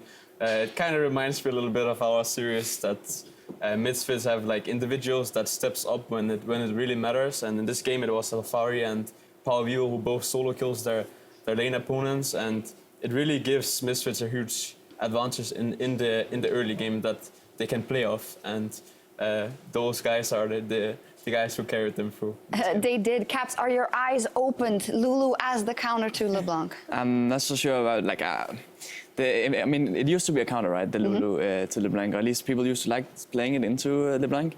But I'm not sure how much of this is Lulu being the new broken pick, and how much it's just the Exile. I'm not sure if I want to say not respecting his opponent, but I think it's more that he just. No, I don't know. It's not trolling because I think he just doesn't know Lulu's limits. I think he has never played before against a Lulu before. I mean, he's never played versus a Lulu before, mid or bottom laner, or is that difference just? No, a Lulu mid lane. Yeah. Yeah, we have to remember that Paravival is also a guy who played a lot of Lulu. Like when you had back in the days when you played on OG, when you have a guy like OG Nils and you pick Lulu, you basically know that it's almost a free win at this point. So he definitely played a lot of Lulu in the past, so he should know about the champion. He should. Well, but it worked now, and that also opens up a lot of things. Do they have to ban it out now for the next one or not? I do also want to take a look at another fight though, late game team fight where the Unicorns of Love near turned the game back around. So what happens here? Someone. I mean, basically, Cacao goes too deep, he gets really chunked, and then Misfits kind of needs to use all their ults on Cacao instead of using it for their carries, and then the fight is not played as well. They want to kind of stay around the Ashe and make sure that the Ashe is kind of the front line with these picks they have, because it should be so hard for UOL to actually kill the Ashe. But instead they get the fight and they get the Baron, and then at that point, UOL is actually really in a good spot because the way Misfits want to play the game is have Kennen on the side lane and pressure the Rumble, but now Rumble can group up with the team and they can force us 5, and that's where they are strong. Caps, is this something in playing versus Unicorns as well? You guys know that they're just really good at hanging on, and because they're good at team fights, they find ins in games that they should be out of long for then. Yeah, it's like it happens a lot in scrims where usually teams will either forfeit or they will just they'll just slowly lose when you start getting a lead. But Unicorns, they will just like run it down mid lane, look for a fight. They'll just go on you, and sometimes you're not prepared for it because you're thinking that you're thinking about how you want to close out the game, and then suddenly they are just fighting you, you know? Yeah, definitely. We see them here hanging on as well. But we talked a lot about the Unicorns. We got to talk about the Misfits.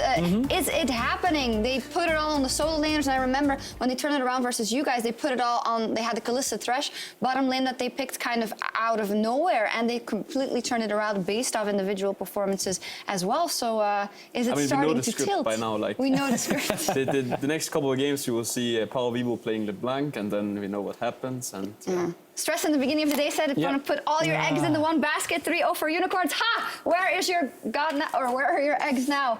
Definitely not there. I guess that's like the saying right there, right? That's what happens. Yeah, no, on a more serious note, Misfits, they now are one game back in there. So how big is kind of the experience that the Misfits have that they've done it last week? You know, they know they can do it. Up versus the Unicorns, though, who are a team that they've been through everything. They've been through game 5s, reverse sweeps, Nexus holds and reholds. Like, what wins out here? I think that the Unicorns right now can kill that momentum by doing something, not necessarily a bit different, but throw a bit of a curveball from what we've seen in the games up until now. Whether it's a different bot lane combination, maybe it's not the Lucian for Samux, maybe it's a mid lane pick that Exile is very comfortable on, again, like the Vladimir or the Rise that the casters were talking about. Something that's a little bit different, and I think Misfits won't just try and play the same stuff again and again. Force Misfits to adapt again, and don't let them play this style with strong solo laners. Also, maybe removing the LeBlanc might be a good option for them, because it seems like Misfits got a couple of picks that they're comfortable playing into it. So maybe just banning it away and see how the mid matchup will go by then, and probably not end up in the Vlad Ori matchup again. I don't feel like that was that good for them. Okay, well, we will see what happens. Misfits, they have not given up on the series yet. Game 4 is coming up after the break. He missed even Q there, I think, Power. And now he's going in for Ignite. It's a range game, and he's gonna play now.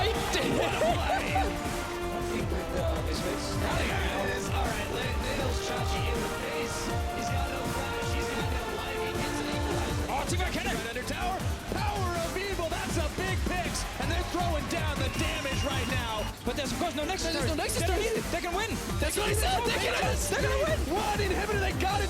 They're turning it right around. Operation move in 48 minutes. They're gonna win. They're gonna win. Misfits are gonna do it. It's a double kill. Oh my God. God. It's a Nexus. Put on your dancing shoes, because Misfits are staying alive.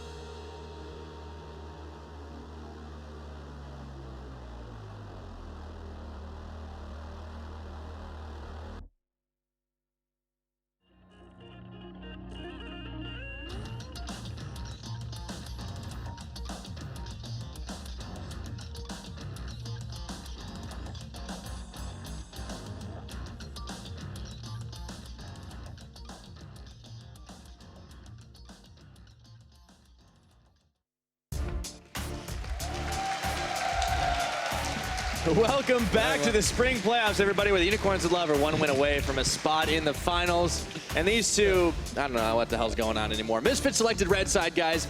The reverse sweep dream is still alive. It's alive. It's we alive. just had to hurry. We just gobbled up a bratwurst in between the games. I ate a banana. I'm very healthy. Yes, Guys, we gotta get the energy going. Yeah, we gotta keep it. An exciting set of games so far. Yeah, it has been real spicy. That's for damn sure. And Unicorns. It's getting physical as well. Yes. There's been a lot of action. Quite a serious so far. Just because you see a fragment of that, it doesn't mean you know the whole story. I've been getting pushed by the fish this entire cast. Someone call the police really quick. Yep. Anyways, we're going to go into picks and bans. Yeah. Oh, yeah. Part 4. Last time Lulu mid happened. Someone said it was Karma mid, but let's just move on from that one. Unicorns blue side. Misfits had blue side last time, and this now means Power Vivo will most likely have the last pick here in the first rotation for a potential mid lane. And are the Unicorns still going to stick to this Luis and Elise ban phase? Yeah, I think they will. Fairly safe prediction. Malzahar probably coming in for Misfits now as well, and it's the last one they can adapt if they want to go for Kimil ban or the potential Graves that got first picked. I mean, actually, they took Graves for Unicorns, and Misfits seemed okay with that. But I would go Graves again here, because otherwise you can't really first pick LeBlanc, because it has been proven to be counterable. I mean, unless you want to take it a second time, and Exile is like, now I know the damage. I will not die level 1. This Lulu can deal, so I won't be afraid of it. Misfits saying, you know what, we're just going to get rid of LeBlanc and not deal with any sort of counter picks on their side. So Graves, the most likely first pick here. Has been what Unicorns have opted for, but we've seen Cersei on several different picks, and maybe this is where Unicorns start to mix things up. Yeah, they're not going to first pick either. Okay, Rengar is the other one. I actually think Xerxes has done a great job on Graves in this series here, and because the games have gone very late, Graves does have a lot of value, but they do take away Kakao's Rengar. Maybe. All right. Definitely not taking it out of respect, I feel like. He was progressively getting better. Like, he was learning that, hey, Rengar, this stealthy champion, can get really strong lane ganks off. If you pressure ulti air, you can actually go top lane. Let's see if Xerxes can do the same now. I think the blind pick Rumble is probably what we won't see in the first phase here from Unicorns. Now that we saw Fari with first the Fizz, and then the Kennen. And I like this. They're leaving a lot more to counter picks, saying, you know what, we like this Ashe, it worked for us. They don't want to pick top lane here because they want to counter pick Rumble with Kennen, for example. So you can just take your jungler. If you want to play Graves, you can lock it in here, keep the Graves Ashe, and then have that potential mid lane pick for Power Vivo next time, or maybe a support and ban out all the supports. People are saying, well, maybe why don't you pick support here? Because then the Graves just gets banned out in the next ban phase. Because if Unicorns now go strong top laner that requires a counter, you can't pick both Graves and that counter in the same rotation. So this helps you. And for a lot of teams, it's important that you lock in your mid laner now. If you're Unicorns Love, if there's very high priority mid laners left, like Orianna. So if they don't show mid laner here, then the Vladimir will just get banned in the next phase by Misfits. So now Misfits can still go Orianna here. But they have to choose. Where do we get squeezed? Well, I'd like to see Orianna from them because they had such a good time in the second game with it against. But they lose the Vladimir. That's the problem for them. I think it's better to go for the Kennen here. Kennen, and then see the Orianna get banned away, and then you need to have another pick ready if you are Power of Evil, and he must have something there. Ari could be one. Oh, okay. This is actually a really good matchup. This is a counter pick to Vlad. Ooh. This is a really good matchup for KO. Okay. Yeah, okay, cool. Special. Yeah, we're into the game now. Power of Evil taking a leaf out of his book. This started with Caps playing it against Vladimir specifically because the laning phase is easy enough for Kale to get through it and get towards these two items. Yeah, definitely so. This does mean that the Kennen is most likely going to be banned out alongside maybe another strong anti-Rumble matchup. Could be Fizz Kennen being removed from the Unicorns of Love. You can still play like Kled against Rumble. That's a really good pick into Rumble. Definitely late game. Early game you do get pushed in, but that is the thing about Rumble. He pushes in most of these laners early on. But Kled Graves can actually stick to Rumble quite well, for example. Definitely an option. But they're actually not... They're not afraid. Getting rid of, at least so far, the Kennen. Karma instead... feels like some of the supports have not actually been that impactful in this. Like the Lancers were really good for Hylissang. It is the shields. You don't see them, but the million shields. They're there. Yeah. Especially helpful when you have another mid laner who can do the same thing. Caitlyn's now banned out, so Misfits continue to pinch that ADC pool. Misfits, they only need one shield. One shield to rule them all. The one that makes you invulnerable on the Kayle. All right, Kennen is still available for Misfits as a potential pick. They can show support here if they want to save last pick for Fire to be 100% sure. But they already know it's Rumble up in the top lane, so they can actually safely pick the top laner. Yeah, but they may not want to play double zero tank comp. You know, if you go Kennen, I think they're waiting to just, they want a strong support anyways that pushes like the Zyra. They also don't want to lose it. And they say, you know what, we're going to see how deep Unicorns go into this teamfight style, and maybe we just need a tank.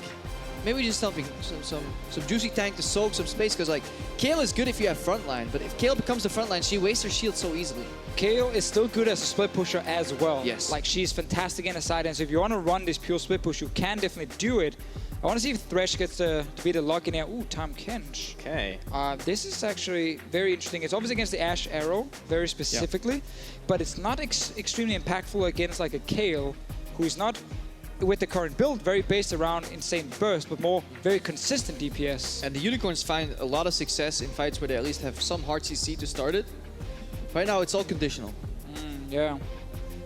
But if you are Unicorns of Love, the Tahm Kench with the map pressure they had earlier in the series, they used it to go to the side lanes very often in the first game, but they shouldn't expect to win the top lane split push because it's a counter pick for Alphari.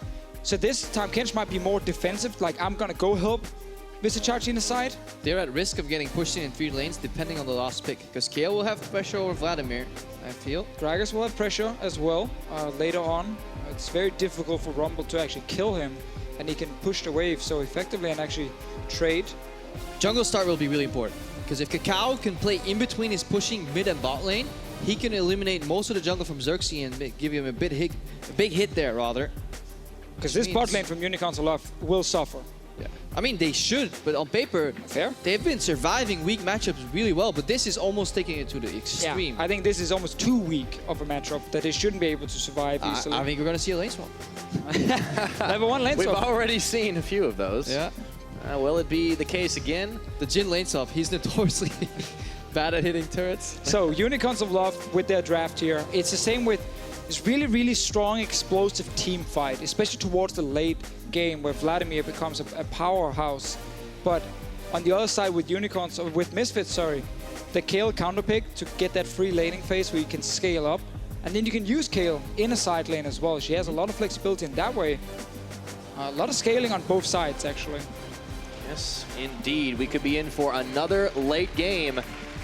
We have seen quite a lot of 40-minute team fights in this series so far, but here in game number 4, Unicorns are still 1 win away from punching their finals ticket in Hamburg. Misfits hanging on, trying to come back in.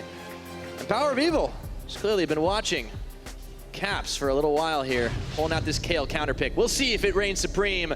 Can Misfits do it? Can they bring it back around? That is the question. Unicorns, they want to close this one out. They do not want to give a chance for the reverse sweep to become a reality once more. Misfits staying alive. Can they do it once more? I think they can. Okay. Greppo thinks they can. We're about to find out. Let's go on the rift already. Come on. We are about to find out. Well, the last few games, the first 5 minutes, slow and steady. Yeah. Except for that double kill for Power of Evil, but apart from that, we've been able to kind of talk a lot for the first few minutes about matchups and the comps, and then it's just exploding, like all over the place. We just see fights left and right, ton of action. So this game here, as we talked about, bot lane should be heavily in favor of Misfits. Mid lane, Power of Evil looking to just power farm on the Kayle, and then top lane with the tank up for Alphari here. Will get pushed in again by the Rumble, which is very tricky for the Gragas. But he's looking for potential ganks with this Graves here. Gragas ulti against the Rumble is effective. Yeah, I want to see if Xerxes or Kakao rather goes for red to red in terms of invade. Maybe Raptors red into red. Or Raptors red into bottom Scuttle Crab into enemy red is something you could definitely do. Well, on the side of Unicorns of Love, we talked about the very, very strong team fight composition they do have. They don't have a lot of answers in the side lanes. Pure 1v1s. So it's going to be a lot about getting towards that mid lane again, as we've seen so often. 5 members together. Yeah, Power is running Fervor right now instead of the Storm Raiders. Okay. So it's been 50-50 so far for Kayle mids. Yeah, Caps the first time he played Kayle ran Fervor. Then apparently he was yelled at by one of the one-trick Kayles in high elo solo queue in Europe. Changed it over to Storm Raiders instead. adding that extra utility with him. But Fervor is back on the menu. Is still great for overall DPS with the pure attack speed builds. We do see like the Nashor's Rage Blade. Well, no chance for Kakao to try and steal any buffs away on this bottom side as Xerxes has beaten him to the punch and Kakao just takes his own red. Yeah, really important that you start on your weaker side where you get pushed in. We definitely have to track Samek's CS progression here. Ignore and Hansama didn't overpush as hard.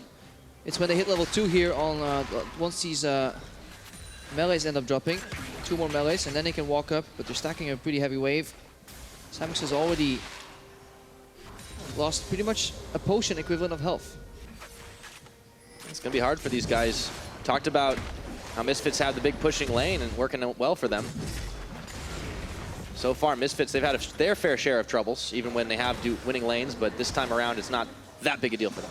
We see the same thing from Hansama early on, all the games. Same that Sven did yesterday with their Dorn's Blade start. Yeah. So confident in his laning that he doesn't need the 3 potion from the long sword. Hey, I'd be confident at this point if you're playing Zyra Ashe. I mean, you've been having winning matchups every game, so you should be confident in the laning phase here if you are Misfits. And it's because you're so likely that to get a small CS lead that's big enough to the longsword that you don't get outrushed on the Blade of the Ruined King. It's not that it's going to happen in the Jhin matchup anyways. Very true. Yeah. Oh, Bork Jhin. Hello. Yeah, I mean, after all the changes, we get an Ashe Jhin matchup again. Oh boy. This is a much weaker Jhin though. It's actually a pick we don't see that often after so many nerfs happened to him. Also lethality kind of fell out of favor as well. And it's hurt him quite a lot. His ulti's not as impactful. Some many carries still consider him a bit of a snowball pick, where if you are getting ahead, using that ulti can be so good with your team to kind of keep forcing these engages and snowball the game. But I'm not a big fan of Jhin, personally. Obviously, Sandworks can prove me wrong in this game, 100%. It's been a big comfort pick for him. I mean, by far his most played champion. Obviously, everybody's been playing a lot of Jhin, but he kind of took it to a whole nother level before the nerfs really started to hit. And yeah, because it worked really well with the setup Unicorns, are using, where it is, teamfight is based around Exile Vizicachi, and then Samex in a more supportive role. He would sit far back, pop the ulti to start the fight, and then the team would kind of follow. Unicorns try to fight their way out. If you are stuck on a turret, fighting your way out on the cannon wave is what you want to do. That's why Hillsang stepped into the rush for the Q into W combo. Basically, his Q into Samex's W, but Ignar sidestepped the Jhin snare, so there was no follow-up, which means Hansama could return the damage, and now it's just a fight. And you see Devour is not used defensively in this lane. It's used to break the push. They just want to get the reset on the wave and base here because they're so afraid of running out of sustain. That's why they're moving into damage. They probably know the jungler's not here, and they just want to reset the lane. I really like that trade from Samex down in early game here on the Jhin. And we might just see him go back to what he used to do, as you said, Pyro, where he's the man sitting with the ulti in the back, using that to slow down 1 or 2 targets that allows Exile to then reach those targets when a fight breaks out. You have the Rumble ulti. So there's a lot of things on the Unicorn side you can combine to add slows, which sets up Exile to then get into the backline of the enemy team. There's a high chance that is the goal with the Jhin here. Yeah, Kakao has literally been sitting in that brush right now for over 20 seconds. Goes into challenge the control ward. He saw... he wins the fight. Nice one-on-one. Control ward's not known for fighting back, but this bottom of the map is very, very important. Just wait, one day they will be tired of being placed in the Baron pit and cleared out over and over. You know what does fight back right now, Krepo, is that Infernal Drake, and that is a big one. We've been spoiled for Dragons this game. It might be a few minutes before we start to see that contest, but hey, Misfits, they're looking for a dive on bottom. Samix is all alone. Yeah, it's a that would be play. an early dive. It's just a pressure play, counter gank play maybe. Yet. I think he just wants them to push out, and he's there to make sure they can do it. And then he backs away. If this was the old days, the 51 CS mark versus 37 would mean you base on a good BF or a BF boots timing, the enemy's stuck on a pickaxe, and you have a massive lane lead. The problem right now with all these budget builds, where you just slap a lot of long swords together, you can't really get that definitive lane lead anymore. So it's no longer about CS timings, as it's more about pushing in the wave and just basing at any given point. If you can get a push reset, you will always win out. Because now, for example, you see Samus and Hillsang pushing back. Hansama's doing the fake base. Yeah, fake based. And that gives Ignar sidestone timing, maybe, if he has it, yes, to then move in.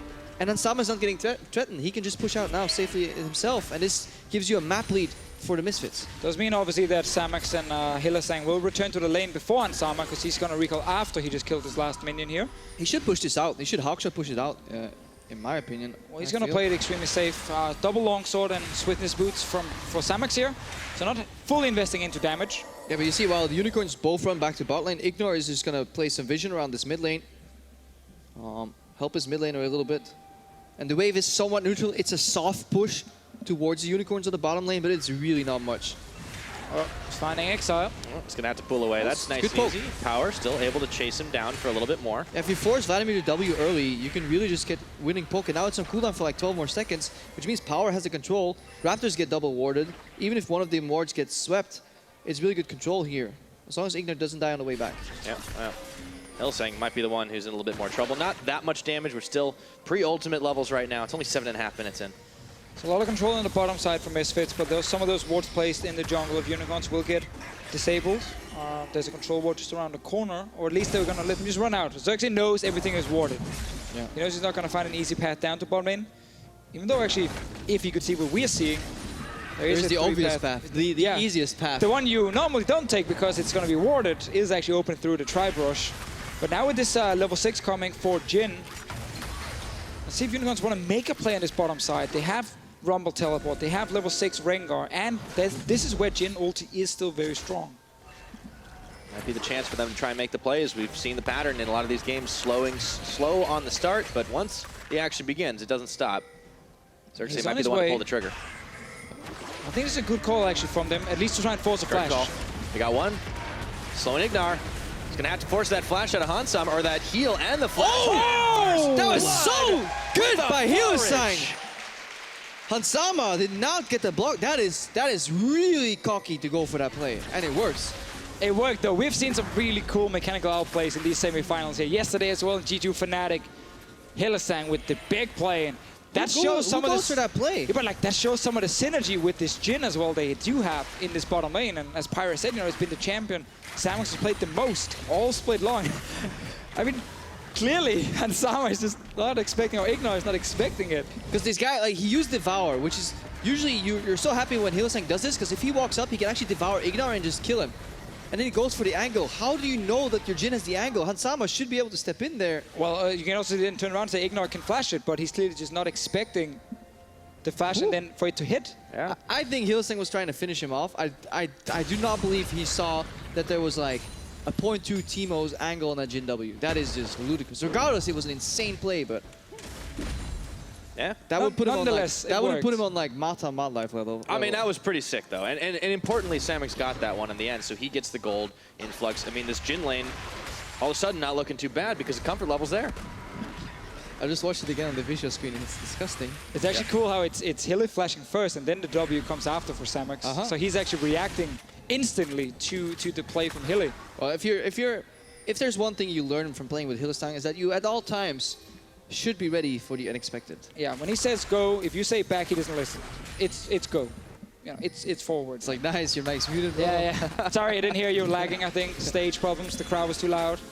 Well, that is definitely the case a lot of the times when Unicorns are on the stage. It's actually funny because some of the players, so often talk about like support they get from the crowd. Unicorns love with obviously their fan group here. How much it actually means to them to get all that support after every game you've been playing. Because they've been here every single game in the entire split. Like, we get days off, but these guys, that's dedication. There's no days off if you're part of the Love Hurts crew. Unicorns have been showing that love does hurt, but Misfits, they have definitely not lacked for damage in this entire series. And the bottom lane looks really good for Misfits to start things off, but look at that. They even right back up on CS. Hillsang and Samax have just been able to honestly, almost going to say outplay the laning phase here against Hansama and Ignore in these lanes. Like, Samax is Jhin. Hey, Hillsang. There we go.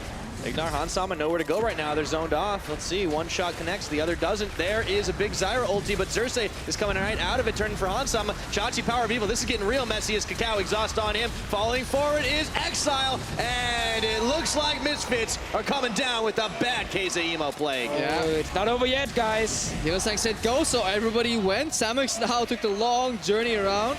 2 for 1 so far. Barrel knocks Exile right into the wall, but the flourish is going to connect on Power. He didn't get the stun up.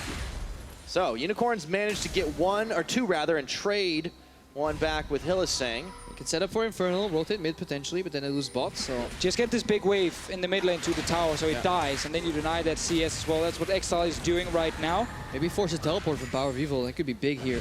The cooldown. Same thing we talked about earlier, though, how you can force plays around this Jhin lane with ulti, and that's exactly what they're doing. So well played. From control ward into enemy brush. And you already have Exile here. It's so hard to read. Exile's already there. They saw Exile roam probably the Misfits, but they're like, what is this clown gonna do? You know, show up as Vladimir and die. Oh, there's Tahm Kench. Tahm Kench coming in.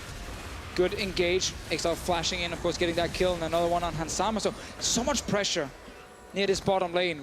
Really well set up by the Unicorns of Love, and going back to comfort, despite it being a nerfed pick, means that the old playstyle around the bottom lane right now works. Working out well for them. Unicorns get themselves the gold lead. Now Chachi looking to bait in Hans and Ignar as they're joined by Kakao on this top side. I don't know how much he can do here. His ulti's still on cooldown. If he had ulti now, this could have been a brilliant play. Sadly, no ulti. He even moved brushes. He's like, because he knows they're going to base there. No, he's still there. He's still waiting. Yeah, no, but he knows they're going to base in the first brush. That's why he moved to the second. Nobody ever bases in the second Or he brush. was afraid they would face take him that early and his team wouldn't be there to help. Yeah. So now, if they actually would face take him in the second one, he would have bought a little bit more time. Still doesn't have that ult up. Hylissang finding Ignar.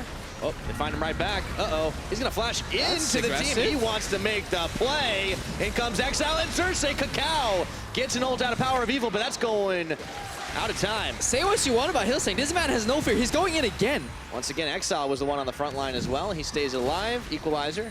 Who flashes forward there? He's like, I will buy the time. Guys, we need about 4 seconds. I will do the job. Well, there's backline Tahm Kenches and there's frontline Tahm Kenches, and Hylissang definitely belongs to the frontline one. Yeah. He's the playmaking Tahm Kench right now. He's still there right now, and that's Xerxes going to attack. And Alfari, Ignar around the side though. Zyra ulti is going to be enough. Alfari knocks him down. It is, to be fair though, the most classic Unicorns of Love thing. Oh, we're not done. Cersei wants to keep on making the plays. That damage from Rengar trying to get to the blast cone, but he's popped again. The barrel comes down on his head. Hylissang as a player, Unicorns of Love as a team. Makes him like, never mind, they're going to kill him. You're not going to get any chance to kill him anyway. They take down Power of Evil.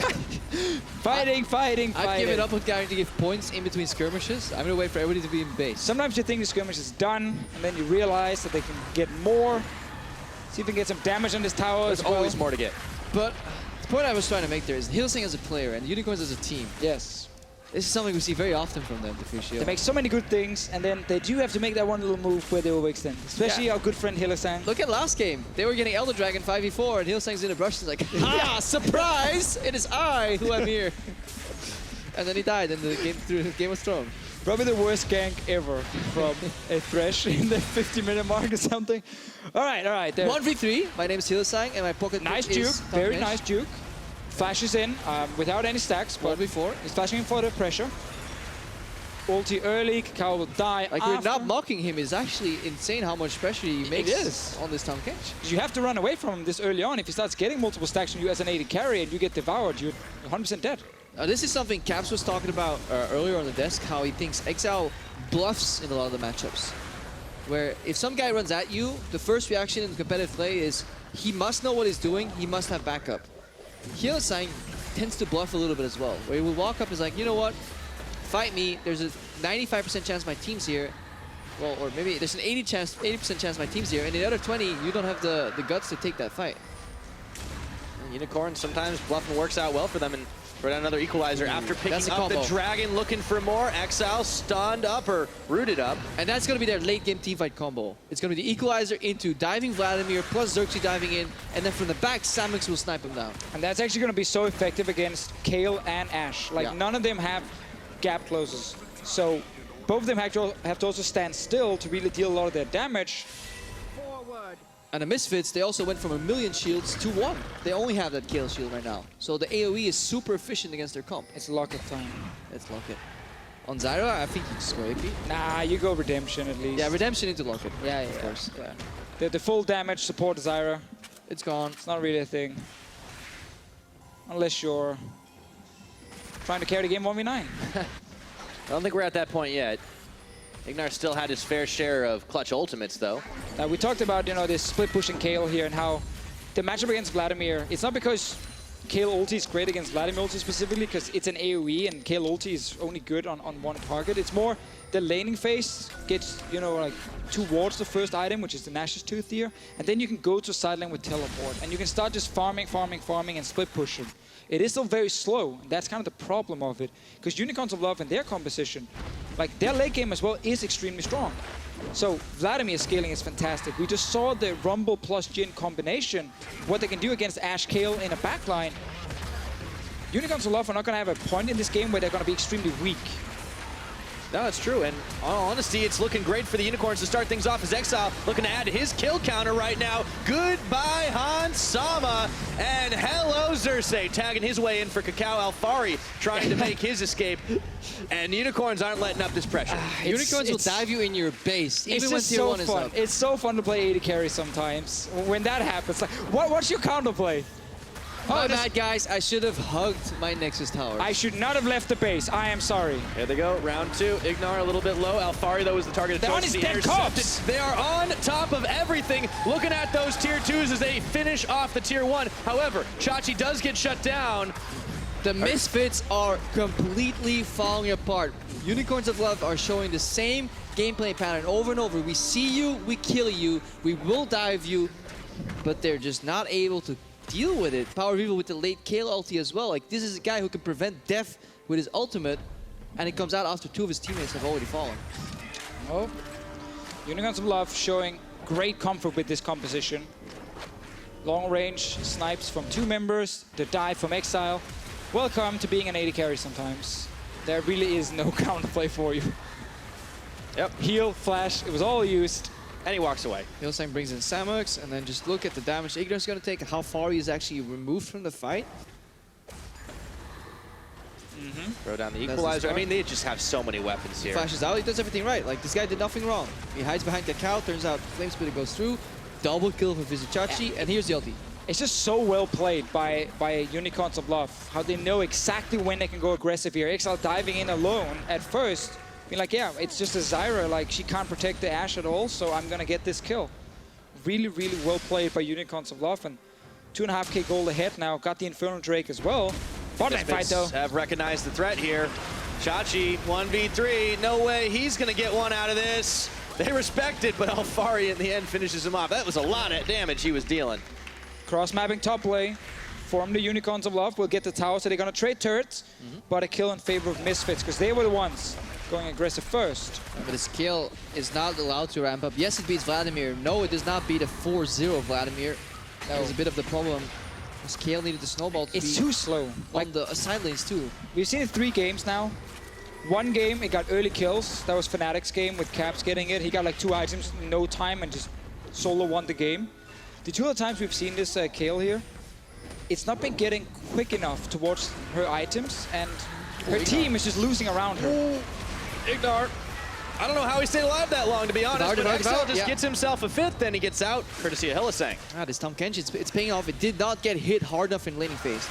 Samux and Hylissang honestly making a good case for MVP, just breaking these weak matchups open, allowing Unicorns to draft strong around their top side consistently, taking the hit in the bottom lane, and then still surviving the bot lane. I mean, I think it's always that debate between picking these melee supports who shine outside of laning phase. A lot of duo lanes don't want to do it because they don't want to lose laning phase and lose the first tower. But if you know now after 4 games that you're not going to lose this lane, obviously they can continue doing it. Let's see the fight again. Exile is just doing whatever he wants. The fight, I mean, let's see this brutal gank. Yeah, Ignar. Exile, vegetarian, Vladimir takes the plant down. Boo. I gotta get one freak in there. I'm actually sad the crowd didn't join me there. Allowed Booing you. Actually, I've never been booed. No, I have, actually. Can we boo Crepo, everyone? No? No one wants to boo Crepo? I guess you have to try again next time, Deficio. We can get him to laugh instead. Yeah, there we go. Clearly the crowd likes you, Crepo. So, let's get back into this one. There's another Infernal Drake coming back up. I'm trying to save Deficio here. Stop laughing, Crepo. Hey, I'm not doing anything. Hold on a crowd. second. Invulnerable for just a second. Exile, though, is still on the chase. Hemoplague, but now he's being turned back around. He just can't close the damage. That's disgusting. Exile still gets the kill. They get everything. Cacao going down. Unicorns want this big time. And this must make Sheepy and Romain and everybody who's backstage so happy because Unicorns They make it out of playoffs, but they do it in a different fashion as usual. Usually, they creep their way into playoffs. Now, they're in the first place in Group B. They come in as the highest seed and have a very convincing performance here against the Misfits. And the Exile that died in lane a few times in the last few games. None of that happened in this one, and now he's 7-0 on this Vladimir. Like, they're on the verge of heading into Hamburg to play the finals against G2. And not even that much as an underdog. No, I mean, this is huge right now. We don't normally see the Unicorns coming in so hot, but they were definitely prepared for this series, and it is looking great right now. Exile is winning the battle of FLICKR. Who's the German Faker? Turns out Exile is their Faker. It's their Faker, yeah. Good, good. And that was after he had some rough games against Power of Evil. It doesn't matter. Results. All good. Power of Evil also went Wit's End in this game here to get the MR clearly, but it's gonna really hurt his damage compared to getting Rage Blade. So he's delayed even more in terms of him becoming this late game carry. And to me, I feel like the Vladimir will just be almost as good in the late game fight. Probably be even better in the team fight because especially of the AoE if you damage. look who he has to dive. Kale, Ashe, and Zyra. He can get all three at once. And he has always the Rumble ulti to assist him. Baron buff, 2 Infernals, huge siege on the way for Unicorns. I mean, in what world can Misfits come back from this? Well, the first game did happen, but I really feel like that was like just that first game on stage where you had to just kind of get used to it if you're the Unicorns of Love, and they've corrected so many mistakes and they're going in. Yeah, they want to try to end this one as early as possible right now. In goes Chachi right into the back line. Exile coming up legendary. And everything's looking peachy for the Unicorns as they're trying to drive through into the base. Misfits are melting. It's only 23 minutes and a half into game, and Inhib is falling, and they may just go for the final push. What a dominating performance here from the Unicorns. Back-to-back huge long games that went real late. Lots of scaling on all sides, but it has not lacked for action. One Nexus turret's gonna fall. Unicorns are gonna find themselves another Ignar and Alfari trying to hold the line here. They got Ansama alive. He's on his way trying to defend, but the Nexus turret, it's right open. That's all they got to do. They just need a few more autos, but they are going to back off. Those death timers are not long. Yeah, they obviously know how much it matters to them. They could have potentially ended, but they know if they base on an 11,000 gold lead. And they also know that they've tried in the past to rush down this Nexus, and then it backfired. They played it very safely. There were still 8 seconds on Power of Evil and 3 seconds on Kakao when they stepped away. Oh. You can't really fault them, LCS, yes. Scrims for sure. For a ticket to the finals in Hamburg, you know what? Safe. Play it One more safe. base. So, fight again. I mean, it's just the same combo. Backline. Yeah, but Samus, again, he just nails these deadly flourishes constantly, and then Vizichachi can go in, or the Vladimir. There's so much just backline dive, AoE threats that force Power of Evil and Hansama to just constantly like sidestep and walk out of the fight. Again, it's what we said, you know, Unicorns going back to some comfort for them. And it's been working so well. You see how good they are at executing this composition here. Sheepy always talks about, you know, comboing multiple things together. So Snare from Jin plus a Rumble ulti is something they've been practicing all split. And then another fight here, but Exile, he's getting out. Yeah, Limbo's underneath those skill shots. The Sanguine pull, and right now it's a 1-4. Nexus turret's open. They're playing it by the book. Apparently, the Unicorns concede to macro only when... I think they've done that a few times. No, conventional macro. Yeah, Sorry, so they definitely do use macro, but they see it through the convention closing ability here in the late game. Exile going in. They might just be able to dive it all in. It started on Exile, though he's got no more pool left, but he does have some backup. They may get the shutdown, but will it be enough? Misfits low on the health bars. The curtain call is calling, and that's gonna be a few more taken out. Alfari, of course it's Hillesang back there. That's the only ones left. Hillesang's backdooring Nexus alone. That's the double kill. That's it. It was a big series, but Unicorns will not be denied, and they are headed to the finals. 2 years in the making. It's just so well deserved. Unicorns of Love, they've been in every single playoff since they joined the LCS. They made the final in the very first split. They were here, and now they're back after showing the best split. No one can take this away from the Unicorns. They completely deserve this spot. It's really nice. Good job, guys. Really, really proud. Victory words with the team. One more series against G2. Let's do our best. And G2 will have to fear their horns. 1, 2, 3, UOL! This is going to be one hell of a final in Hamburg. It's going to be such a fun final to watch. Because Unicorns of Love will make sure there's gonna be some fast-paced. Yeah, Sheepy League of Legends in his hometown. He'll crank up the spice for that one. Oh, I think so. The funny thing is, you know, we call Unicorns of Love one of the best team fighting teams in Europe, but G2 is right up there. Yeah. Like, it's gonna be such a fun game to watch with some very gifted players. They're definitely top two. Like whether you rank G2 first top two, or 100%. Unicorns of Love, top two in terms of just raw, sheer team fighting ability. Both these teams belong there. Team fighting reigns supreme. Seems to be the case in this spring split so far, and you know we have got an Why is he epic wearing a matchup on our shirt? hands. I'm surprised that Romain chose that attire today, but that's I think okay. he's gonna save that for Hamburg. Possibly. So, all in all for Unicorns of Love, like 2-0, they get ahead. They lose that third game to a good draft from Misfits. But they're about to win it too. Sure. Yeah. They actually were coming back in that game. Then they take down this one here, 26 minutes. Didn't care about the kill counter pick at all. The lanes that were supposed to lose in the bot lane were actually going even. Really well played by Samax and the guys, and Exile, of course. I just think also if you're Misfits, like, sucks that you're losing this one, but today you weren't the better team. No. And you can still be so happy and proud of your very first split in the LCS. You're still gonna play for third place. Yeah, and next week you can be the better team. Still a similar matchup where they would go up against like the Unicorns Light in Fnatic for that third place match. Well, they've clearly been trained for that one, yeah. And it is rough for Misfits, but the goal for that team was to make the semifinals. Mission accomplished. Yes. And they want to play towards. Their goal is to play towards Worlds in summer, and they will still get arena stage practice in Hamburg for that goal.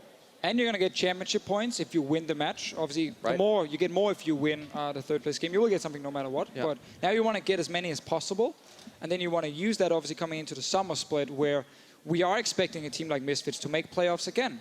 Like Misfits Unicorns of Love could very much happen once again in 3-4 months from now. Yeah, might end up being a classic here in the European LCS. I mean, it could be. They're 4 here to games, stay. and it was impressive. And it's a long line of challenger teams finding success in Europe, but Misfits once again doing it. We've started to get some very consistent organizations in here, like especially the Unicorns of Love, H2K showing it as well. But that kind of progression they have shown after having to find so many different players. Yeah. Every split roster changes for the Unicorns. Often the jungle, they had to find a new one. They finally found a good one. They found a and very good one. Speaking of, by the way, he's our player of the series, Xerxes, and he earned it big time. I mean, he's the rookie of the split for a reason. I think every game he played actually today was really, really good. He does not look like a rookie. That is the biggest part. He's so smart and consistent. No stage fear whatsoever. Willing to go for deep plays. Doesn't tilt when something backfires. Consistent game performances here as well. One death in... I love how we...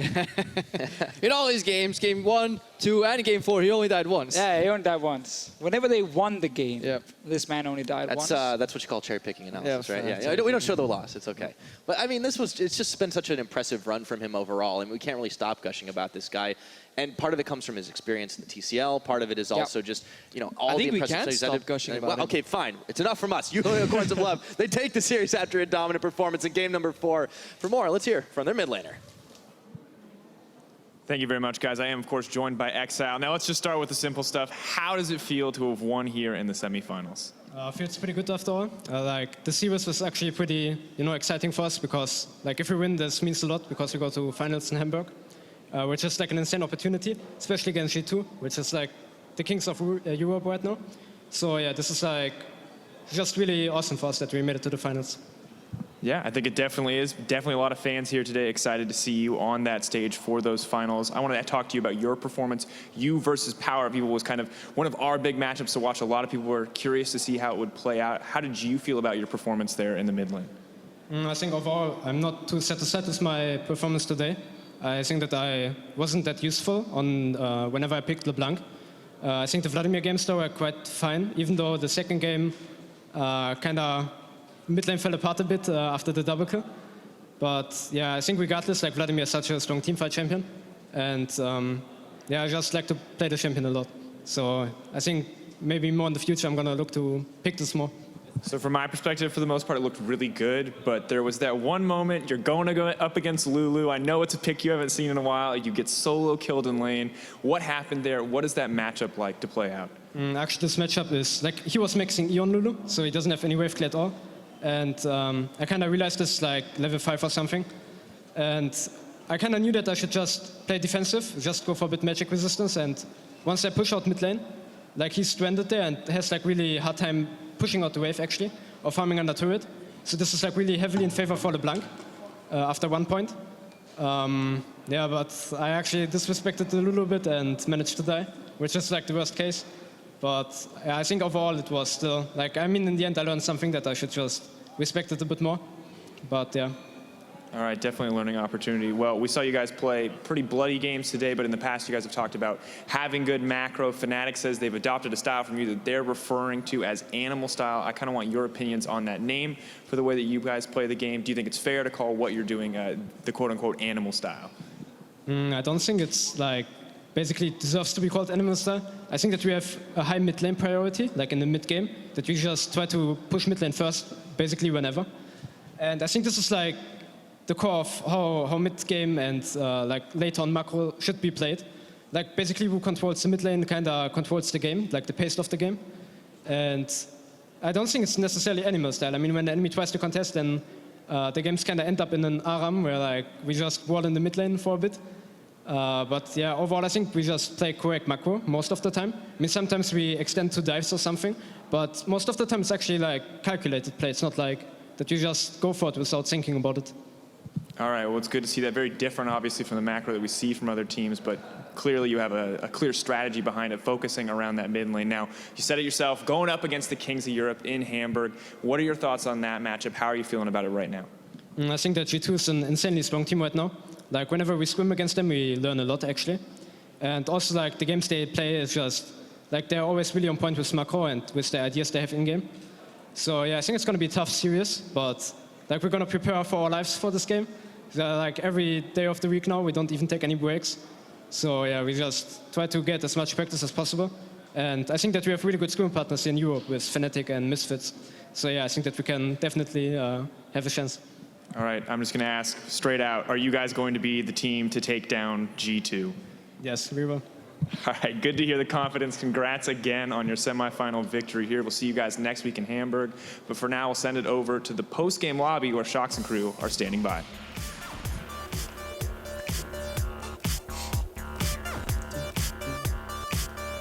Vielen Dank, Dracos and Exile, and welcome to the post-game lobby where we are going to discuss the semifinals and look ahead towards the big highlight in Hamburg next weekend. And if anything, this Misfits versus Unicorns of Love series was a very, very entertaining and scrappy stress. Yeah, it was. I mean, Unicorns of Love coming out very strong at the beginning of the series, and we thought that maybe it was the same kind of style for Misfits as the first two games of last week. Like, Xerxes, Rookie of the Split, announced this week, shows exactly why. Game 1, Gragas gets flexed to the jungle, multiple explosive casts that just set Misfits so far behind. Unicorns end up taking the win. Caps, we looked at the mid lane, Power of Evil versus Exile over the 4 games. How do you think it played out? So I think the first game was Exile with the mid lane priority, which led to a huge lead in the early game for Unicorns. Mm-hmm. And then second, third game, it was kind of the Power of Evil show where he kind of took over. And then game 4, it just turned to the Vladimir show. Yeah, exactly. Just the Unicorn show, I think, yeah. Where they had so much hard engage, and they were really good at using all this hard engage to constantly fight. Yeah, the Unicorns, they were 2 games up. The Misfits, they did manage to come back in game 3. Trashy. So there was this looming sense of will the reverse sweep again happen, and the Misfits showed why they are definitely not to count out and why they will also be a strong contender in that 3rd place game. Yeah, for sure. But to be honest, I feel like this series was a great example of why Xerxes is the rookie of the split. He was consistently outperforming Kakao, and I felt like Kakao didn't really have a lot of impact in the games overall. Like in some of the games he was shut down by Xerxes, and some of the other games it just felt like he couldn't really do much. Maybe it was because of the picks, I'm not sure, but it just felt like Xerxes had the upper hand. And actually, I feel like the jungle matchup was the biggest, like the matchup that had like the biggest flaws for Misfits in this series. So huge props to Xerxes. He played really well today. Yeah, I completely agree. Like, Kakao, when his team wasn't doing well, seemed to struggle. Xerxes, even when his team was doing, playing from behind, Xerxes still making solid, consistent plays. Like, he stole Baron with, like, an auto on Gragas in one of the games. I mean, maybe not exactly the most crisp of plays, but he nailed it, like, got it right in there. And Trashy, you're mentioning as well the fact that he actually, a lot of times in the series also, he picked matchups. He picked the Gragas, who actually isn't that great super early versus the Graves, but Kakao on the one hand doesn't do his due diligence, and on the other hand, Xerxes does. Yeah, I feel like Kakao doesn't really take a lot of risk. He pretty much just goes for the standard play almost every time, and it was kind of the same when we were playing them as well. Like, he was always doing standard pathing.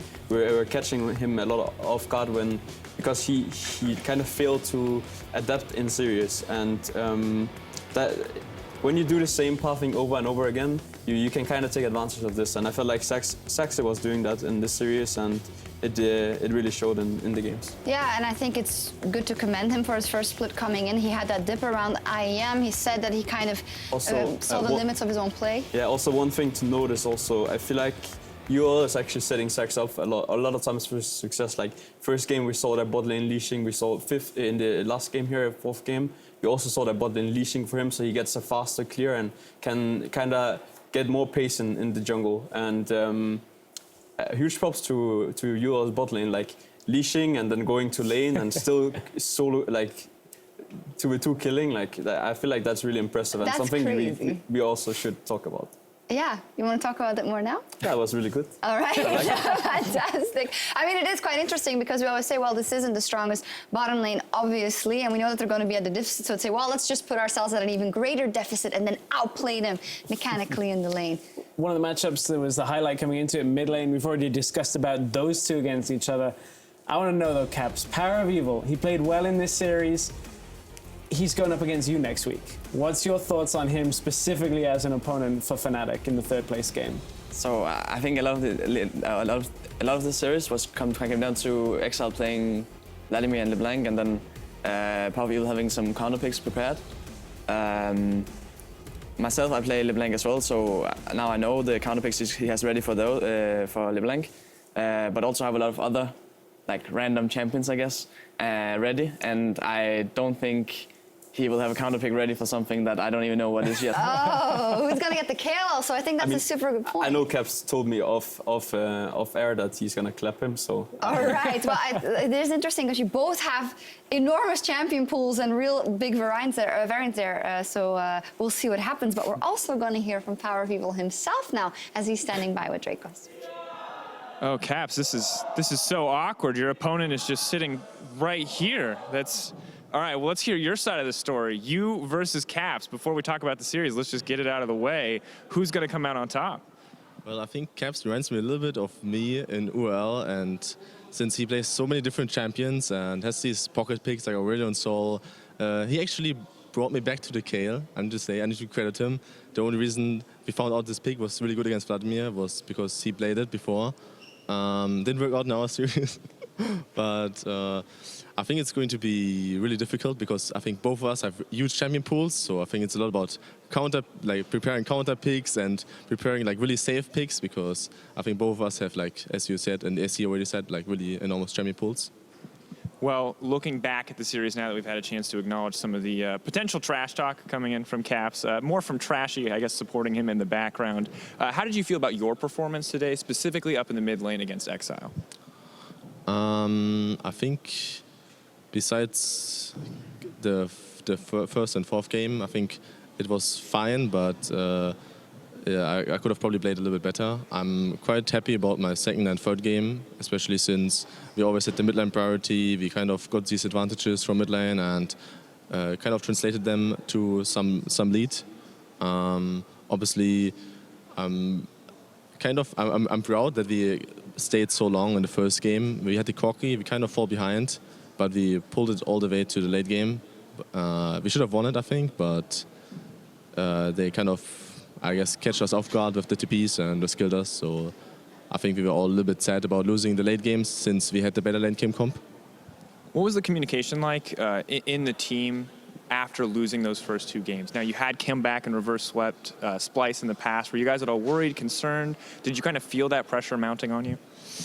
I was actually quite disappointed after our second game, since like we had such an enormous lead in mid lane, and Vladimir was like 2-3 levels behind, and I think that was our free win, or we should have translated it into a free win, but we just didn't communicate correctly. I think we didn't just play the map correctly in general. Like, we didn't build up the vision correctly, and when we built it up, we just instantly gave it away. And since we had like a 4,000 or 5,000 gold lead, I imagine, it's like we should just engage and just win the fights. Even I think we had a split push top laner. I can't remember which one, but we should still be able to win fights. But we just didn't engage. I think we just played way too scared. And I think since we like had the playstyle from game one, where we need to like scale and win late game, I think we just, I don't know, for some reason we just thought Lulu, Caitlyn, we can wait for late game, but enemy team has Vladimir, and I was like kind of sad since I was consistently saying like,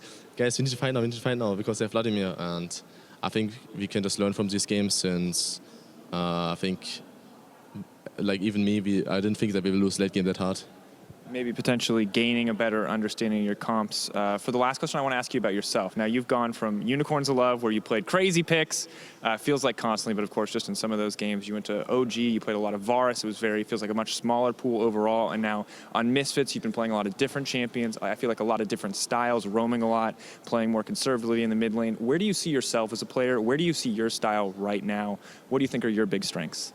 Well, this question comes up a lot, and I think the biggest difference from like all these teams is that I think in UOL I had mostly like mechanics and like champion pool and not like really a lot of knowledge. It worked out since they UOL played really good around me, and I think we just had like really good team fighting. In Origin it was more like I needed to play more reserved, I needed to like play more the map and communicate way more, so it was kind of hard to like adapt from like completely different style in UOL. And I could learn a lot from like all the veterans in Origin, so it was a huge learning experience, even if it didn't go well. Like even if it goes bad and you lose a lot of games, like or go relegations, it's like all these bad things that happen you can just improve on and learn. So I think I could like learn so much in Origin that I can translate all of this now in Misfits, and I can kind of combine the knowledge of Origin and the mechanics of UOL, I think. Yeah. All right, so now with the knowledge and with the mechanics, well, that's good to hear. We will see in the week to come how you fare against Fnatic, how you fare against Caps in the mid lane. But for more from Caps, Shocks, the entire crew over there at the desk, we'll send it back to the post-game lobby. Thank you, Drake. It was fantastic to hear from Power of Evil there as well. And also interesting that he said, well, I'm learning all these things. You know, you had the big champion pool, the mechanics, and you got to learn how to play the map. And that's something that we heard from a lot of mid laners. Febevan said the same thing. Perk said the same thing. And you, Cavs, are, of course, very much at the beginning of that kind of professional trajectory. And we hear from a lot of mid laners, you're mechanically so strong. You go in for the outplay. What is kind of your next goal? What would you like to improve in your personal play? So I think I've said this in a few interviews that the last couple of weeks we switched it from trying to learn how to play the map and try to play a perfect game, and we instead started just play the animal style, as we said. So I guess it has been a lot of focus on mechanics last couple of weeks and champion pool and just finding different picks that we want to use for our games. But once this season is over, like not that season, the split is over, I think I'll probably try to focus more on learning how to actually play the game. How to actually play the game on a macro level. I will see you guys still have a third place match to play, because yesterday G2, they took the first spot in the final with a 3-1 win over you guys, over Fnatic. Now, it was 4 games in the end. You guys started off so good, but couldn't keep it going, and that's kind of testament to how good G2 is, I guess. Or what exactly was it? So I think game 1 we were trying to play this, like, we were just playing constantly aggressive, and coming into game 2 we wanted to do the same. Somewhat in the middle of game 2 things started going the other way, and we started doubting ourselves, I guess. Come game 3 and game 4, I'm not sure what happened. I guess we were a bit scared of doing all of doing mistakes, so we turned back to the Fnatic we maybe have seen halfway through this, like in the middle of the split, where we were not really proactive. And in game 4, we picked blind pick kill, so I think we were just trolling it. It felt kind of like G2 over the series downloaded your play style quite well. Like points where your team have picked up kills by either Reckless going to SOAS, SOAS going to Reckless, and getting a kill out on the side lane. Expectus wasn't making those mistakes anymore. Game 2, game 3, the actual windows to punish got smaller and smaller, and it looked like G2 just really heavily adapted late on. Also, it shows the experience that G2 has as a team. Like, adapting mid-series has always been something, actually in the past they weren't necessarily that good at, especially at like international tournaments. and I hate to bring it up, but yeah. But actually, this series they really adapted to everything that Fnatic was throwing at them, and I was actually also talking with some of the G2 members after the series, and they were thinking about everything that Fnatic was throwing at them. How do we manage to win against this, all that they throw at them? So props to them. Yeah, props to them indeed. And with that, we can take a look at the bracket. And now that we also have the Unicorns of Love winning and locking in their spot in the final. G2 versus UOL and Fnatic versus Misfits for the third place match. Same thing, really. So that third place match, let's start with that one, Fnatic versus Misfits. After what you saw from Misfits today, are they beatable, Caps? Are you going to write them in the I mean, I think book? it's a lot more about us than how about them. Like who's gonna turn out victorious? Because if that team that showed up that 3-0'd H2K and the team that showed up that won the first game, if we're gonna actually play aggressive and actually do all sort of things, then I think we can easily beat them. But if we instead don't do anything and we're just like waiting for them to slowly take over the game, then we might as well get 3-0'd. So. I hope production can tell me what we just saw there on that camera action.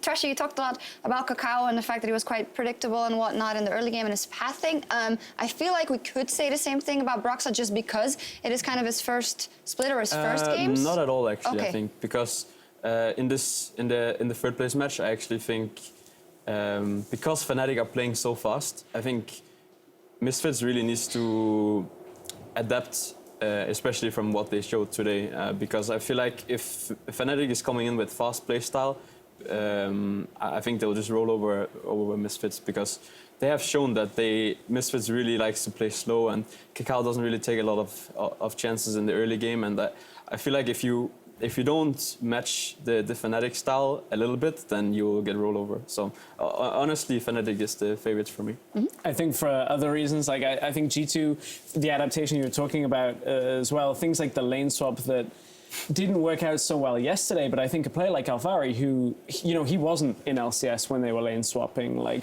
some of the communication issues that might arise in that kind of situation that G2 handled very well may very well punish such a rookie player as Alvari, who's done great, but he's no SOAS. He hasn't played 200 plus competitive games and can handle most situations when he's out on his own. No, and they will be on the big stage. To be honest, like when you see this kind of lane swaps, you have 1 week to prepare for it, and you should, at that time, you should be able to sit down with your players, and because it's not just one player that has to adapt, like everyone has to adapt to the swap, and because they have shown it now, Fnatic, everyone on Misfits needs to know, like, if this happens, how do we react? Like, that has to be fundamentals about, like, how to play the game. So I wouldn't really be too afraid of that, like, from Misfits' side, because they know what is coming. I think that's very interesting, though, because with a week's scrim time, to suddenly have to go, okay, we've got to learn lane swaps, that like now means you've got a week of playing where Fnatic have this potential mind game where maybe you've used all of this time trying to defend against something that was never going to get played anyway. So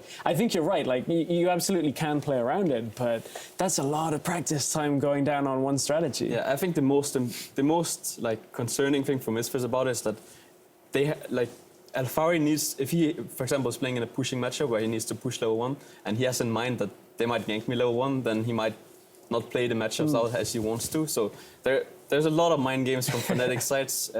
So I mean, it's in theory what Fnatic is doing should never work, but with the picks they have and stuff, how they execute it, it actually kind of works if you don't know how to react to it. And in general, I think the playoffs so far have just shown us really interesting things in terms of picks and bans. And of course, most of it has come from Fnatic and from the Unicorns of Love. So it'll be very exciting to see, and from Power of Evil. So it will be very exciting to see how that evolves. But it's been exciting so far. But we have to talk about the final. G2 versus the Unicorns of Love. To set the scene, G2, obviously defending champions, super strong at the top of Group A very convincingly, but so are the Unicorns of Love. And to add that extra spice to it, this is where the organization of the Unicorns of Love was born, in Hamburg. That's where Sheepy's from and his family. Not that that is something that is trackable on the Rift, but in terms of momentum and in terms of, the moment and everything, the stars lining up, I feel like for the Unicorns of Love, this is a very big one. I feel like this is a massive series. I think even bigger than their Fnatic finals, the first split that they came in. I mean, every hero meets a villain. I think it's so good that we've got Unicorns up against G2, possibly the most popular team we have, against a team that some fans feel like have led down the region. Now, I think G2 have done very well in international competition, especially recently, but we have to ask now, will it be a Unicorn Stampede, or will the Kings of Europe make a Unicorn Steed their ride to MSI this year? Because I think G2 are looking unstoppable, in my opinion. I think Unicorns today won't beat G2 of yesterday. All right, Caps, what do you think? How big of a chance do the Unicorns have? I think it's definitely favored G2. Unicorns can catch them off guard, as we saw. Like yesterday, we were able to take one game off them. And if Unicorns come in like we did and just play full-on aggression, they can take the first game, and maybe they then adapt and have some other cheese ready or what they have ready, which means that they can take a game or two. I don't think they'll go all 3 games though. Trashy, come on, can they do it? I mean, I don't know, but what I will say though is that I feel like some of the mistakes UOL were doing will be way harder punished by G2, and I feel like the consistency of Perks contra the more inconsistency from Exile might be the thing that's going to turn it around, because some of the games today were not that clean from Exile, and if you do these mistakes against G2, I feel like they will just roll over you. Yeah, at the beginning of the day, Verius had his presentation there also about Exile with the high amounts of isolated deaths and just going in, and they, oh, it's better now, but I mean, is it really? He still does it, but the team wins a lot. And Perks, we can't say it enough, he has had a fantastic split. He was player of the series versus you guys yesterday as well, and he seems to be back on top of his game. You also look at the bot lane as well. Sven and Mithy back on the upswing.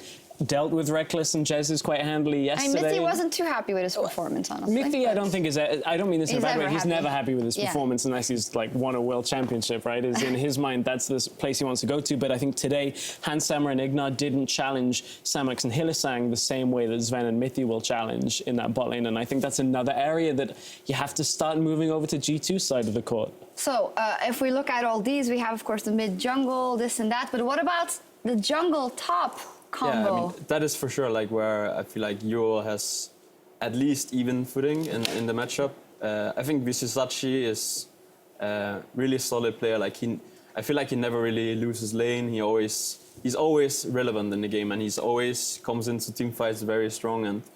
And sometimes we have seen G2 have like communication issues with TP and with Expect in general. So I feel like that is probably where if I was UOL, I would look to draft strong for Vizisachi and hope he can take over the game. All right, well, we'll see what happens. It'll be super, super interesting. And we will be back for the finals in Hamburg next weekend, starting with the 3rd place match between Fnatic and Misfits. And that series begins at 5 p.m. Central European Summertime. And don't forget, on Sunday, we will preview the final with a special pregame show starting at 4:30 p.m. So mark your calendars. Very excited to be there. We all will be. And thank you very much for joining us as well today, guys.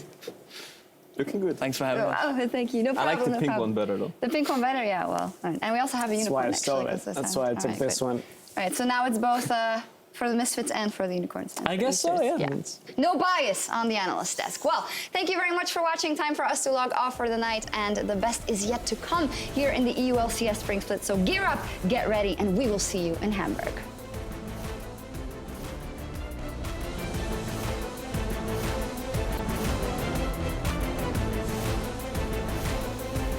He's always younger like you. I'm aggressive.